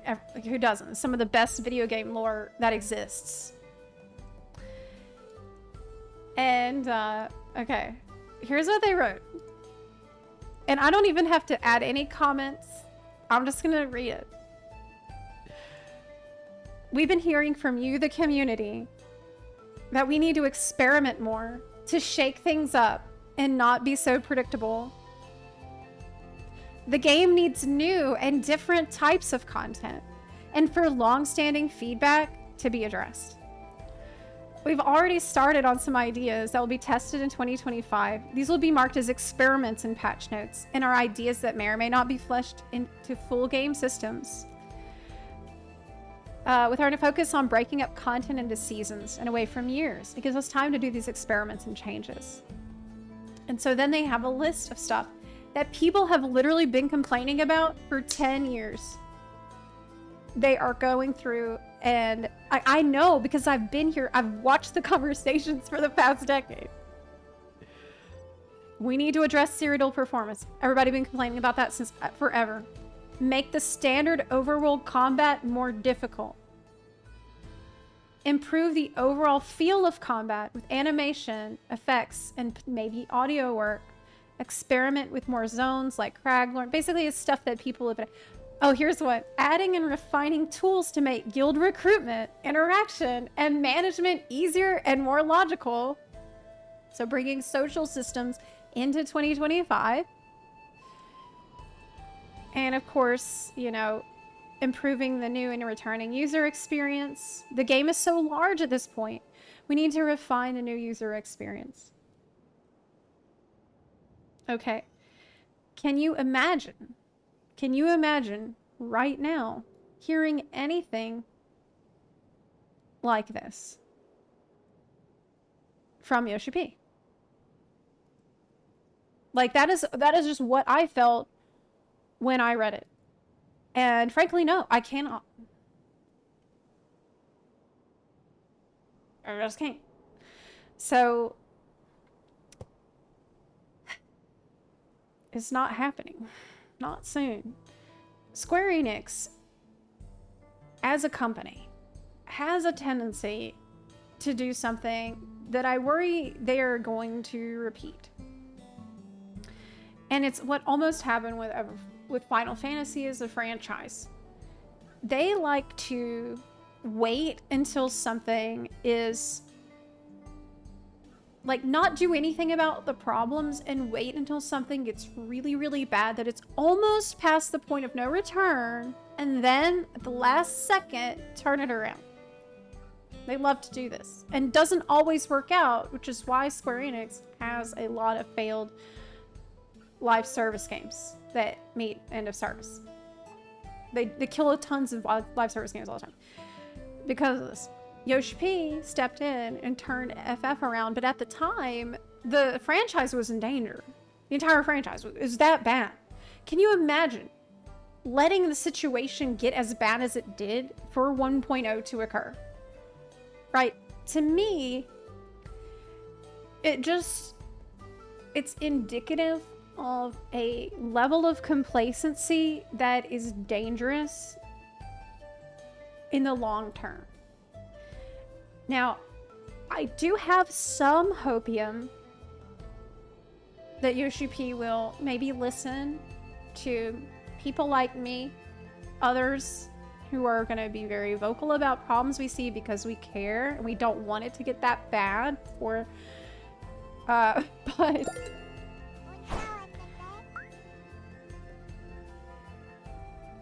yeah. Yoshi P's in your React channel. Is this about farts, Shino? If this is about farts again from you,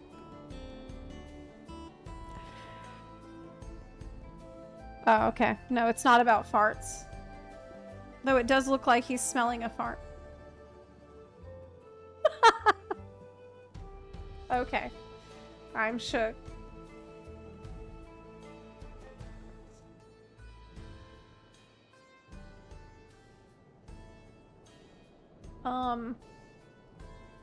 Beating my man up.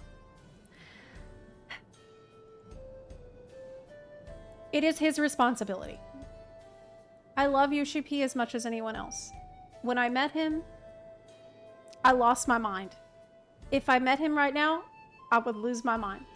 He's done so much. He's helped create this game that I have committed almost a decade of my life to.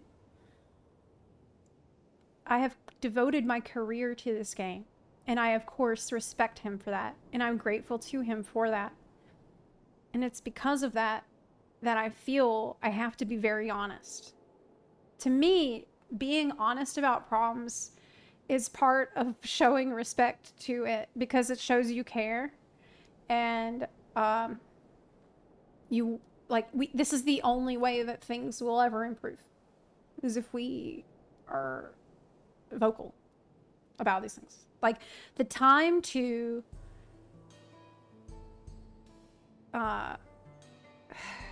pretend that there's nothing wrong is long past. Okay, we have passed that time. The time to, you know, say, maybe it was a fluke, it was a one-time thing, maybe things will get better. That was for me in the Endwalker patches. But as of Dawntrail, we are continuing down a concerning path. And it is time to basically just be vocal about it. I can no longer assume that there is a greater plan on the horizon, that they actually are working towards something else that's going to be better and bigger. I can't trust that anymore, because I'm seeing my friends leave. I cannot get people I used to play with to play anymore.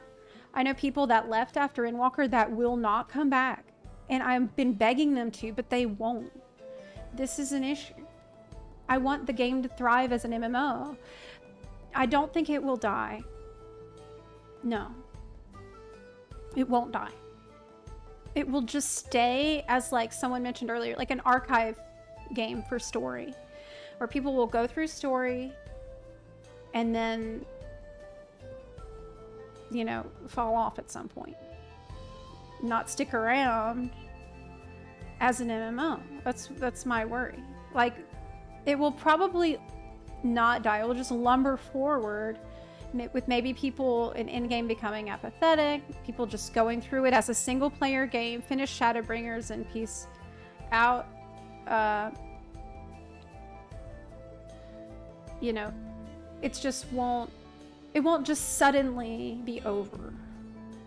But will it be able to continuously compete with the big dogs in the MMO space? I want it to. Bad. That's why I'm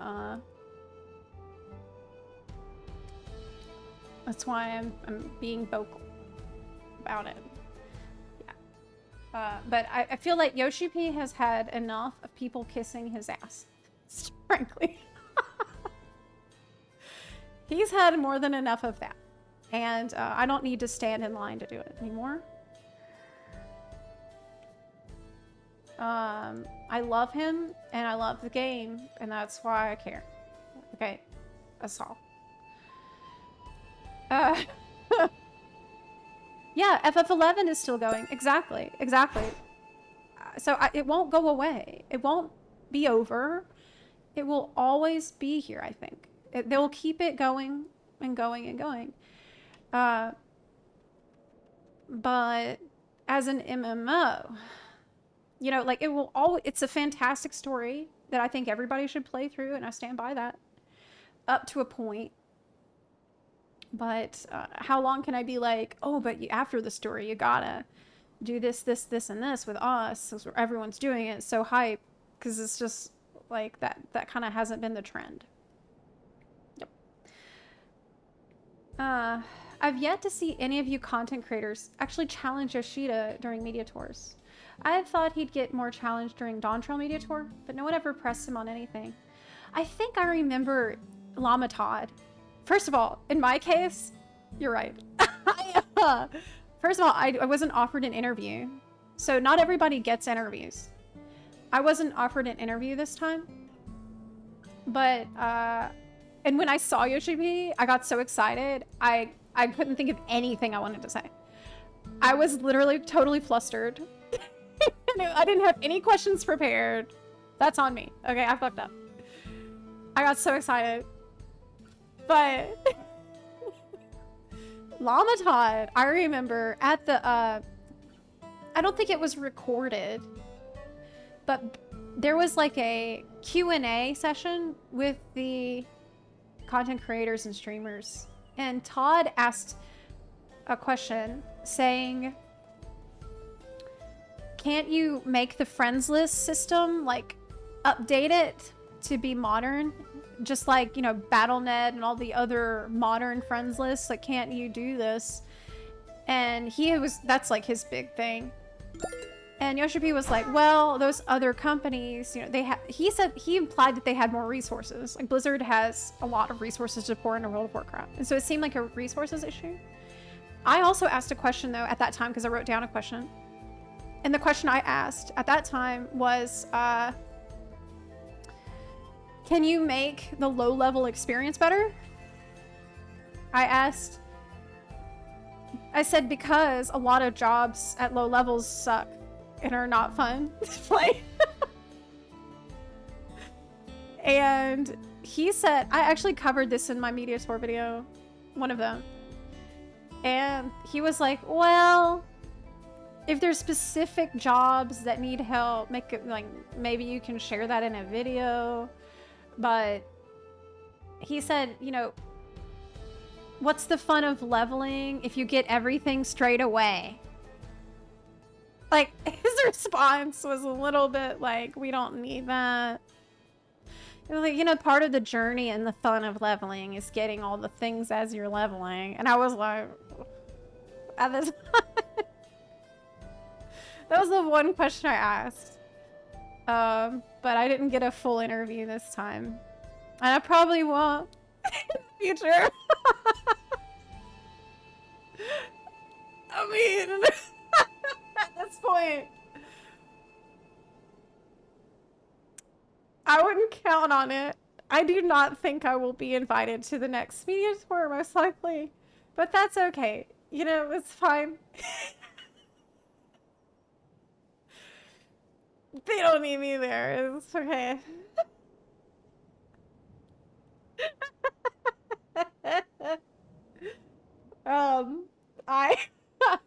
What's the future of FXOV?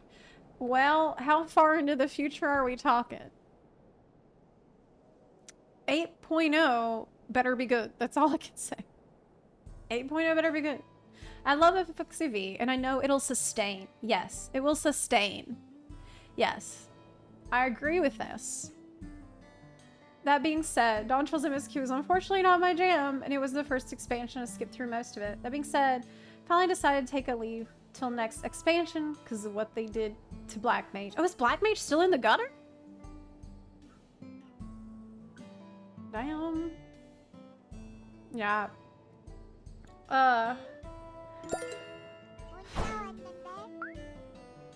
Something that happens, I think, with the population of Final Fantasy XIV is called churn.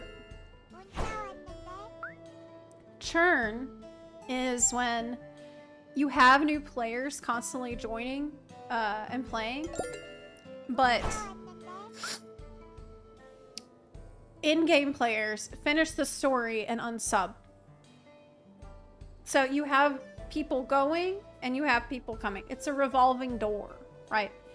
Which means that you have like constant churn of players. I think that this is something that goes on that can stabilize subscriber numbers so that it doesn't seem immediately concerning all the time, but that is a long-term issue.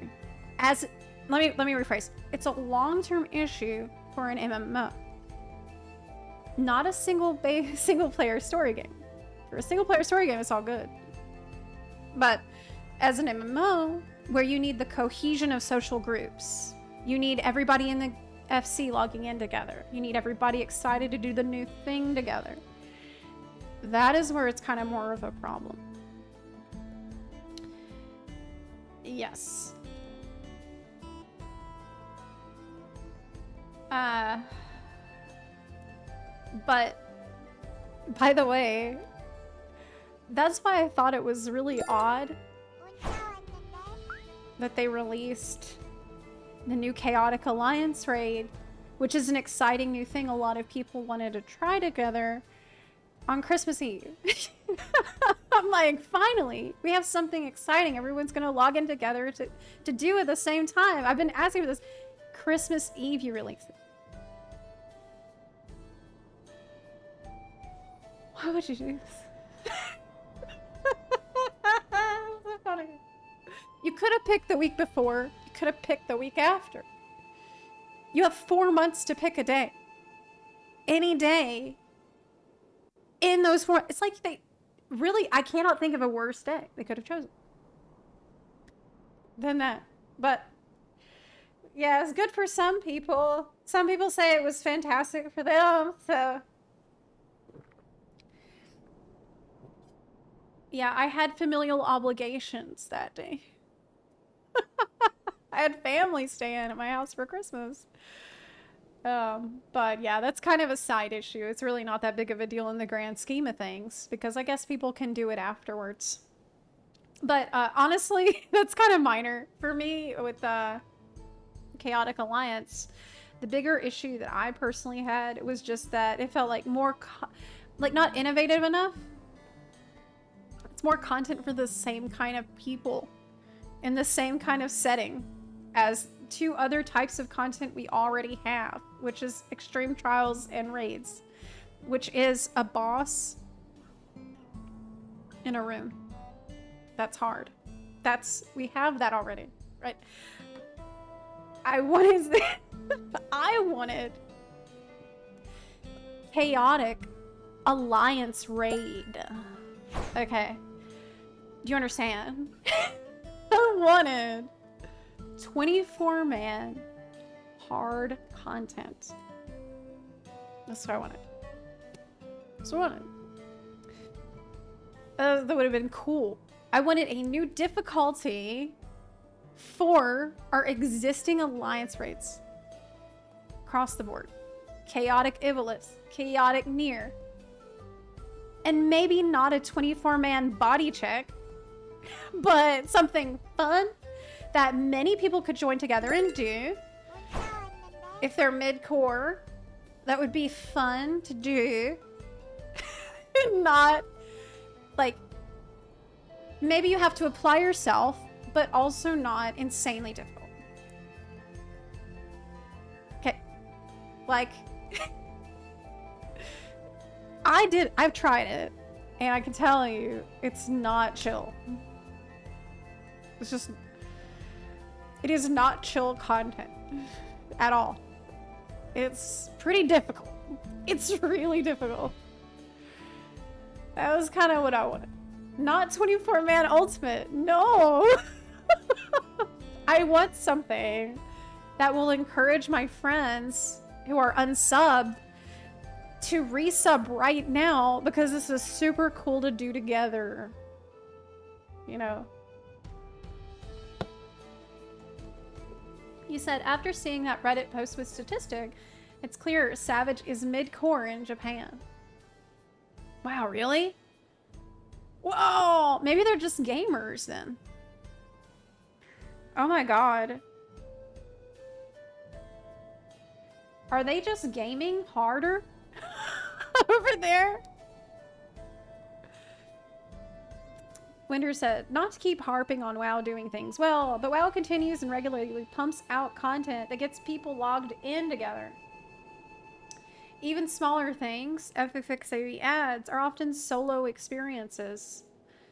Hildebrand, crafting, gathering content, etc. I mean, okay. With World of Warcraft, when it comes to Blizzard, they really want people to sub to the game. They are fighting for people's subs. I feel like they ask themselves every week, why would a person be subbed this week? Or why would someone sub next week? Or why in any given month there's like a new thing they put in that would give someone a reason to say subscribed, because they are fighting hard for that subscription from people. I do feel like that. They're constantly adding crap, but they have like 10 versions of the game too. So I don't know. Oh. Am I gonna do the new chaotic raid? I did a little bit of it. I think that I might wait a bit for it to get easier. I just don't want to raid anymore very much.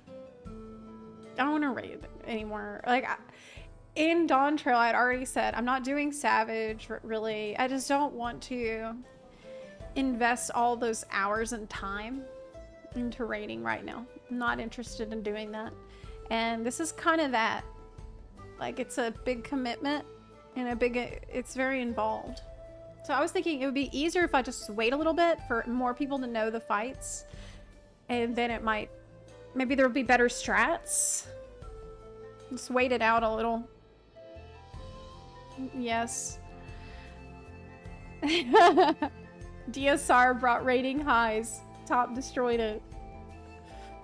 I mean, Dawntrail's raids are pretty easy and fun. That's what I've heard. I did step into M1S a bit, but I really... Here's how I feel right now. The best way for me to enjoy Final Fantasy XIV at the moment is by being very casual. Being casual is really my only way forward at the moment. I'm fairly frustrated with a lot of things, and I don't want to invest endless hours progging stuff right now. So the best way that I can move forward is being a little more casual, and that's been working better. I have a casual attitude now. Do I still have top PTSD? No, I don't think so. Like, I think that I would even attempt top again at some point if I felt a little bit more excited about, like, okay, if 8.0 is looking like it's actually going to be a banger, and we have some patches leading up to 8.0 that are really well written and like pulling me in and make me believe, okay, they have fixed the writing situation, everything is like, I feel like we're back, baby. Maybe then I'll prog top. Because I get my motivation for raiding from pure story excitement, actually. I do think that's what it is. I don't know about that. I've been reading the Japanese thread on Chaotic Raid on the forum, Google Translate. Their point was pretty much the same than in the West. Oh, really? I actually haven't listened to what other people felt about it. I haven't looked on the general reception. I'm just telling you how I felt. Missed opportunity, how far from the reward and bonus? It seems like something for everyone, but it's not. It's really for Raider. Well, so other people kind of felt the same way I did, while the rest of the player are bored. So I feel the Japanese kind of feel the same about the state of the game. Wow. Okay, so I actually had a pretty normal, not normal, but like general reaction is the same one that I had about it. I sensed we were discussing ultimates. Oh, hey, Sully. Good to see you. Yes, how did you know that?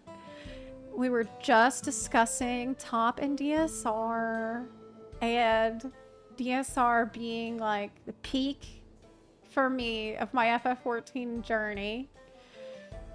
I will never forget. It was the best time I have ever had in this game. It showed me how amazing combat can be and how incredible fights can be when all the puzzle pieces fit together in an unbelievably elegant and perfect way. with all the players in the synchronized swimming, doing everything right, there's just nothing like it. There's no other game in the world that can give you that same type of satisfaction than FF14. That was, I saw a window into the game at its very best. And it was like seeing it in 4K, and it all made sense suddenly. I was like, this is what happens when all of the music, the story, the choreography, the fight, the mechanics, the music, it all works together, and it's like a puzzle piece with all the pieces fit. Incredible. So satisfying. It's like a song where all the notes are in rhythm. It's like that. I'd never experienced anything like that. And I realized that is why the jobs are the way they are. But then the problem is you take these same jobs and you put them into a much different environment that doesn't need all those puzzle pieces. Like a dungeon, in some cases, not every, but some dungeons are much easier content. And it's like the jigsaw puzzle with just a few pieces and the rest is kind of empty. Does that make sense? So it's like, okay, well, I can kind of see what this is supposed to be, but, you know, I don't know. It's, yeah. What is going on in the... Shino, stop it. Shino, stop it. Don't do that. You're scrolling up my chat. It's hard to read. Bop. I'm gonna bop you. What kills me about FXV rating is that it requires everyone to understand the fight in order to succeed. Yeah, the question that I asked myself after DSR was, how can we have an experience that's as satisfying and as, like, fun to put all the pieces together as a DSR, but without the level of punishment and difficulty that Ultimate has? That's a question I've been really wondering. And I felt like there's some extreme trials that kind of manage it. Like some really good ones where everybody's on the ball and it feels amazing. And like you use a bunch of your buttons and you're active and you're engaged and there's a lot to do. There's a few extreme trials like this. And I wanted to see more of that throughout all of the kinds of combat content that you're asked to do, right? Like if you go from something like that, but then at the same time, and I talked about this in a separate video, I made a video about mid-core where I mentioned that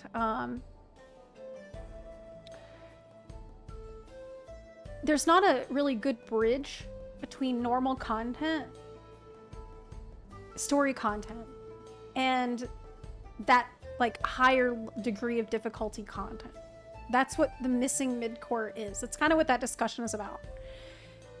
What you're asked, what is expected of you and asked of you in a dungeon, in most dungeons, and most story content, is really different than what's asked of you in harder content. And there's just not a lot of, there's not a smooth transition there that would encourage people to take that next step.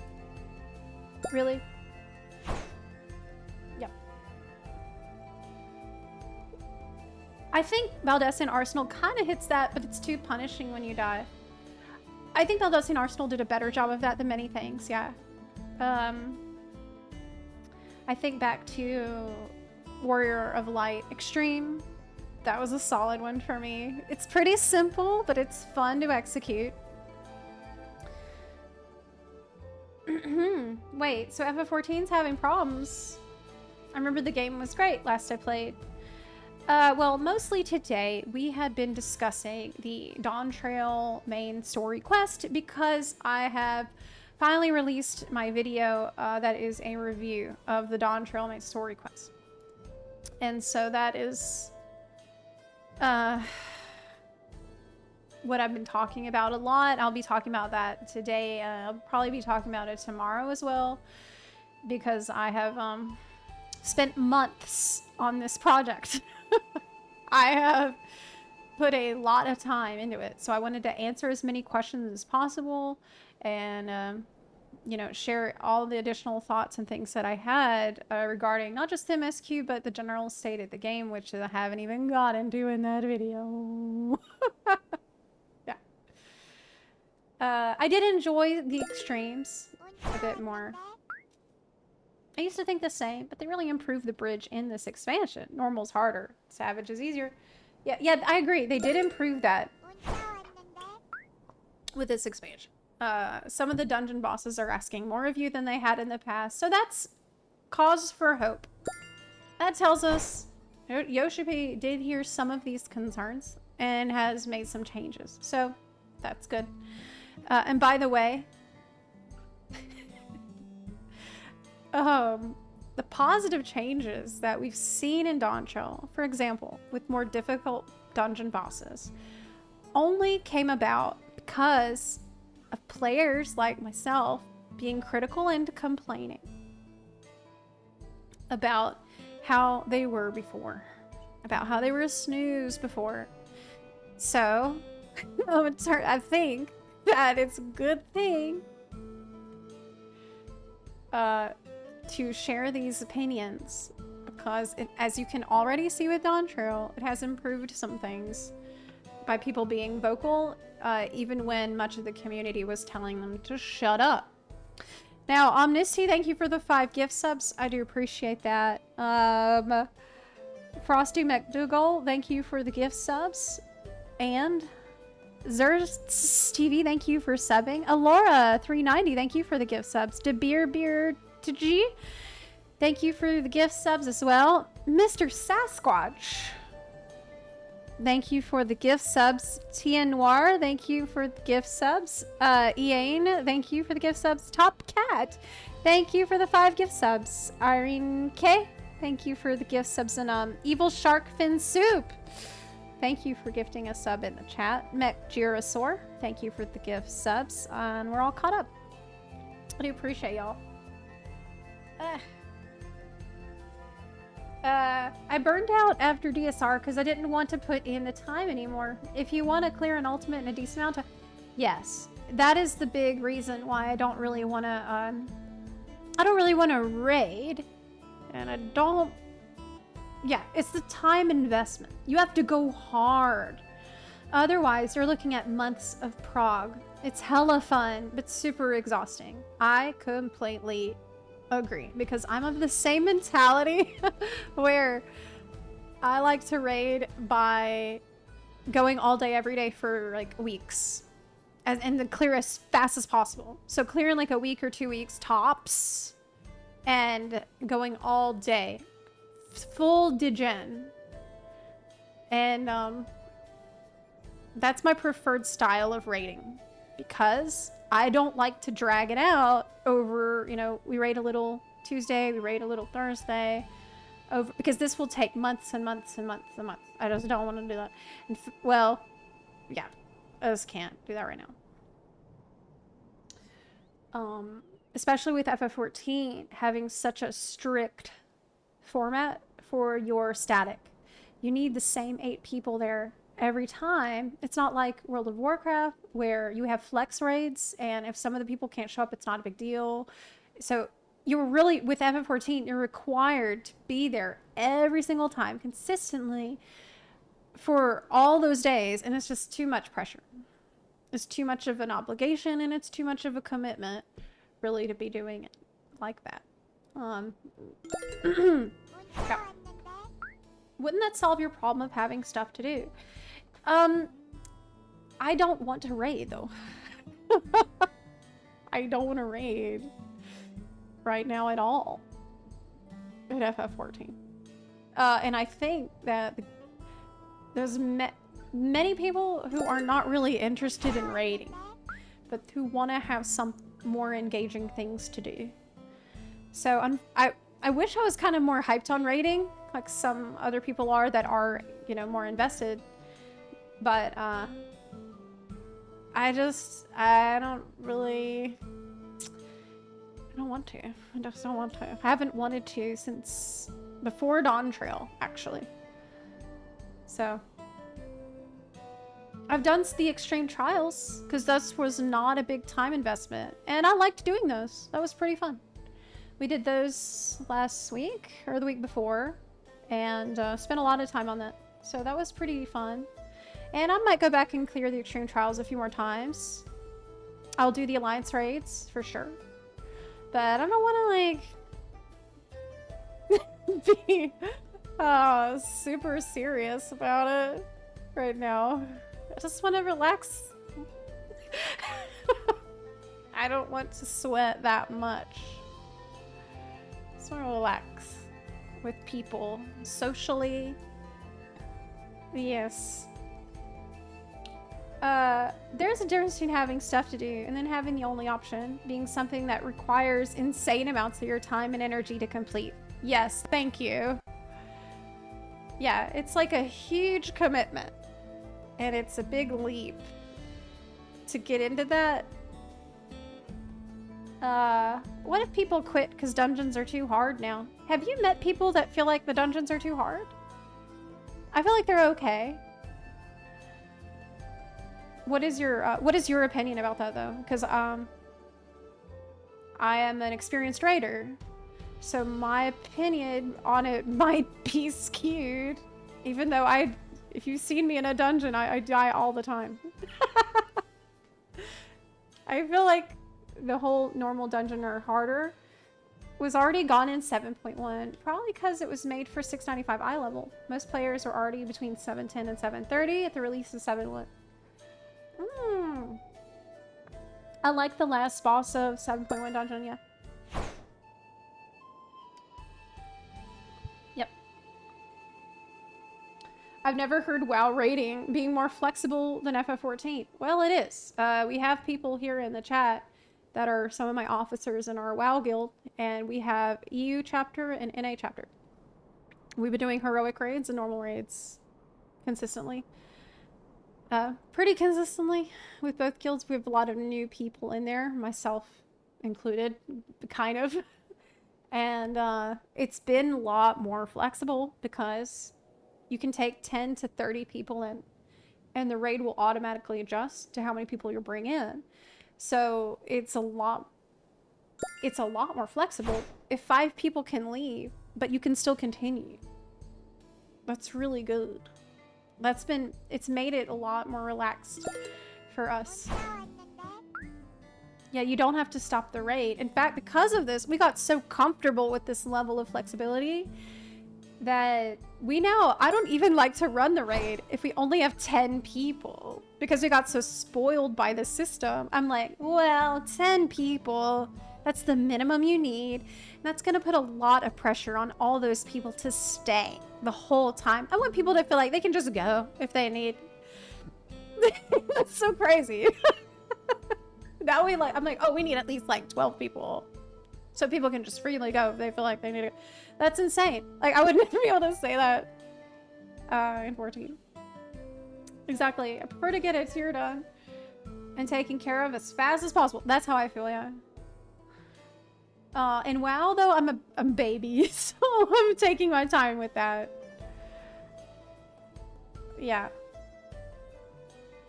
I couldn't commit to a schedule, but the last couple tiers I did before I quit, I just did PF. Found it a lot more chill.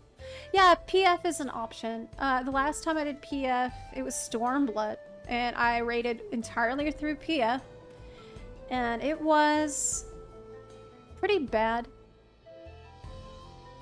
experience. I had a horrible time. It was really bad.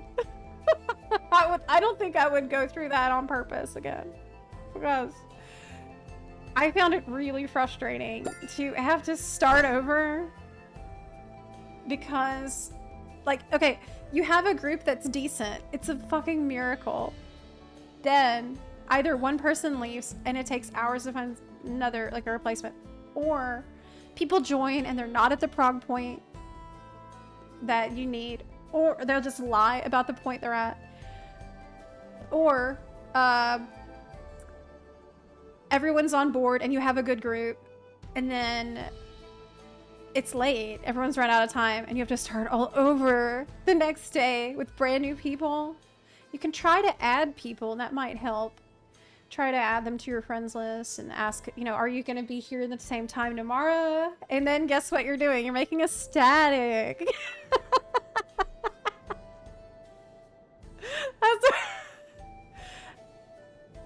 Yeah. So basically, the more PF is like a static, the better it is. And the more it's just like PF, the worse it is. In my experience. Yeah, I had a pretty bad time doing that. And I didn't, you know what, actually did not raid at all for the rest of Stormblood. Because I cleared the first tier in PF, and I got so burnt out that I didn't want to raid for the rest of the expansion. Like, I didn't even do extreme trials in Stormblood. Because it was really bad. That was when I remember I told you the story before. I was doing the X-Death fight in PF. I was on Red Mage. I had a flare, and the flare meant, like, you need to go away from the raid. And I did that. And it's going to do a lot of damage to the raid. And I remember getting kicked after I had flare on me, even though I took it to the correct place. Because they're like, blamed me for doing damage to the raid. They're like, why'd that red mage do so much damage to the raid? I swear to you, this happened. I'm like, but I had a flare on me. I didn't do the damage. It's from the mechanic that the fight has. They're like, you're causing us problems. Ever since you joined, the healer can't keep up anymore. And I'm like,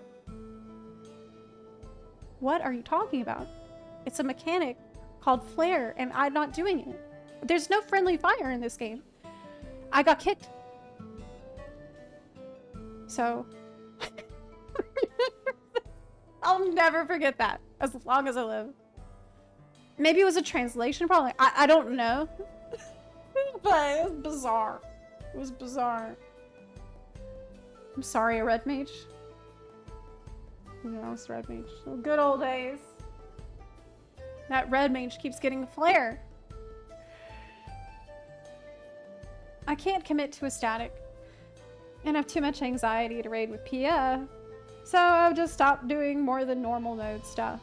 And extremes on occasion. I do miss the raid scene, but honestly, happier to spend my time I have as I like in game. Yeah, that's kind of how I feel too. I'm just, you know, doing treasure maps was fun to do. I'm doing my Palu Beast Tribe quest to get the manatee mount. Getting mounts I want is the thing to do. Yep.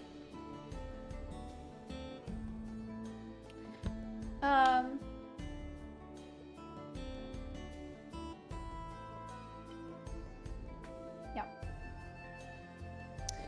Zep, is that a cute squirrel on your character? Let me check. Yeah. It's a Christmas squirrel. Yes. Squirrel Emperor. It's from one of the previous years for Starlight. I wish we had something in game that just taught mechanics. Like something where you could queue up for light rampant and it would teach you how to resolve the light rampant mechanics step by step. Wow. That would be so crazy.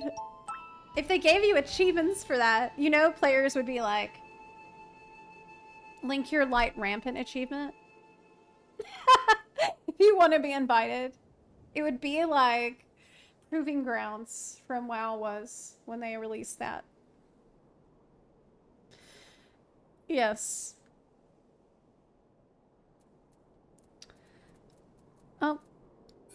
Yuri Sauce, thank you for the 5 gift subs. And thank you also for subbing with Prime. With Amazon Prime. Connie Jenny, thank you for subbing. Mike D. Uchiha, thank you for the 3 gift subs. Akane, thank you for subbing. Omnis Seal, thank you for the 5 gift subs. Frosty McDougall, thank you for the 3 gift subs also. And I appreciate Valorant doing all those extra gift subs lately. They're doing sub matching right now, which is pretty cool. And I do appreciate that. Also, Hi Bears, thank you for the 3-month resub. Thanks. Yes, it'd be like link your cutting edge achievement. Yes, exactly. Head. Oh yeah, this is on sale right now. The squirrel is on sale in the cash shop at the moment. If you're trying to pick up festive Christmas items on sale, now would be the time to do that. Yep. Okay. I need to get up really quick. I'll be right back. I'm gonna get some more tea. I'll put on /iCam for y'all. Okay. I feel like I need to open a window in here. It's super warm.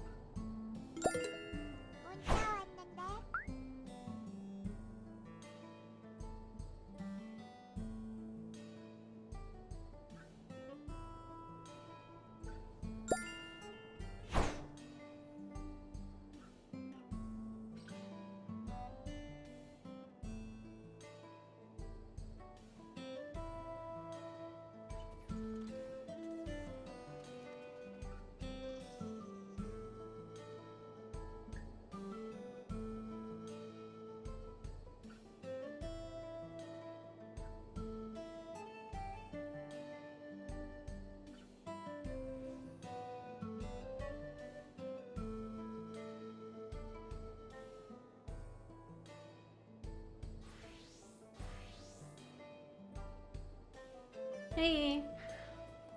I got a cracker. It's hot in here.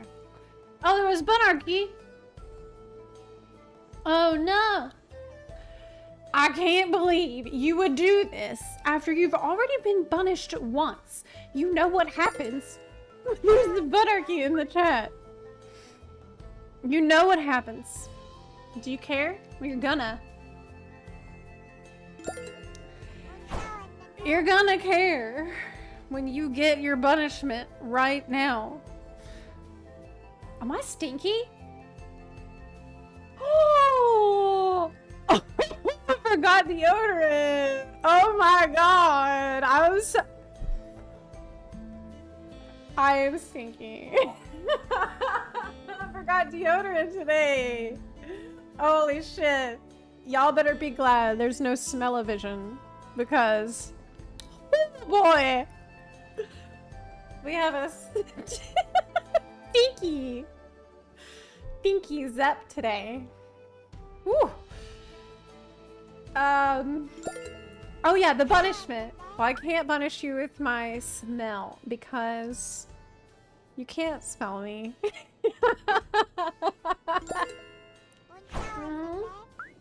I'm a smelly gamer. Okay. Okay, so let me punish you.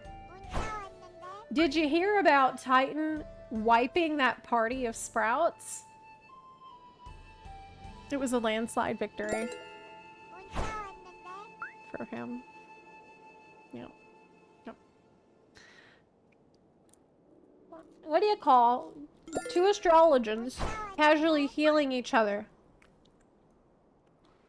It's friends with benefits.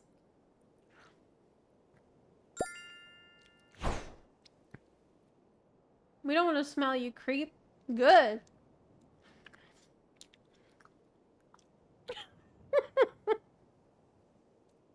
His eyes and your foolishness. Maybe if we all stop Bunarchy right now, she won't notice and we skip punishment. Yeah, right. Yeah, right. Davidia Darktide, thank you for the gift subs. Appreciate it. They stay. Thank you for the gift subs as well. Elsia Viritus, thank you for the gift subs. And a silent await, thank you for the gift subs. Also, appreciate y'all very much. Oh man. I gotta raise my arms. Put my headphones on. Ooh, dang.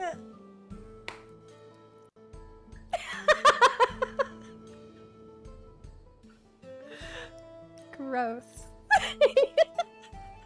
I gotta take a shower today. After this one. Anyway.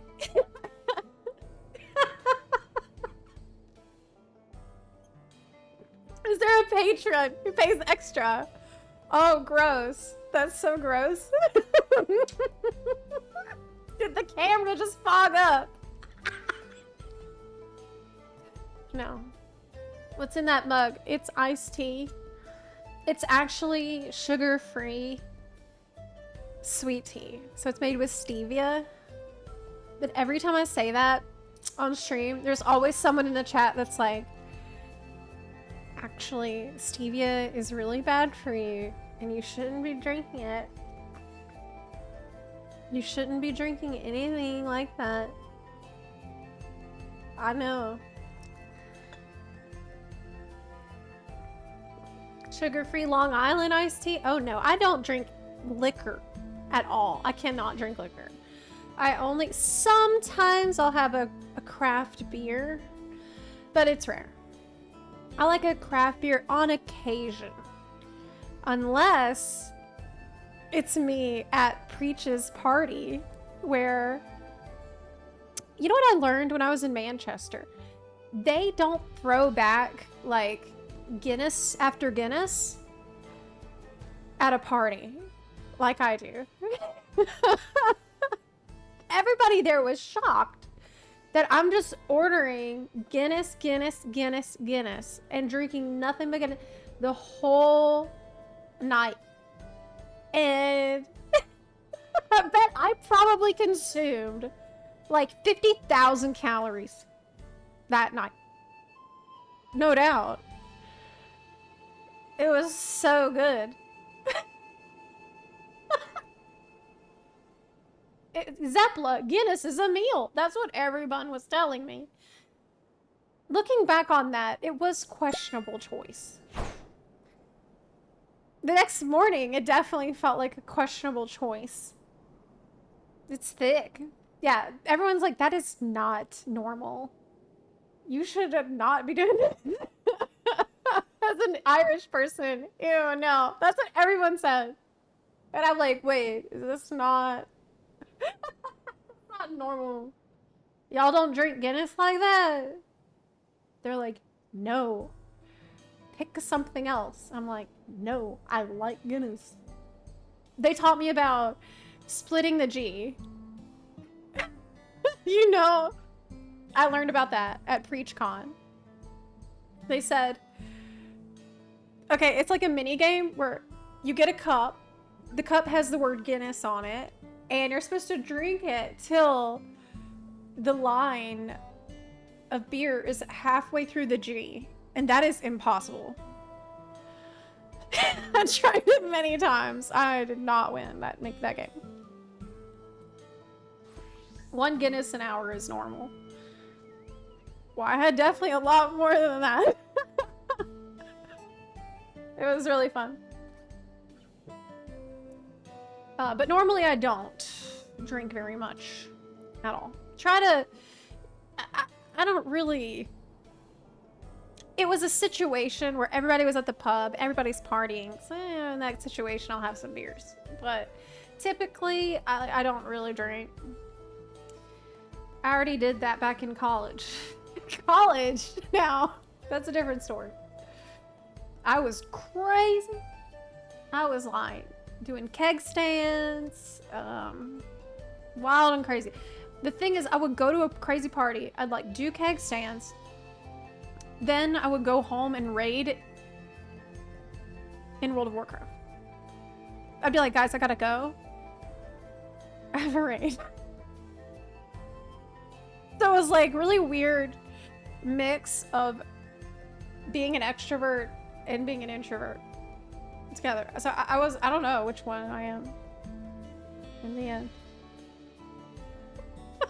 I had a raid. Yeah. Ambivert? I don't know. Honestly, I think I'm probably an introvert. I don't know. It's hard to say because I love people. I love talking to people. I love being around people. People are very interesting to me. And I love learning about new people and meeting new people and hearing your story. That's so cool to me. So for that reason, I'm not like... That's why I always thought I wasn't an introvert. But I do need to recharge my battery after a bit. I definitely have to. Used to drink hard during raid nights. Kind of similar. Oh my god. Yeah, if you think I'm wiping the party a lot now, I don't know how I didn't get kicked. But the game was easier back then. Yeah. Oh, were you doing the same, Black 92? I call bullshit. There is no world where Zepla is coordinated enough to a keg stand without breaking her neck. Well, normally the way it would work is other people have to hold you up. Like, I couldn't do that on my own. Nobody was doing that. You hold the person up.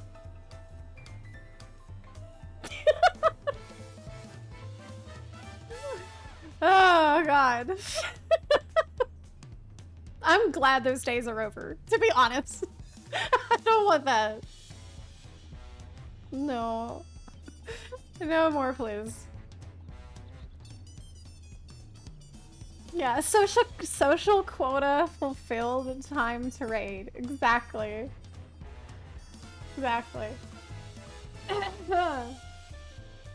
You know, her keg's hand was that being held up over a 40 ounce, which is a keg to her. Tiny though.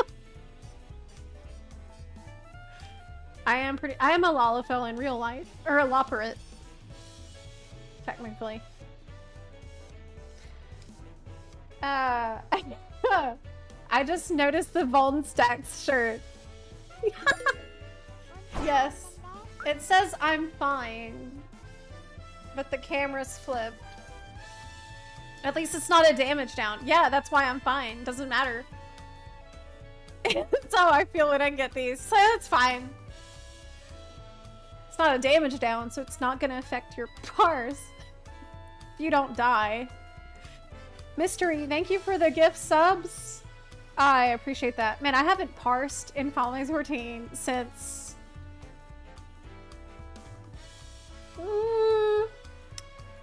I don't think I even did it in Endwalker. Shadowbringers, I guess, was the last time did that. I mean, used my abacus to calculate my damage. It was the last time I think was actually... Wait, I did in DSR. I was checking damage. Yeah. Because I remember at one point I was considering, like, maybe we should optimize DSR. Like, maybe we should do optimization runs. I was thinking about that. It was on what I was gonna do next. But then I went on to top. It would be fun to do optimization runs of DSR, actually. I bet it's not that hard nowadays because you have strats already.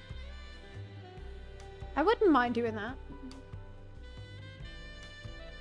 I mean, I do need more totems. Maybe that's the content I can do here. More like just DSR. But I think I forgot most of the fight. I'd have to rewatch my clear to remember everything that you need to do. Because my brain just deletes all that shit when I'm done. Like, I don't hold on to that information yet. Oh, is it the last day of 2024, Demi? Where you're at? Cool. Well, good riddance is what I have to say to 2024. Just like I said to 2023 and 2022. Fuck that year. It was horrible.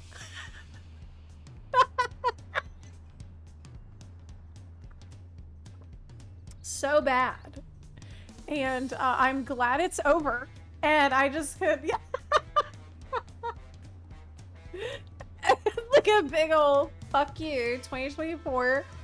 Just like 2023 and 2022. But maybe 2025 is gonna be good, or... I think it will. I'm feeling good about 2025. Feel good about it. Yes.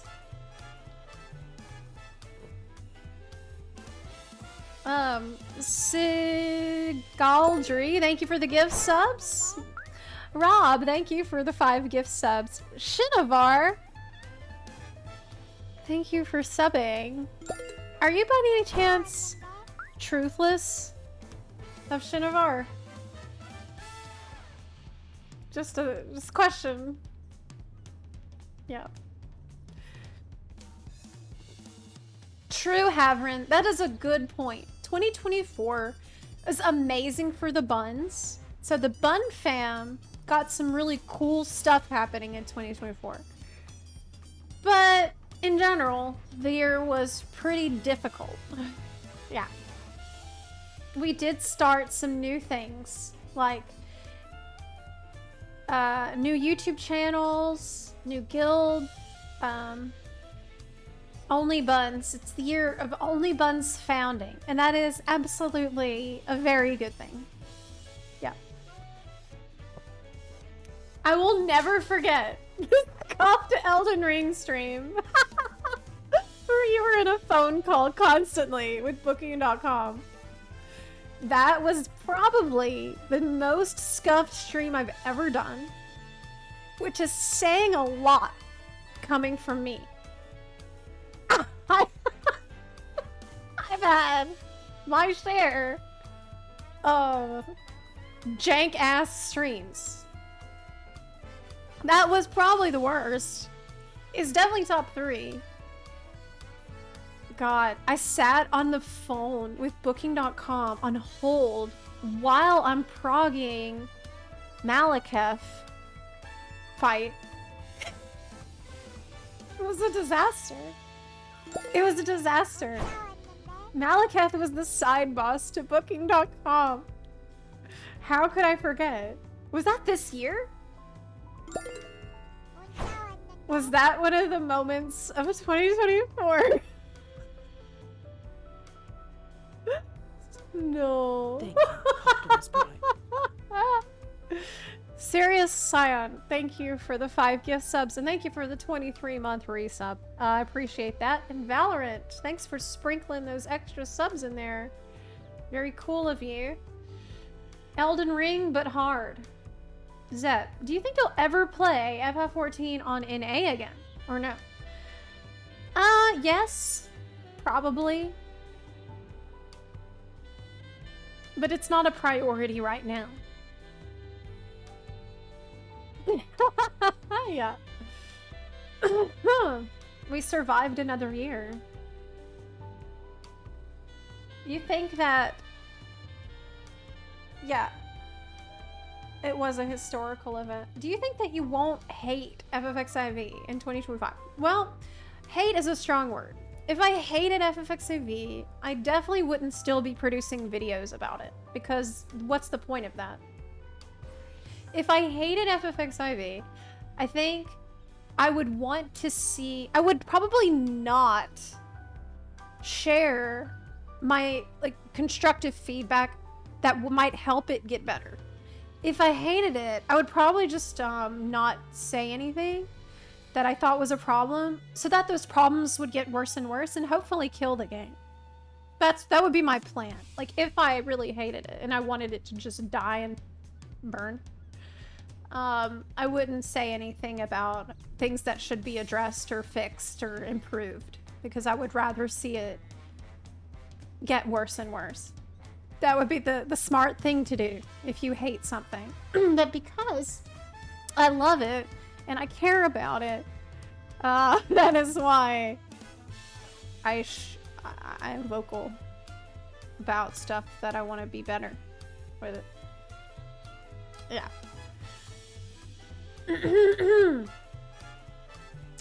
Is there a reason why she keeps playing XIV? I say it so fast now. I have so many years of practice. XIV. F14. I can also say F14 really fast. I switch it up. Sometimes I say 14. Sometimes I say F14. XIV. Yeah, I change it up. But anyway, to actually answer your question, I think your question is really, will the game be more enjoyable later? Well, what patches do we have coming up in 2025? We just had a patch in November, 7.1. So 4 months from then, it's going to be 7.2, which is the new raid series. And people are probably going to enjoy that. So that's November, October, December. Wait, November? That's not how the months go. November, October. That doesn't make any sense. November, December, January, February. Okay, so February.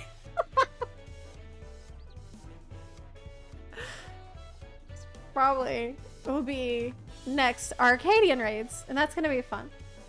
Yeah, that's why that one person was like, man, I really was not expecting a detailed literary breakdown from Zepla. Because if you watch my stream, I mean,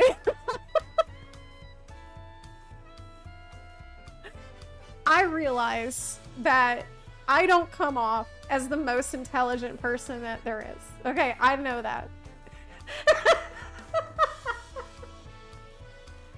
I'm not that smart. Oh, do you see Kitty? Did you see Kitty? Did you really? Did you see a cat back there? If you did, tell me, because she's gonna eat this plant and it makes her throw up. I can't let her eat that plant. I'm trying to keep her out of here, but she likes to run in here. So let me know if you see her, please.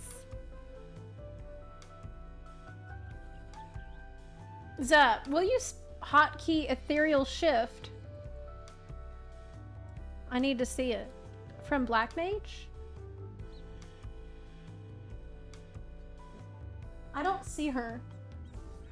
I don't think she's in here. Because I've been shutting that door behind me every time. Plant must be removed. Well, I'm going to be getting another cat soon. I'm getting another cat. That's going to be in this area. Mm-hmm.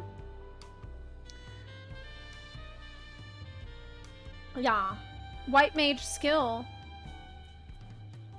Oh, what? Are you telling me I have a new skill that's not on my bar?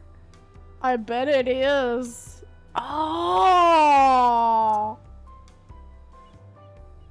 Right. I do not have that on my bar. I didn't know I got that. That must be new edition. Well, how do I do it? It should go here, and this should go somewhere else. That makes more sense. Okay. Is this a dash? Oh! Oh! It's magical. Oh, I like that. I like that a lot. Ah! Oh my god. Oh my god. There we go. That's it. I hope this helps. Dashga. Hee hee hee. It's really cool because it's like you're being propelled by just a gust of wind, which is on brand for White Mage. Cool. Awesome. That's it. Zoomy. It's a dash.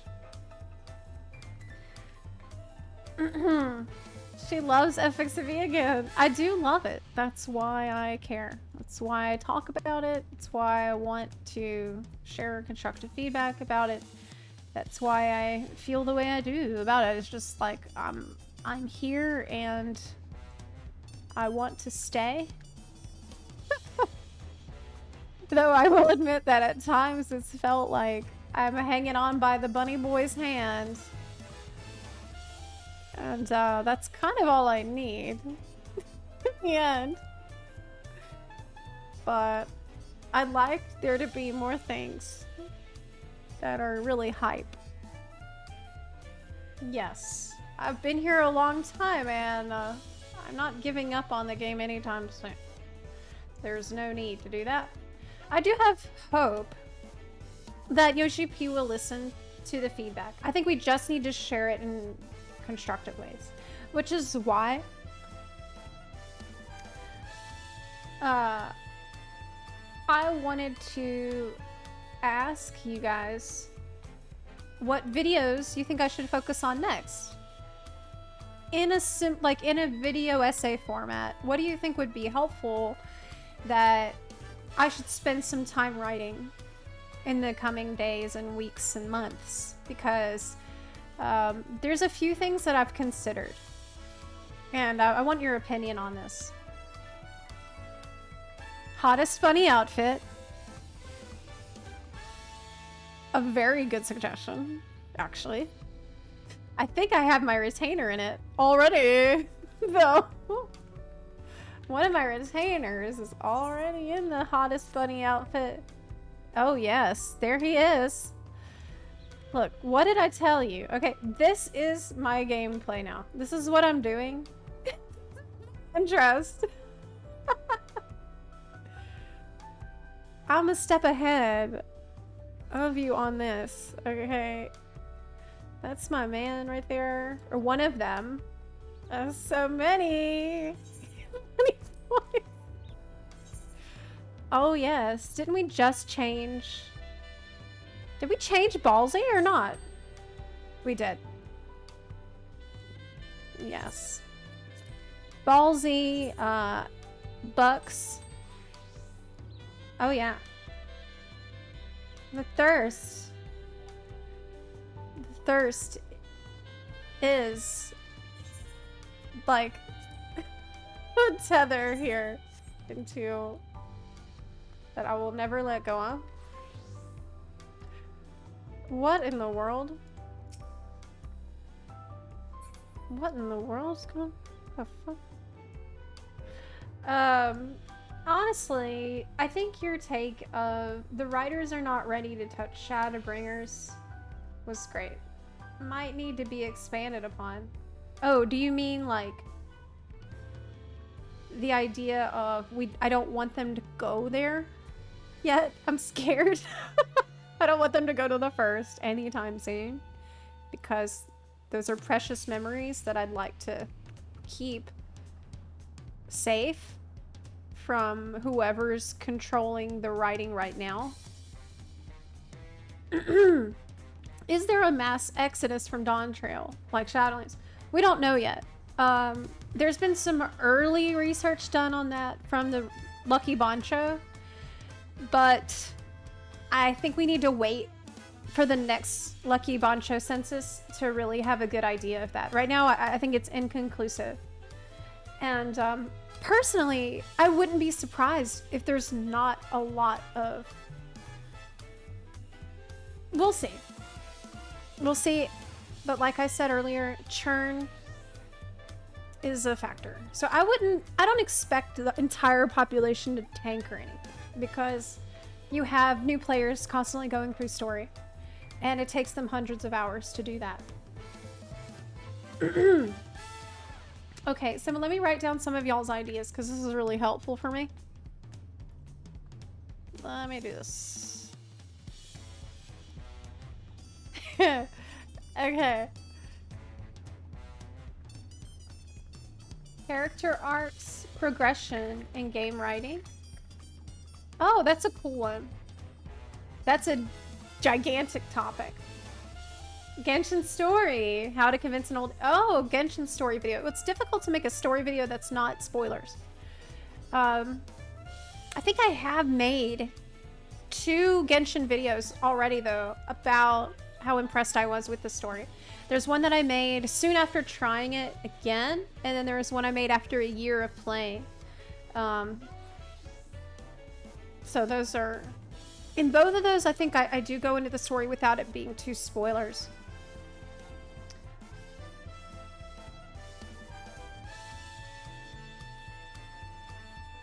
Video shipping 14 characters with WoW characters, and why? I'm sure people will love that. Half the people will love that, and the other half will hate it so much. Okay, hear me out. Sylvanas and Xenos.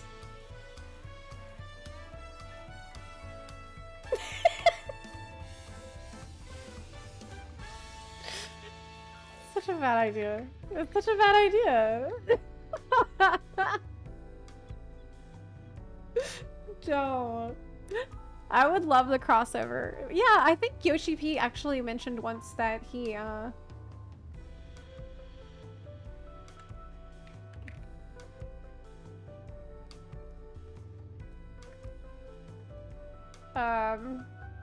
I lost my train of thought completely. I'm typing something. ADHD moment. Yes. Scions, how to write them. That's a good one, because I kind of glossed over that. I said they don't sound like themselves, but maybe going deeper into how they have been written well in the past and what was memorable about them in the past. What's their like unique traits? I did touch on it a little by talking about Kryl. Like, Kryl, I think, every time she's been on screen prior to Dawntrail, she was so memorable. She was so witty and fun and smart as attack, and just constantly kind of trying to... She was like a very skilled with word play, you know what I mean? Like almost like sword play, but with words, where she constantly tried to get scholars like Alphino to stay on their toes in conversation. And she would challenge them and bring up things and try to get them to lose their cool. And she was just such a little troll a lot of the time, but it was really, really elegantly done. It felt like she was doing that as someone who is skilled in debate, like trained in that by Charlian, and like to practice a little with other scholars, other Charlian scholars. That was something that was really unique to her that made me love her straight away the first time I met her. And I didn't see any of that in Dawntrail. It really felt like somebody who wrote her that didn't even read these prior versions that we've seen in the past. And that's, man, she got done dirty. My girl got done so dirty. I was so excited for her to get a lot more. Story recaps. I'd consider it. I've thought about that. It's been recommended I try that. But I didn't do it before because I didn't want to discourage people from going through the story themselves by releasing story recaps. I didn't want someone to watch a recap and think, cool, now I don't have to play it. That's the reason I never made those. But now, with the story being so ridiculously long, we're kind of reaching a point where I think it's okay, especially people who come back after a long break and they might have just forgotten, even if they did do it before. That's not a bad idea.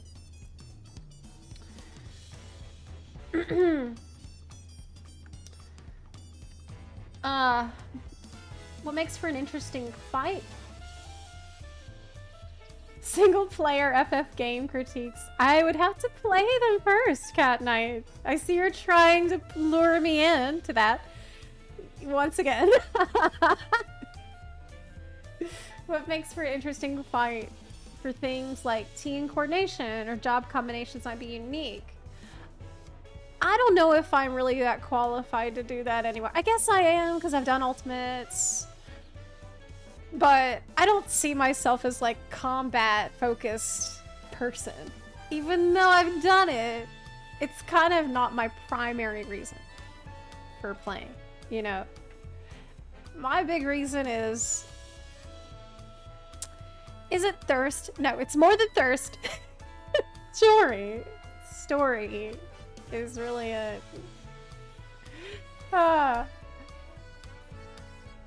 Xenos is too whiny for them on it. Well, I don't. Nathanos was kind of whiny too. Maybe that's her type. Nathanos.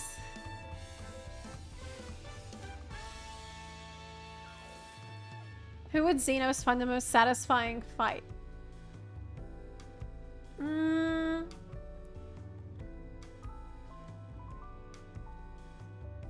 I gotta think about that.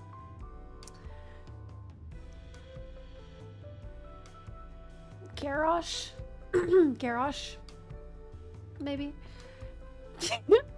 Good point. Kind of like review and setting up a couple quality benchmarks. I don't know. Word fencer, yeah. Good and bad character dialogue options. What works and what doesn't. Oh, that's an interesting one.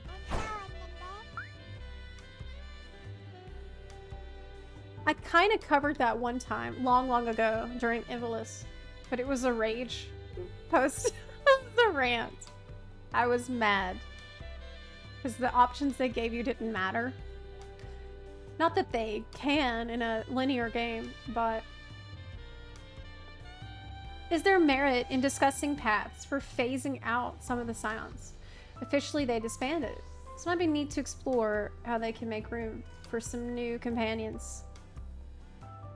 I think that's absolutely solid. Like, where can we go from here with the Scions? I like that idea a lot. Like, what's the plan? Because it's technically disbanded and yet... Yeah, I think it's solid idea. Zep, did you know tonight is a rare black moon? It's when there's a second new moon in a single month. Oh no, I didn't know that. I'm getting nervous about playing Dawntrail. Oh no! I've not had the time to play it, and now a lot of people are just not happy with it. Well, you know, go in with an open mind. There are people who liked it. Not me, unfortunately. But there are people out there who did like it, which means there is a chance, there's a non-zero chance you will have more fun than I did.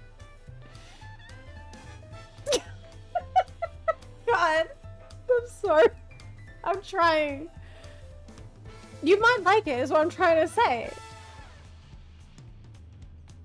You can at least start it and try it, and if you don't, you know, you don't have to continue. Closer to 8.0, there will be skips, most likely, available.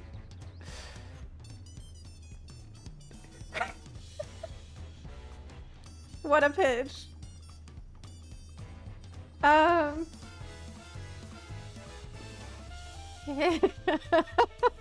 Butts of the New World.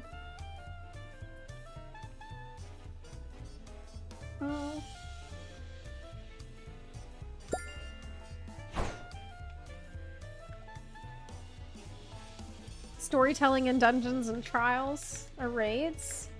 Well, unfortunately, I am going to be covering that a bit with the regulator video because the raid story does involve regulators more. I was going to say a video about how to repurpose story element from the other FF. I didn't play them, unfortunately, yeah. Yeah.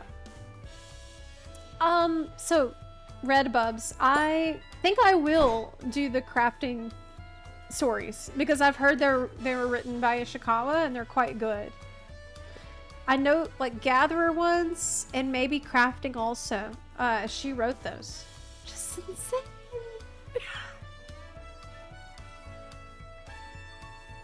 Why?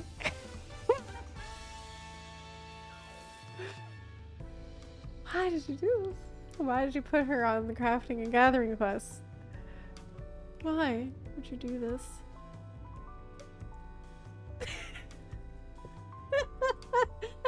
I don't know. I'm not the one who makes those decisions. I mean, this is crazy to me. I wonder if there are more women playing FF14 than there are playing WoW. Well, all my female friends that play are in WoW at the moment.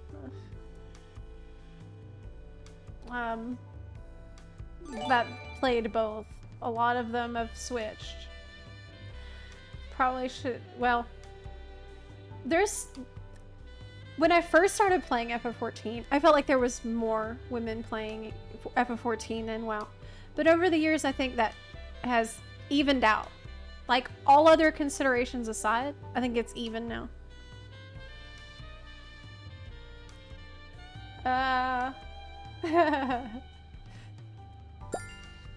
Dawntrail's story might have been weaker, but damn near everything else has been good. See, that's what a lot of people feel that. So, I kind of like the idea of a refresher while the content is in a lull period.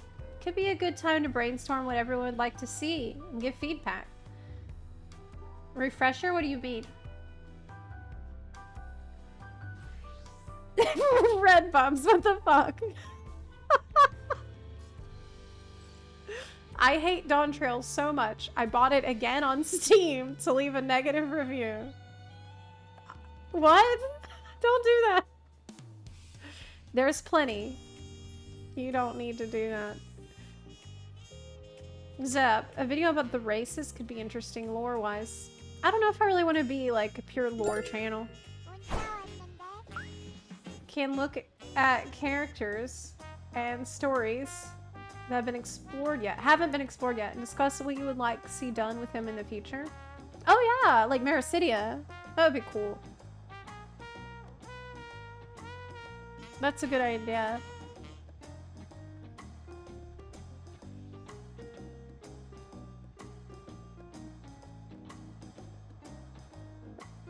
Let's hope I'm not in the 0% of people. No. It's more than 0% of people that liked it. So you might like it. Yeah, I hope you're in the non-0%. I do. I really do. Have you made a video about minions? I actually did. I actually did make that video about the minions of FFXIV. The weirdest ones, most WTF ones. Yeah. Maybe they wanted to add into the cozy vibes by putting a good writer on the more casual content. You know what?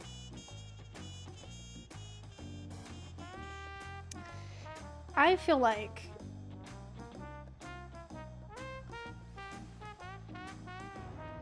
when it comes to content that's not MSQ, we tend to have lower expectations. Like if it's a seasonal event, or if it's side quests, or if it's, you know, other kinds of shit. Usually people are like, well, like, what can you expect from it? You know, it's a story, it's a seasonal event, or it's a whatever side quest. And I don't actually think this is good trend. I think that there should be high quality writing in every aspect. Like the seasonal stories should be good, should be excellent. The side stories should be good. Like, I feel like we have kind of been hand-waving a lot of not great writing a lot of the time because we say, well, it's not MSQ. But I think that, you know, they should have pride in every story they tell, and every story should, you know, be somewhat interesting, should like reach a bar. For example, Beast Tribe story quests. I've been talking about that earlier today. Allied Society quests. Those should also be interesting and engaging. Because it's a story-based game. It's for people who like story. That's how they market it as. And so I think, like, it's displays a, like, you should be showing off the quality of your writing at every opportunity. That's how I feel. So in side quests, allied tribal quests, seasonal quests, anytime you have a chance to let people experience story in your game, if it's a story-based game, that story should be pretty damn good. It should be pretty good. Maybe not as good as MSQ, you know, I get that. But I feel like we've come, as a player base has become kind of complacent with not very interesting stories. Like below the bar of what I would consider to be okay, even for seasonal stories. I felt like that with the Christmas story we just had. I also felt like that with the Moonfire Festival story that we had, because I paid attention there, and I felt like they were just not very interesting at all. Like not like below par. And the Allied Society quests, I think they're very, very boring. They're very dull. So, I don't know. Yeah. I actually don't really do side quests either. I haven't done the side quests at all. So, there's story content I haven't touched. I did a role quest. I did the tank role quest. And I was pretty disappointed with it in general. I didn't think it was great. Definitely could have been a lot better. So that's another example. Like role quests should also be bangers since they replace job quests that we had in the past. So I didn't really like the tank quests, and I will try the other ones. Oh hey, I think I will do the other role quests, but what's the best one that I should do next? And by the way, I agree, but I also see why they put less effort into the holiday events since they're never replayable. Not saying it's justified from fan POV, but I can understand from game design. Well, I feel like, and I see what you're saying, I feel like if you have skilled writers on staff, that they can make a short and sweet story that's still compelling and simple. Event story. Because, I hate to say this, but there's a game I play that consistently does that with their limited time event stories. And that's Genshin Impact. Which is free to play Chinese mobile gacha game. And I'm telling you, every time they have an event story, it's usually very beautiful. Like, I have cried in event stories that were there for just a few weeks and then they're gone forever. No one can do them again. And because of the quality of the writing, there have literally been times when I'm like, you have got to log in and you've got to do this right now, please. You have got to do it before it goes away because it's so amazing. Like, you just gotta, you know, that's part of the allure and the draw of a game can be incredible stories. Like, if they're gonna go away anyway, why not make them actually good and interesting? Like, worth subbing for, worth logging in for. Kind of, but I do understand they put less effort. But I don't know, like, for me, I'm thinking from my perspective as a writer, right? I don't think I could sign off on something that I thought didn't meet a certain level. And we had that level met lots of times in the past with role quests and with seasonal quests. So, like, I brought it up before, the Yeti quest that one year for Christmas. The one year we had like an orphanage situation in Ilda that was very cute. Yeah, they've done it before, but I just felt like there's less care put in lately than even what I would consider to be like it's bad enough that I started to notice, wow, that was like, that just wasn't good. Like, it wasn't just okay for, you know what I mean? So that's kind of my take on that. I feel like there's a bit of complacency that's happened where maybe players haven't always held them to the highest standard, and the standards start slipping and slipping and slipping, you know? I mean, that's how it feels. So your Starlight had no story, basically. You pass out juice. You pass out wine, like the mold punch. And that's it. That's it, actually. That's the whole thing. Yeah. I would like to see them put care and love into every story they tell, because it's a reflection on what the game has to offer overall, you know? The interesting thing about seasonal quests that's unique is that it's something everybody can experience no matter what your level is. So it's a great opportunity for the whole community to like get excited about something, because people are spread out all across the MSQ. And this is one of the times when you can like all talk about the same story. You know?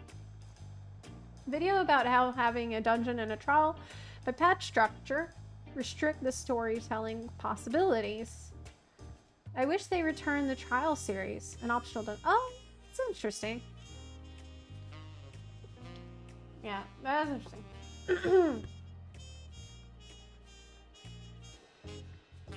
Nikita birthday event was so good. Unfortunately, I missed that. And I'm sad. People kept trying to remind me, I just didn't have time. It sucks. It's gone. Yeah, so having it be FOMO is horrible. I hate that.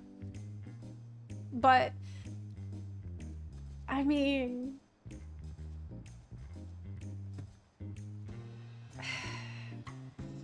what's worse? The event is FOMO. It's limited time.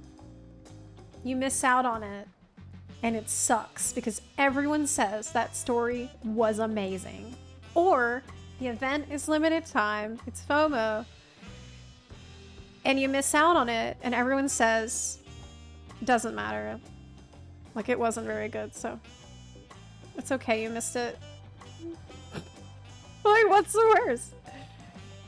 Like, that story wasn't very interesting, so you didn't actually miss anything. Like, what's... I'll leave that question for you. Oh, absolutely. And I hadn't thought about the fact it'd make people sub back beyond just getting the chocobo barding. Chocobo barding is really good. Yeah. Curious what's going on behind the scenes though, since battle content was really good, but the story definitely suffered. I totally agree. It seems like different priorities.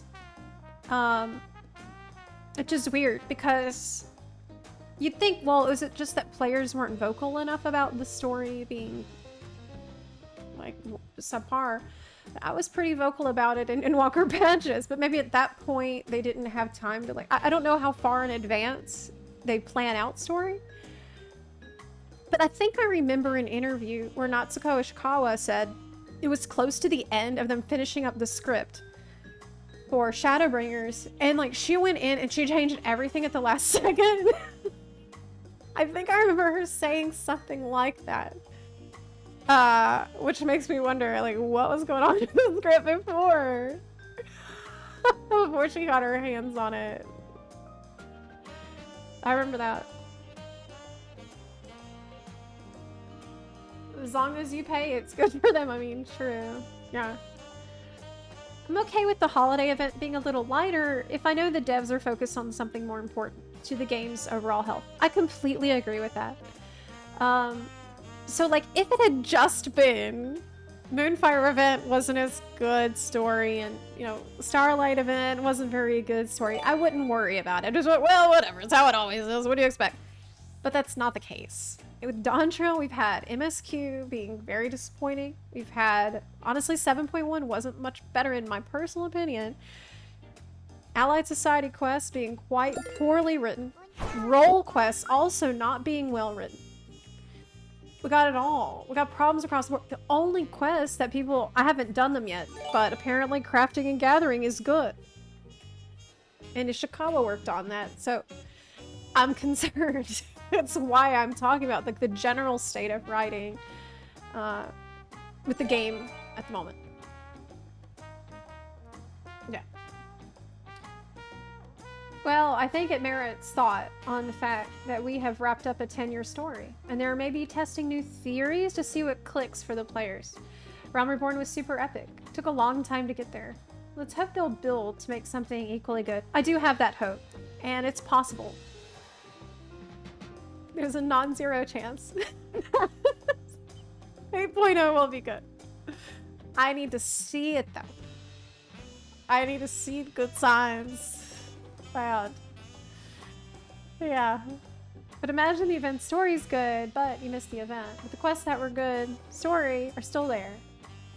That would be the best. Yes, you're right. You're right. That would be the best case scenario. No.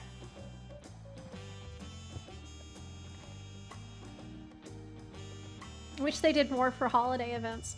Holiday events in 14, like if you play other MMOs, if you played Guild Wars 2, if you played WoW, if you played Elder Scrolls Online, played any of these other big MMOs, man, their holiday events are like way more involved this year. Usually with MMO14 holiday events, it takes maybe 10-15 minutes to finish it. But that's a whole other enchilada. Haven't even gotten into.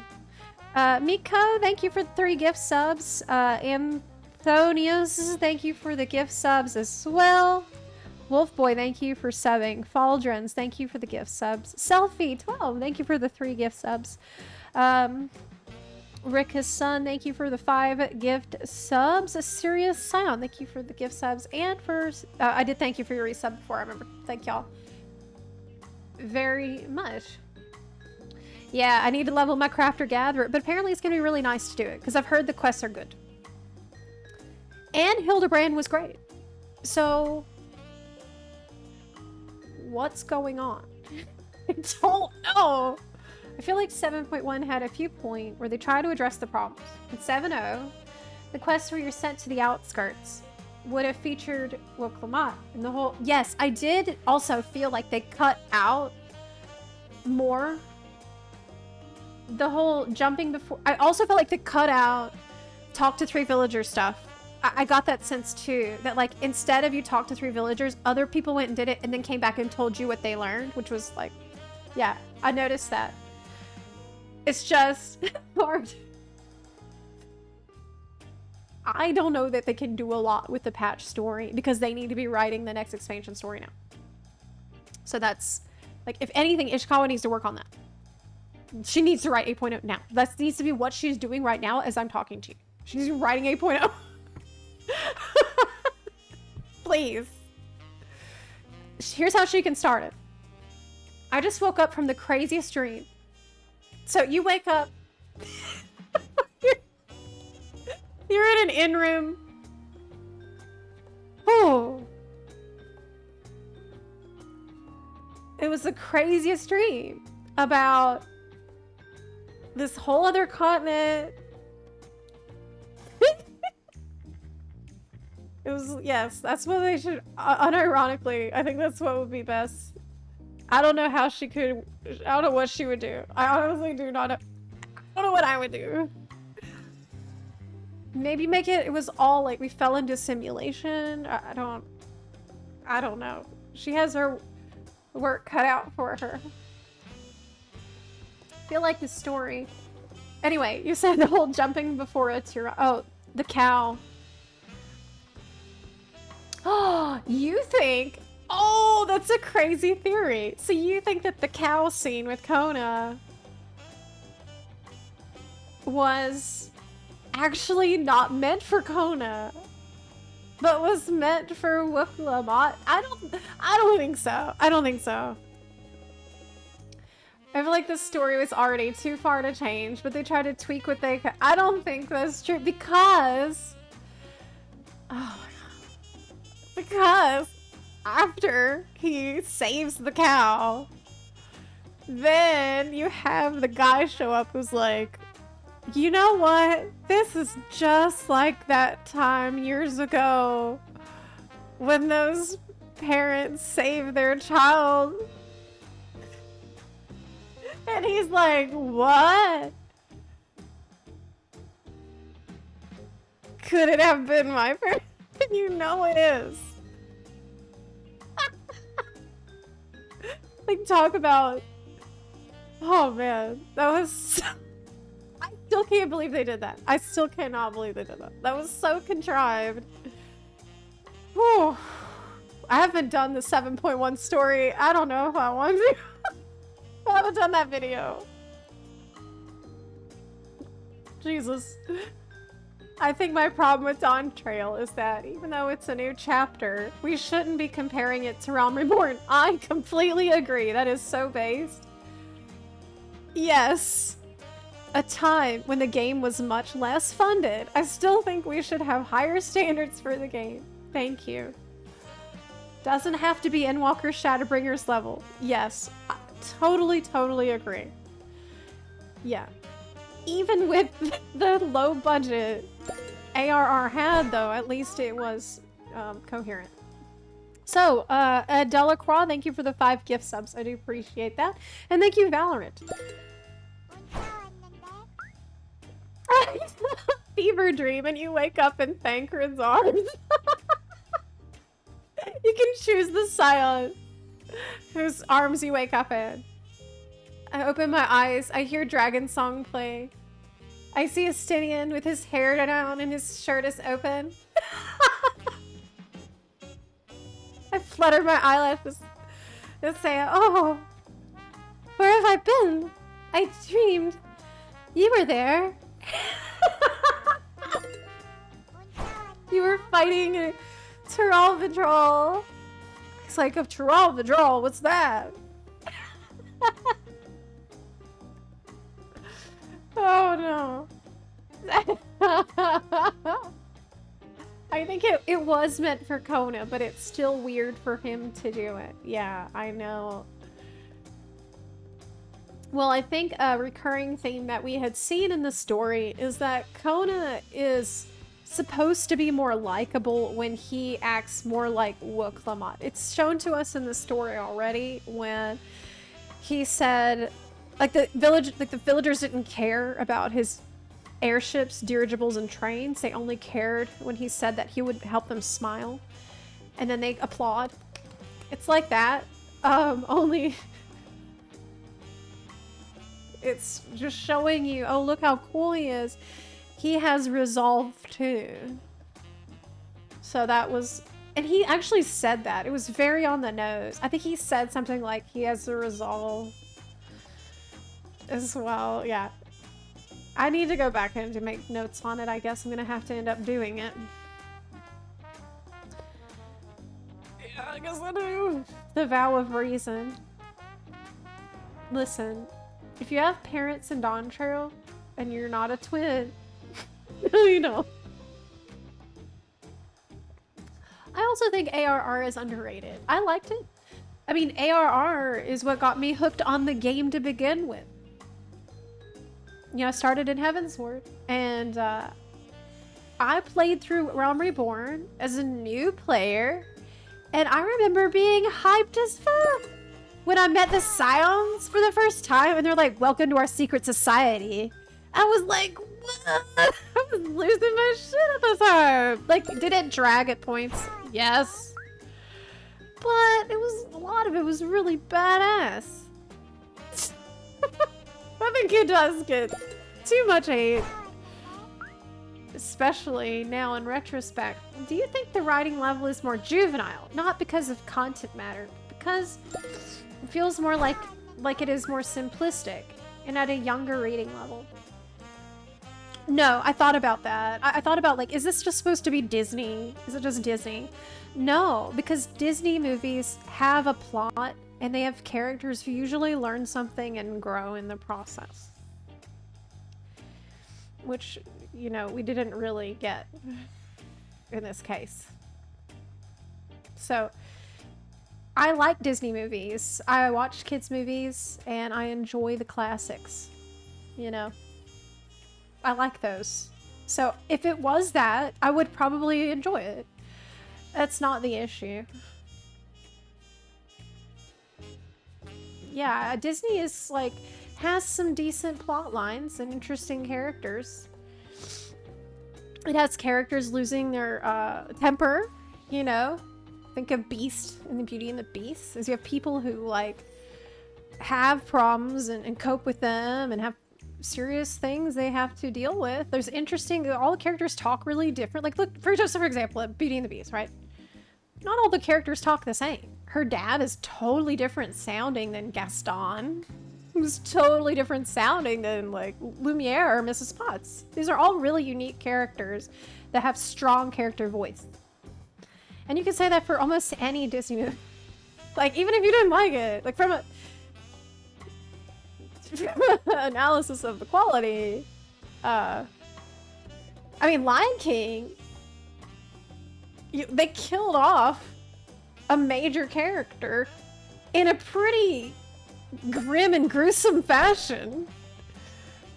So I would say Disney's going harder and more ruthless than what we've seen in FF these days. Yep. Yep. Yeah. Pray return. Pray return. Best wishes and good fortune towards the new year. Oh, thank you. You as well. Right back at ya. Let's hope 2025 is gooder than 2024 and 2033 and 2022.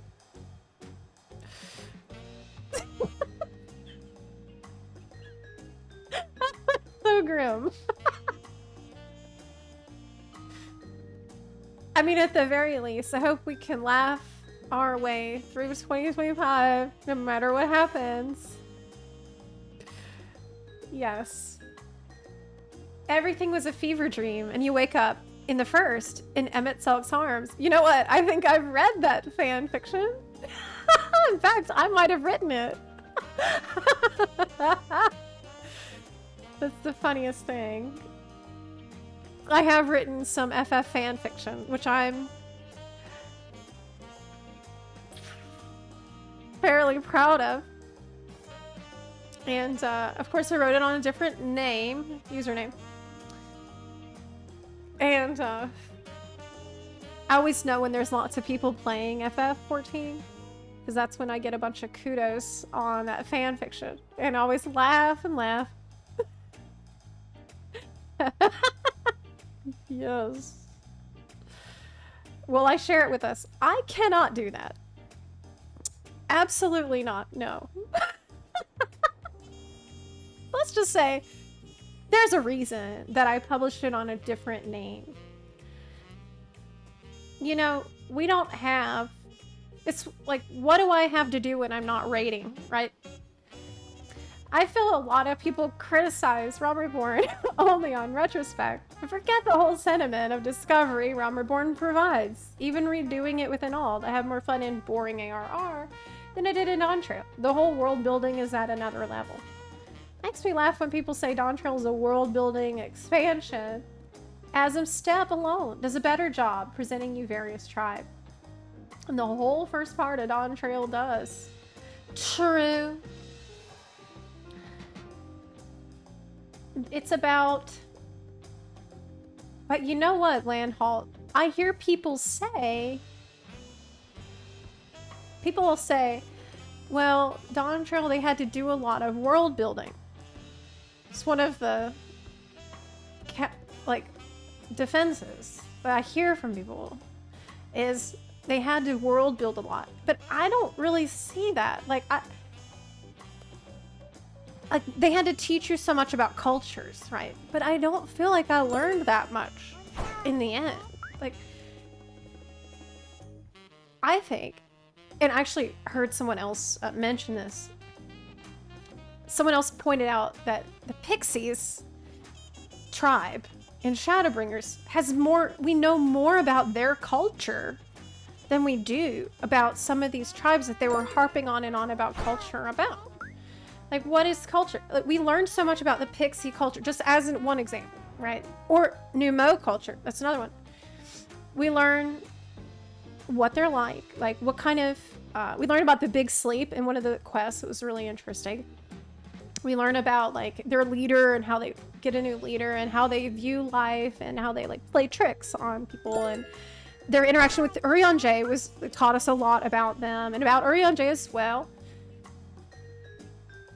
Yeah, I feel like I learned more about those people. Or, like, the culture of the Knights Blessed. That's another example from Shadowbringers. They have their own unique culture in the Knights Blessed.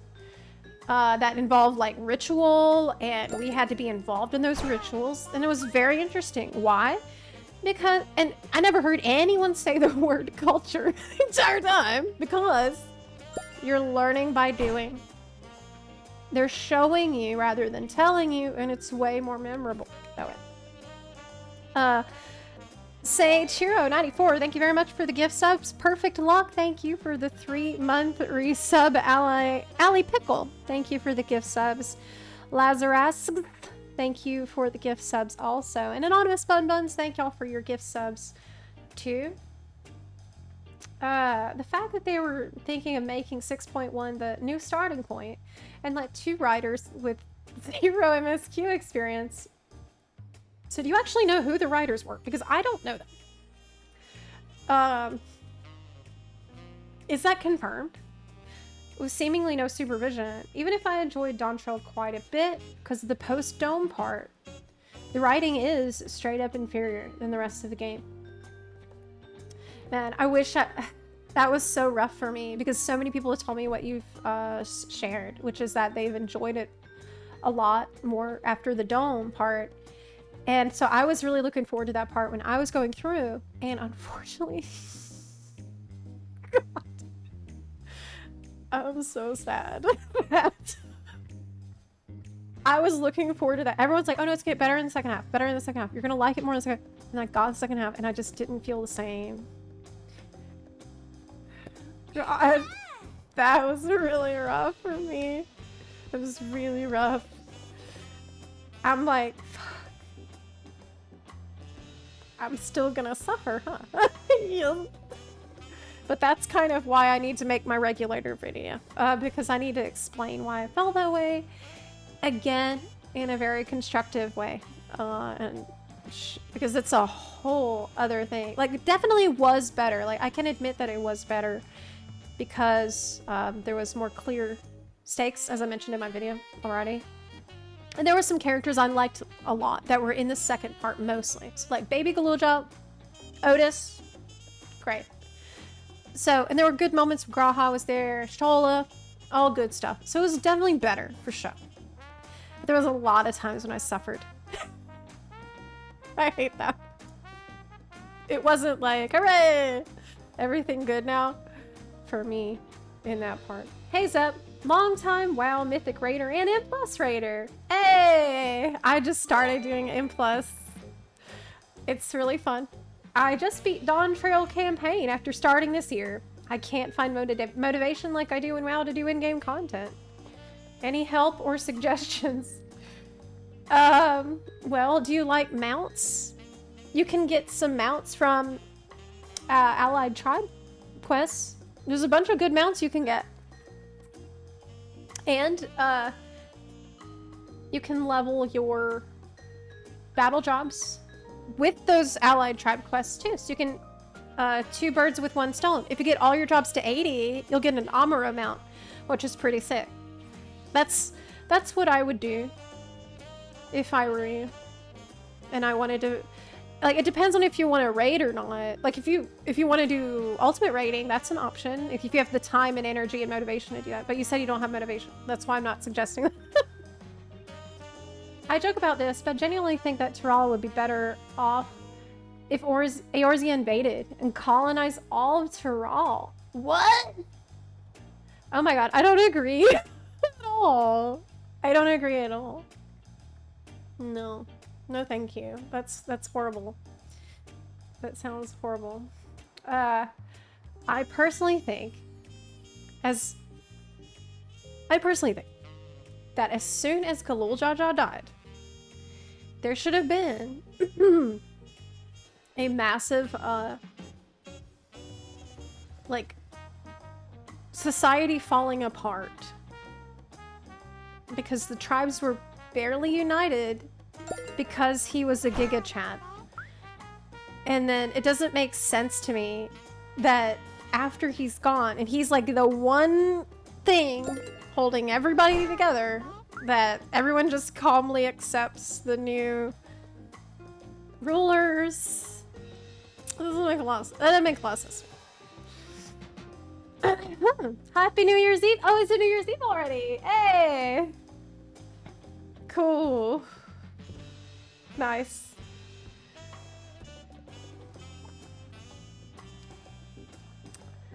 I think the characters of the second half were kind of done rough too. Otis. I'm so upset. Otis. Shit. I'm still kind of like, why? I feel like it didn't really add a lot that they did that. He was such a lovable character. It would have been so cool to have him around. Imagine traveling with Otis in the future. That would be super neat.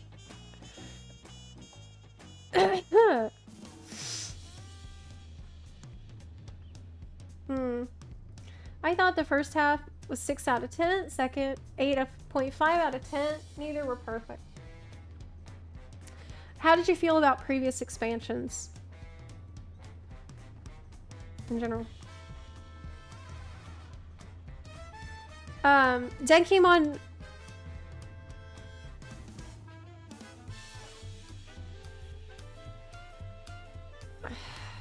Let's not get into that here. Let's not, we don't need to involve IRL tragedies and massacres in this conversation. So just, yeah. Perfect Luck, thank you for gift sub. Barley, thank you for the 5 gift subs as well. Appreciate y'all. Second part of the MSQ has better concept and characters, but the problem is that there's only 40% of the MSQ left to develop them. Yes, correct. They just did not have the time they needed to breathe. And maybe because of this, there were certain concepts that end up being rushed over that really needed time to cook. Really needed time to cook. Like, second half, and I mentioned this in my video, second half introduces many very interesting philosophical questions we do not have the time to explore because we've already, you know, faffed about for like forever. Countless hours. Wait. I purchased 3 months, but no Twitch drop? I think that it's for 3 gift subs. I think it's for 3 gift subs, and pretty sure, unless there's anyone else in the chat who can confirm, can you, I think it's 3 gift subs to get it. Has anyone got the mount by gifting 3 subs anonymously? Oh, it counted. 3 months counted as 1. That is... Yeah, I think the way it's worded is a little misleading on the page. But yeah, you can sub once for yourself and then 2 gift subs, and that will count. Does Anonymous not work? Do Anonymous buttons not work? Yeah. Your criticism that resonates with me the most is that they spent way too long on the uninteresting stuff. Potsworn, llamas, Hanu, and rushed through the parts that are good, or would have been good. The Cool Jaja, Otis, Kryl. Yeah, absolutely. Do you feel like the uninteresting parts, like you mentioned, moblins, llamas, all that, do you think that would have been better if they didn't tell you beforehand where we were going? Like, if it had just all been a big surprise and we don't know who we're gonna meet next. I feel like it would have helped a little, but not that much. Honestly. It would have probably helped some. But good evening. Hi. I thought you moved your character to NA. I did. But I came back to EU. I came back. I hope you're doing better with everything that's happened after all these years. And I wish you a better 2025. Thank you for that. I also hope I have a better 2025. Man, it's just been, like, I would like less tragedy to occur. That would be really good. That's what I'm hoping for. No more tragedies. Just good things, maybe. No major tragedies. For once would be really good. I'm playing it all right now. If I were to rate them on MSQ, I would go Shadowbringers, Endwalker, Stormblood, Heaven's Word, Dawntrail, and Realm Reborn. Wow! I actually thought this was my ranking after my first playthrough, but peer pressure maybe put Heaven's Word above Stormblood. I really just love political stories. I think Stormblood just vibes with me more. It's good that you're able to acknowledge that, though. That's awesome. Dawntrail I'm unsure of. If I could just go post-Dome, it might be one of my faves. Final Zone really hits me hard. As someone who's lost a parent, but it takes forever to get there. Yeah, I liked that one part with Aaronville, and I cried during that part. It was very beautiful. So there were some good moments, for sure. I wasn't suffering as continuously the second half. Like, I was still suffering a lot, but it wasn't, there was more times where I had a small break in the suffering I was experiencing.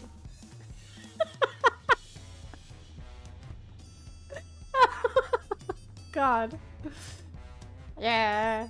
I don't know.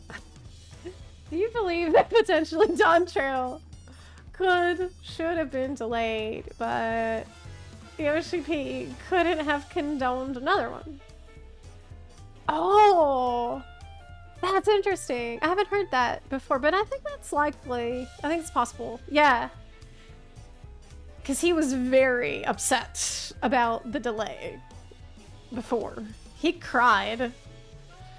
Or is the script issues far-seated enough that a month, 6-week delay wouldn't have done anything? Honestly, when I look at this script, I have the impression that it was a lot of drafts almost shuffled together. Like, it's all over the place. Well, in a lot of cases. It just seemed totally, like, it lacks a lot of consistency with character writing and character development. It just a lot of it seems really scrambled. Like, for example, there's a point when Wooklamot says something like, even though me and Kona, you know, we weren't our dad's trueborn children, but he showed us no less love. No less love. She says this at many fires in a campfire scene there. So what does this tell you? Daddy showed trueborn son a lot of love, but he showed us no less love. And that also loved us. Okay. But then later on, you find out according to the reason Zeralja's lost his mind is because he was spurned by his father, as he says. Now, I personally think that I have a conspiracy theory, actually, about this. My conspiracy theory is that somewhere along the line, Bakul Jaja's story and Zeralja's story got flipped. Okay. That's what I think.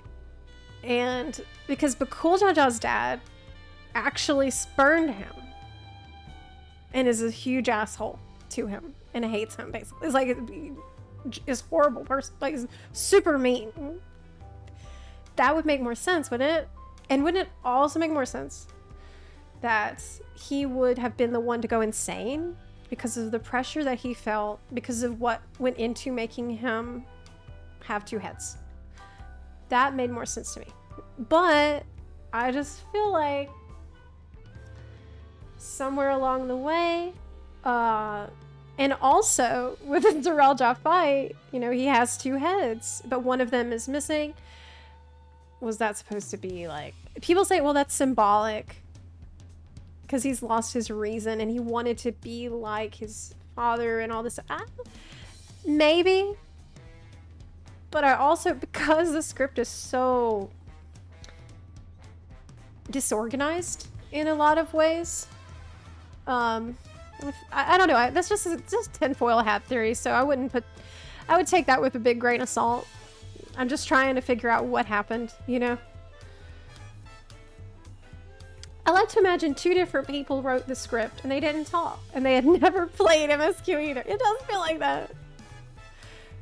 Yeah, Zeralja, like, early on, he has this speech with the golden alpaca that doesn't really line up with other things that he says and does later on. It's a little disjointed. Yeah.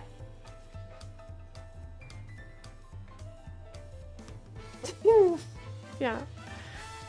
I feel like Dawntrail's issues feel like it was written episodically, separate zones. but they didn't add up.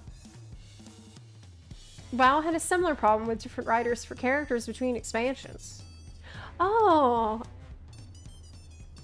Add up as in take a step back and look at all the episodes as a package.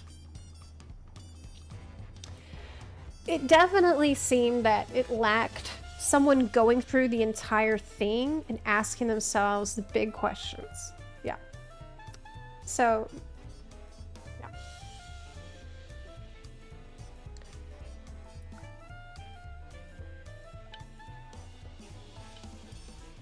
Feeling like a failure because of how you acted due to feeling like a failure is sort of circular. That's actually a really good point. Shit, that's actually a really good point. I didn't even think about it.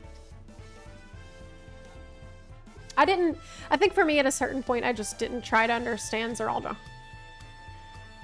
I stopped trying to understand. By that point in the story, I was very tired.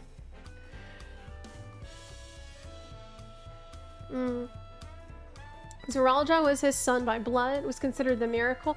That's the other thing that's weird, because now we have two miracles, right? We have the two-headed, which to make one requires a miracle of eugenics, essentially. But you also have miracle blue scale. It was like, both are really good, rare things. I don't know. I feel like they needed to pick one that was gonna be... It's weird. Maybe they got separated at birth or something outside of the box. Well, no, because the birth for a two-head is very complicated. I'd taken Zerulja's perceived mistreatment from his father. It was just because people all told him how special he was to be trueborn from the two-head. Which isn't supposed to be possible. But he's not the only one, right? It's not like he's, Jesus, born of immaculate conception. There's other blue-scaled ones, right? And I think we meet other ones too, which made me feel like it wasn't like insane. Yeah. 7.1 optional dialogue after the voice recording scene. Book said that Zeralda was a good brother to her. Oh, really? And Kona before the rite of succession. What? So it's weird for him to suddenly do a 180 and be evil just because of societal pressure after all this time. Yeah, it just doesn't make a lot of sense. There's not build-up that you need. Like I said, that's a really good example of what we're talking about. Of like, it seems like there's different drafts, but they don't all go together. Yeah. Do you think they perhaps got a little overconfident in the hype around the game story? It's been less focus on Dawntrail's story. Absolutely, I do think that, yes. I think that they became overconfident and they became a little complacent, and it's so wild to me for a dev team that's so afraid of taking risks to take the biggest risk they could have possibly taken by not putting like the tried and true writer for MSQ on this MSQ story. That's crazy to me. Like, you're afraid of taking risks in every other way, but this is the thing you're gonna take a huge risk on. I don't understand that. Probably a hot take, but it reminded me a little of FF15, where it felt like a different team took over every few chapters. Yeah.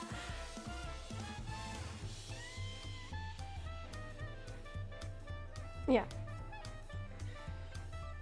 Everyone's special. Do we meet other blue scales? I felt like we did. I felt like we did.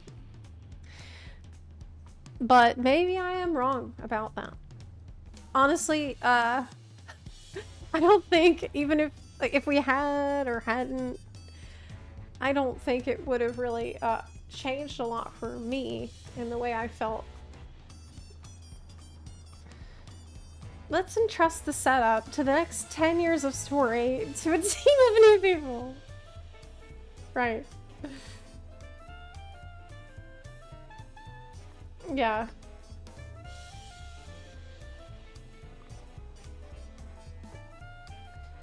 Not That Siri, thank you for the 3 gift subs. And Perfect Luck, thank you for those gift subs. I do appreciate that. Okay. Oh. Alright, so I'm going to take off here today. I will be back tomorrow. I'm gonna stream a little bit tomorrow. My dad called me and he's gonna come see me for New Year's, which is awesome. So he's gonna be here at some point tomorrow, and I don't know when. But so I will stream a little bit in the morning, but I don't know what time. My dad's gonna be here. So yeah, I really appreciate though. I do want to say I really appreciate all y'all watching my video and for sharing your thoughts with me. I also really appreciate those of you who, you know, disagree with me, or you like the story more, or you like certain parts more, and you came in here and told me about that. I really enjoyed talking to you also, and it's been really fun today, actually. I've enjoyed it. Just, you know, being able to lay out all of our feelings and kind of process all of it, because it's a lot to think about. You know, I've been I think a lot of us have maybe struggled to put those thoughts together and it's been kind of refreshing and cathartic to finally, now that my video's out, be able to, you know, just talk openly with you about my feelings on the MSQ. I didn't really want to get too deep into it before this video was out because of obvious reasons. Like, I wanted to very clearly and constructively share my opinions so that we can have a starting point with where to go from there and like how to like structure the conversation around. So I really appreciate y'all watching it and sharing your opinions with me. If you want to chat more about it, of course I will be here tomorrow too. And I want to thank you, Meow Mix a lot. Thank you for the 3 gift subs. Ria Culpa, thank you for the gift subs also. And I will be seeing y'all tomorrow. Happy New Year. Bye. Bye. Bye. Good night, everyone. Bye.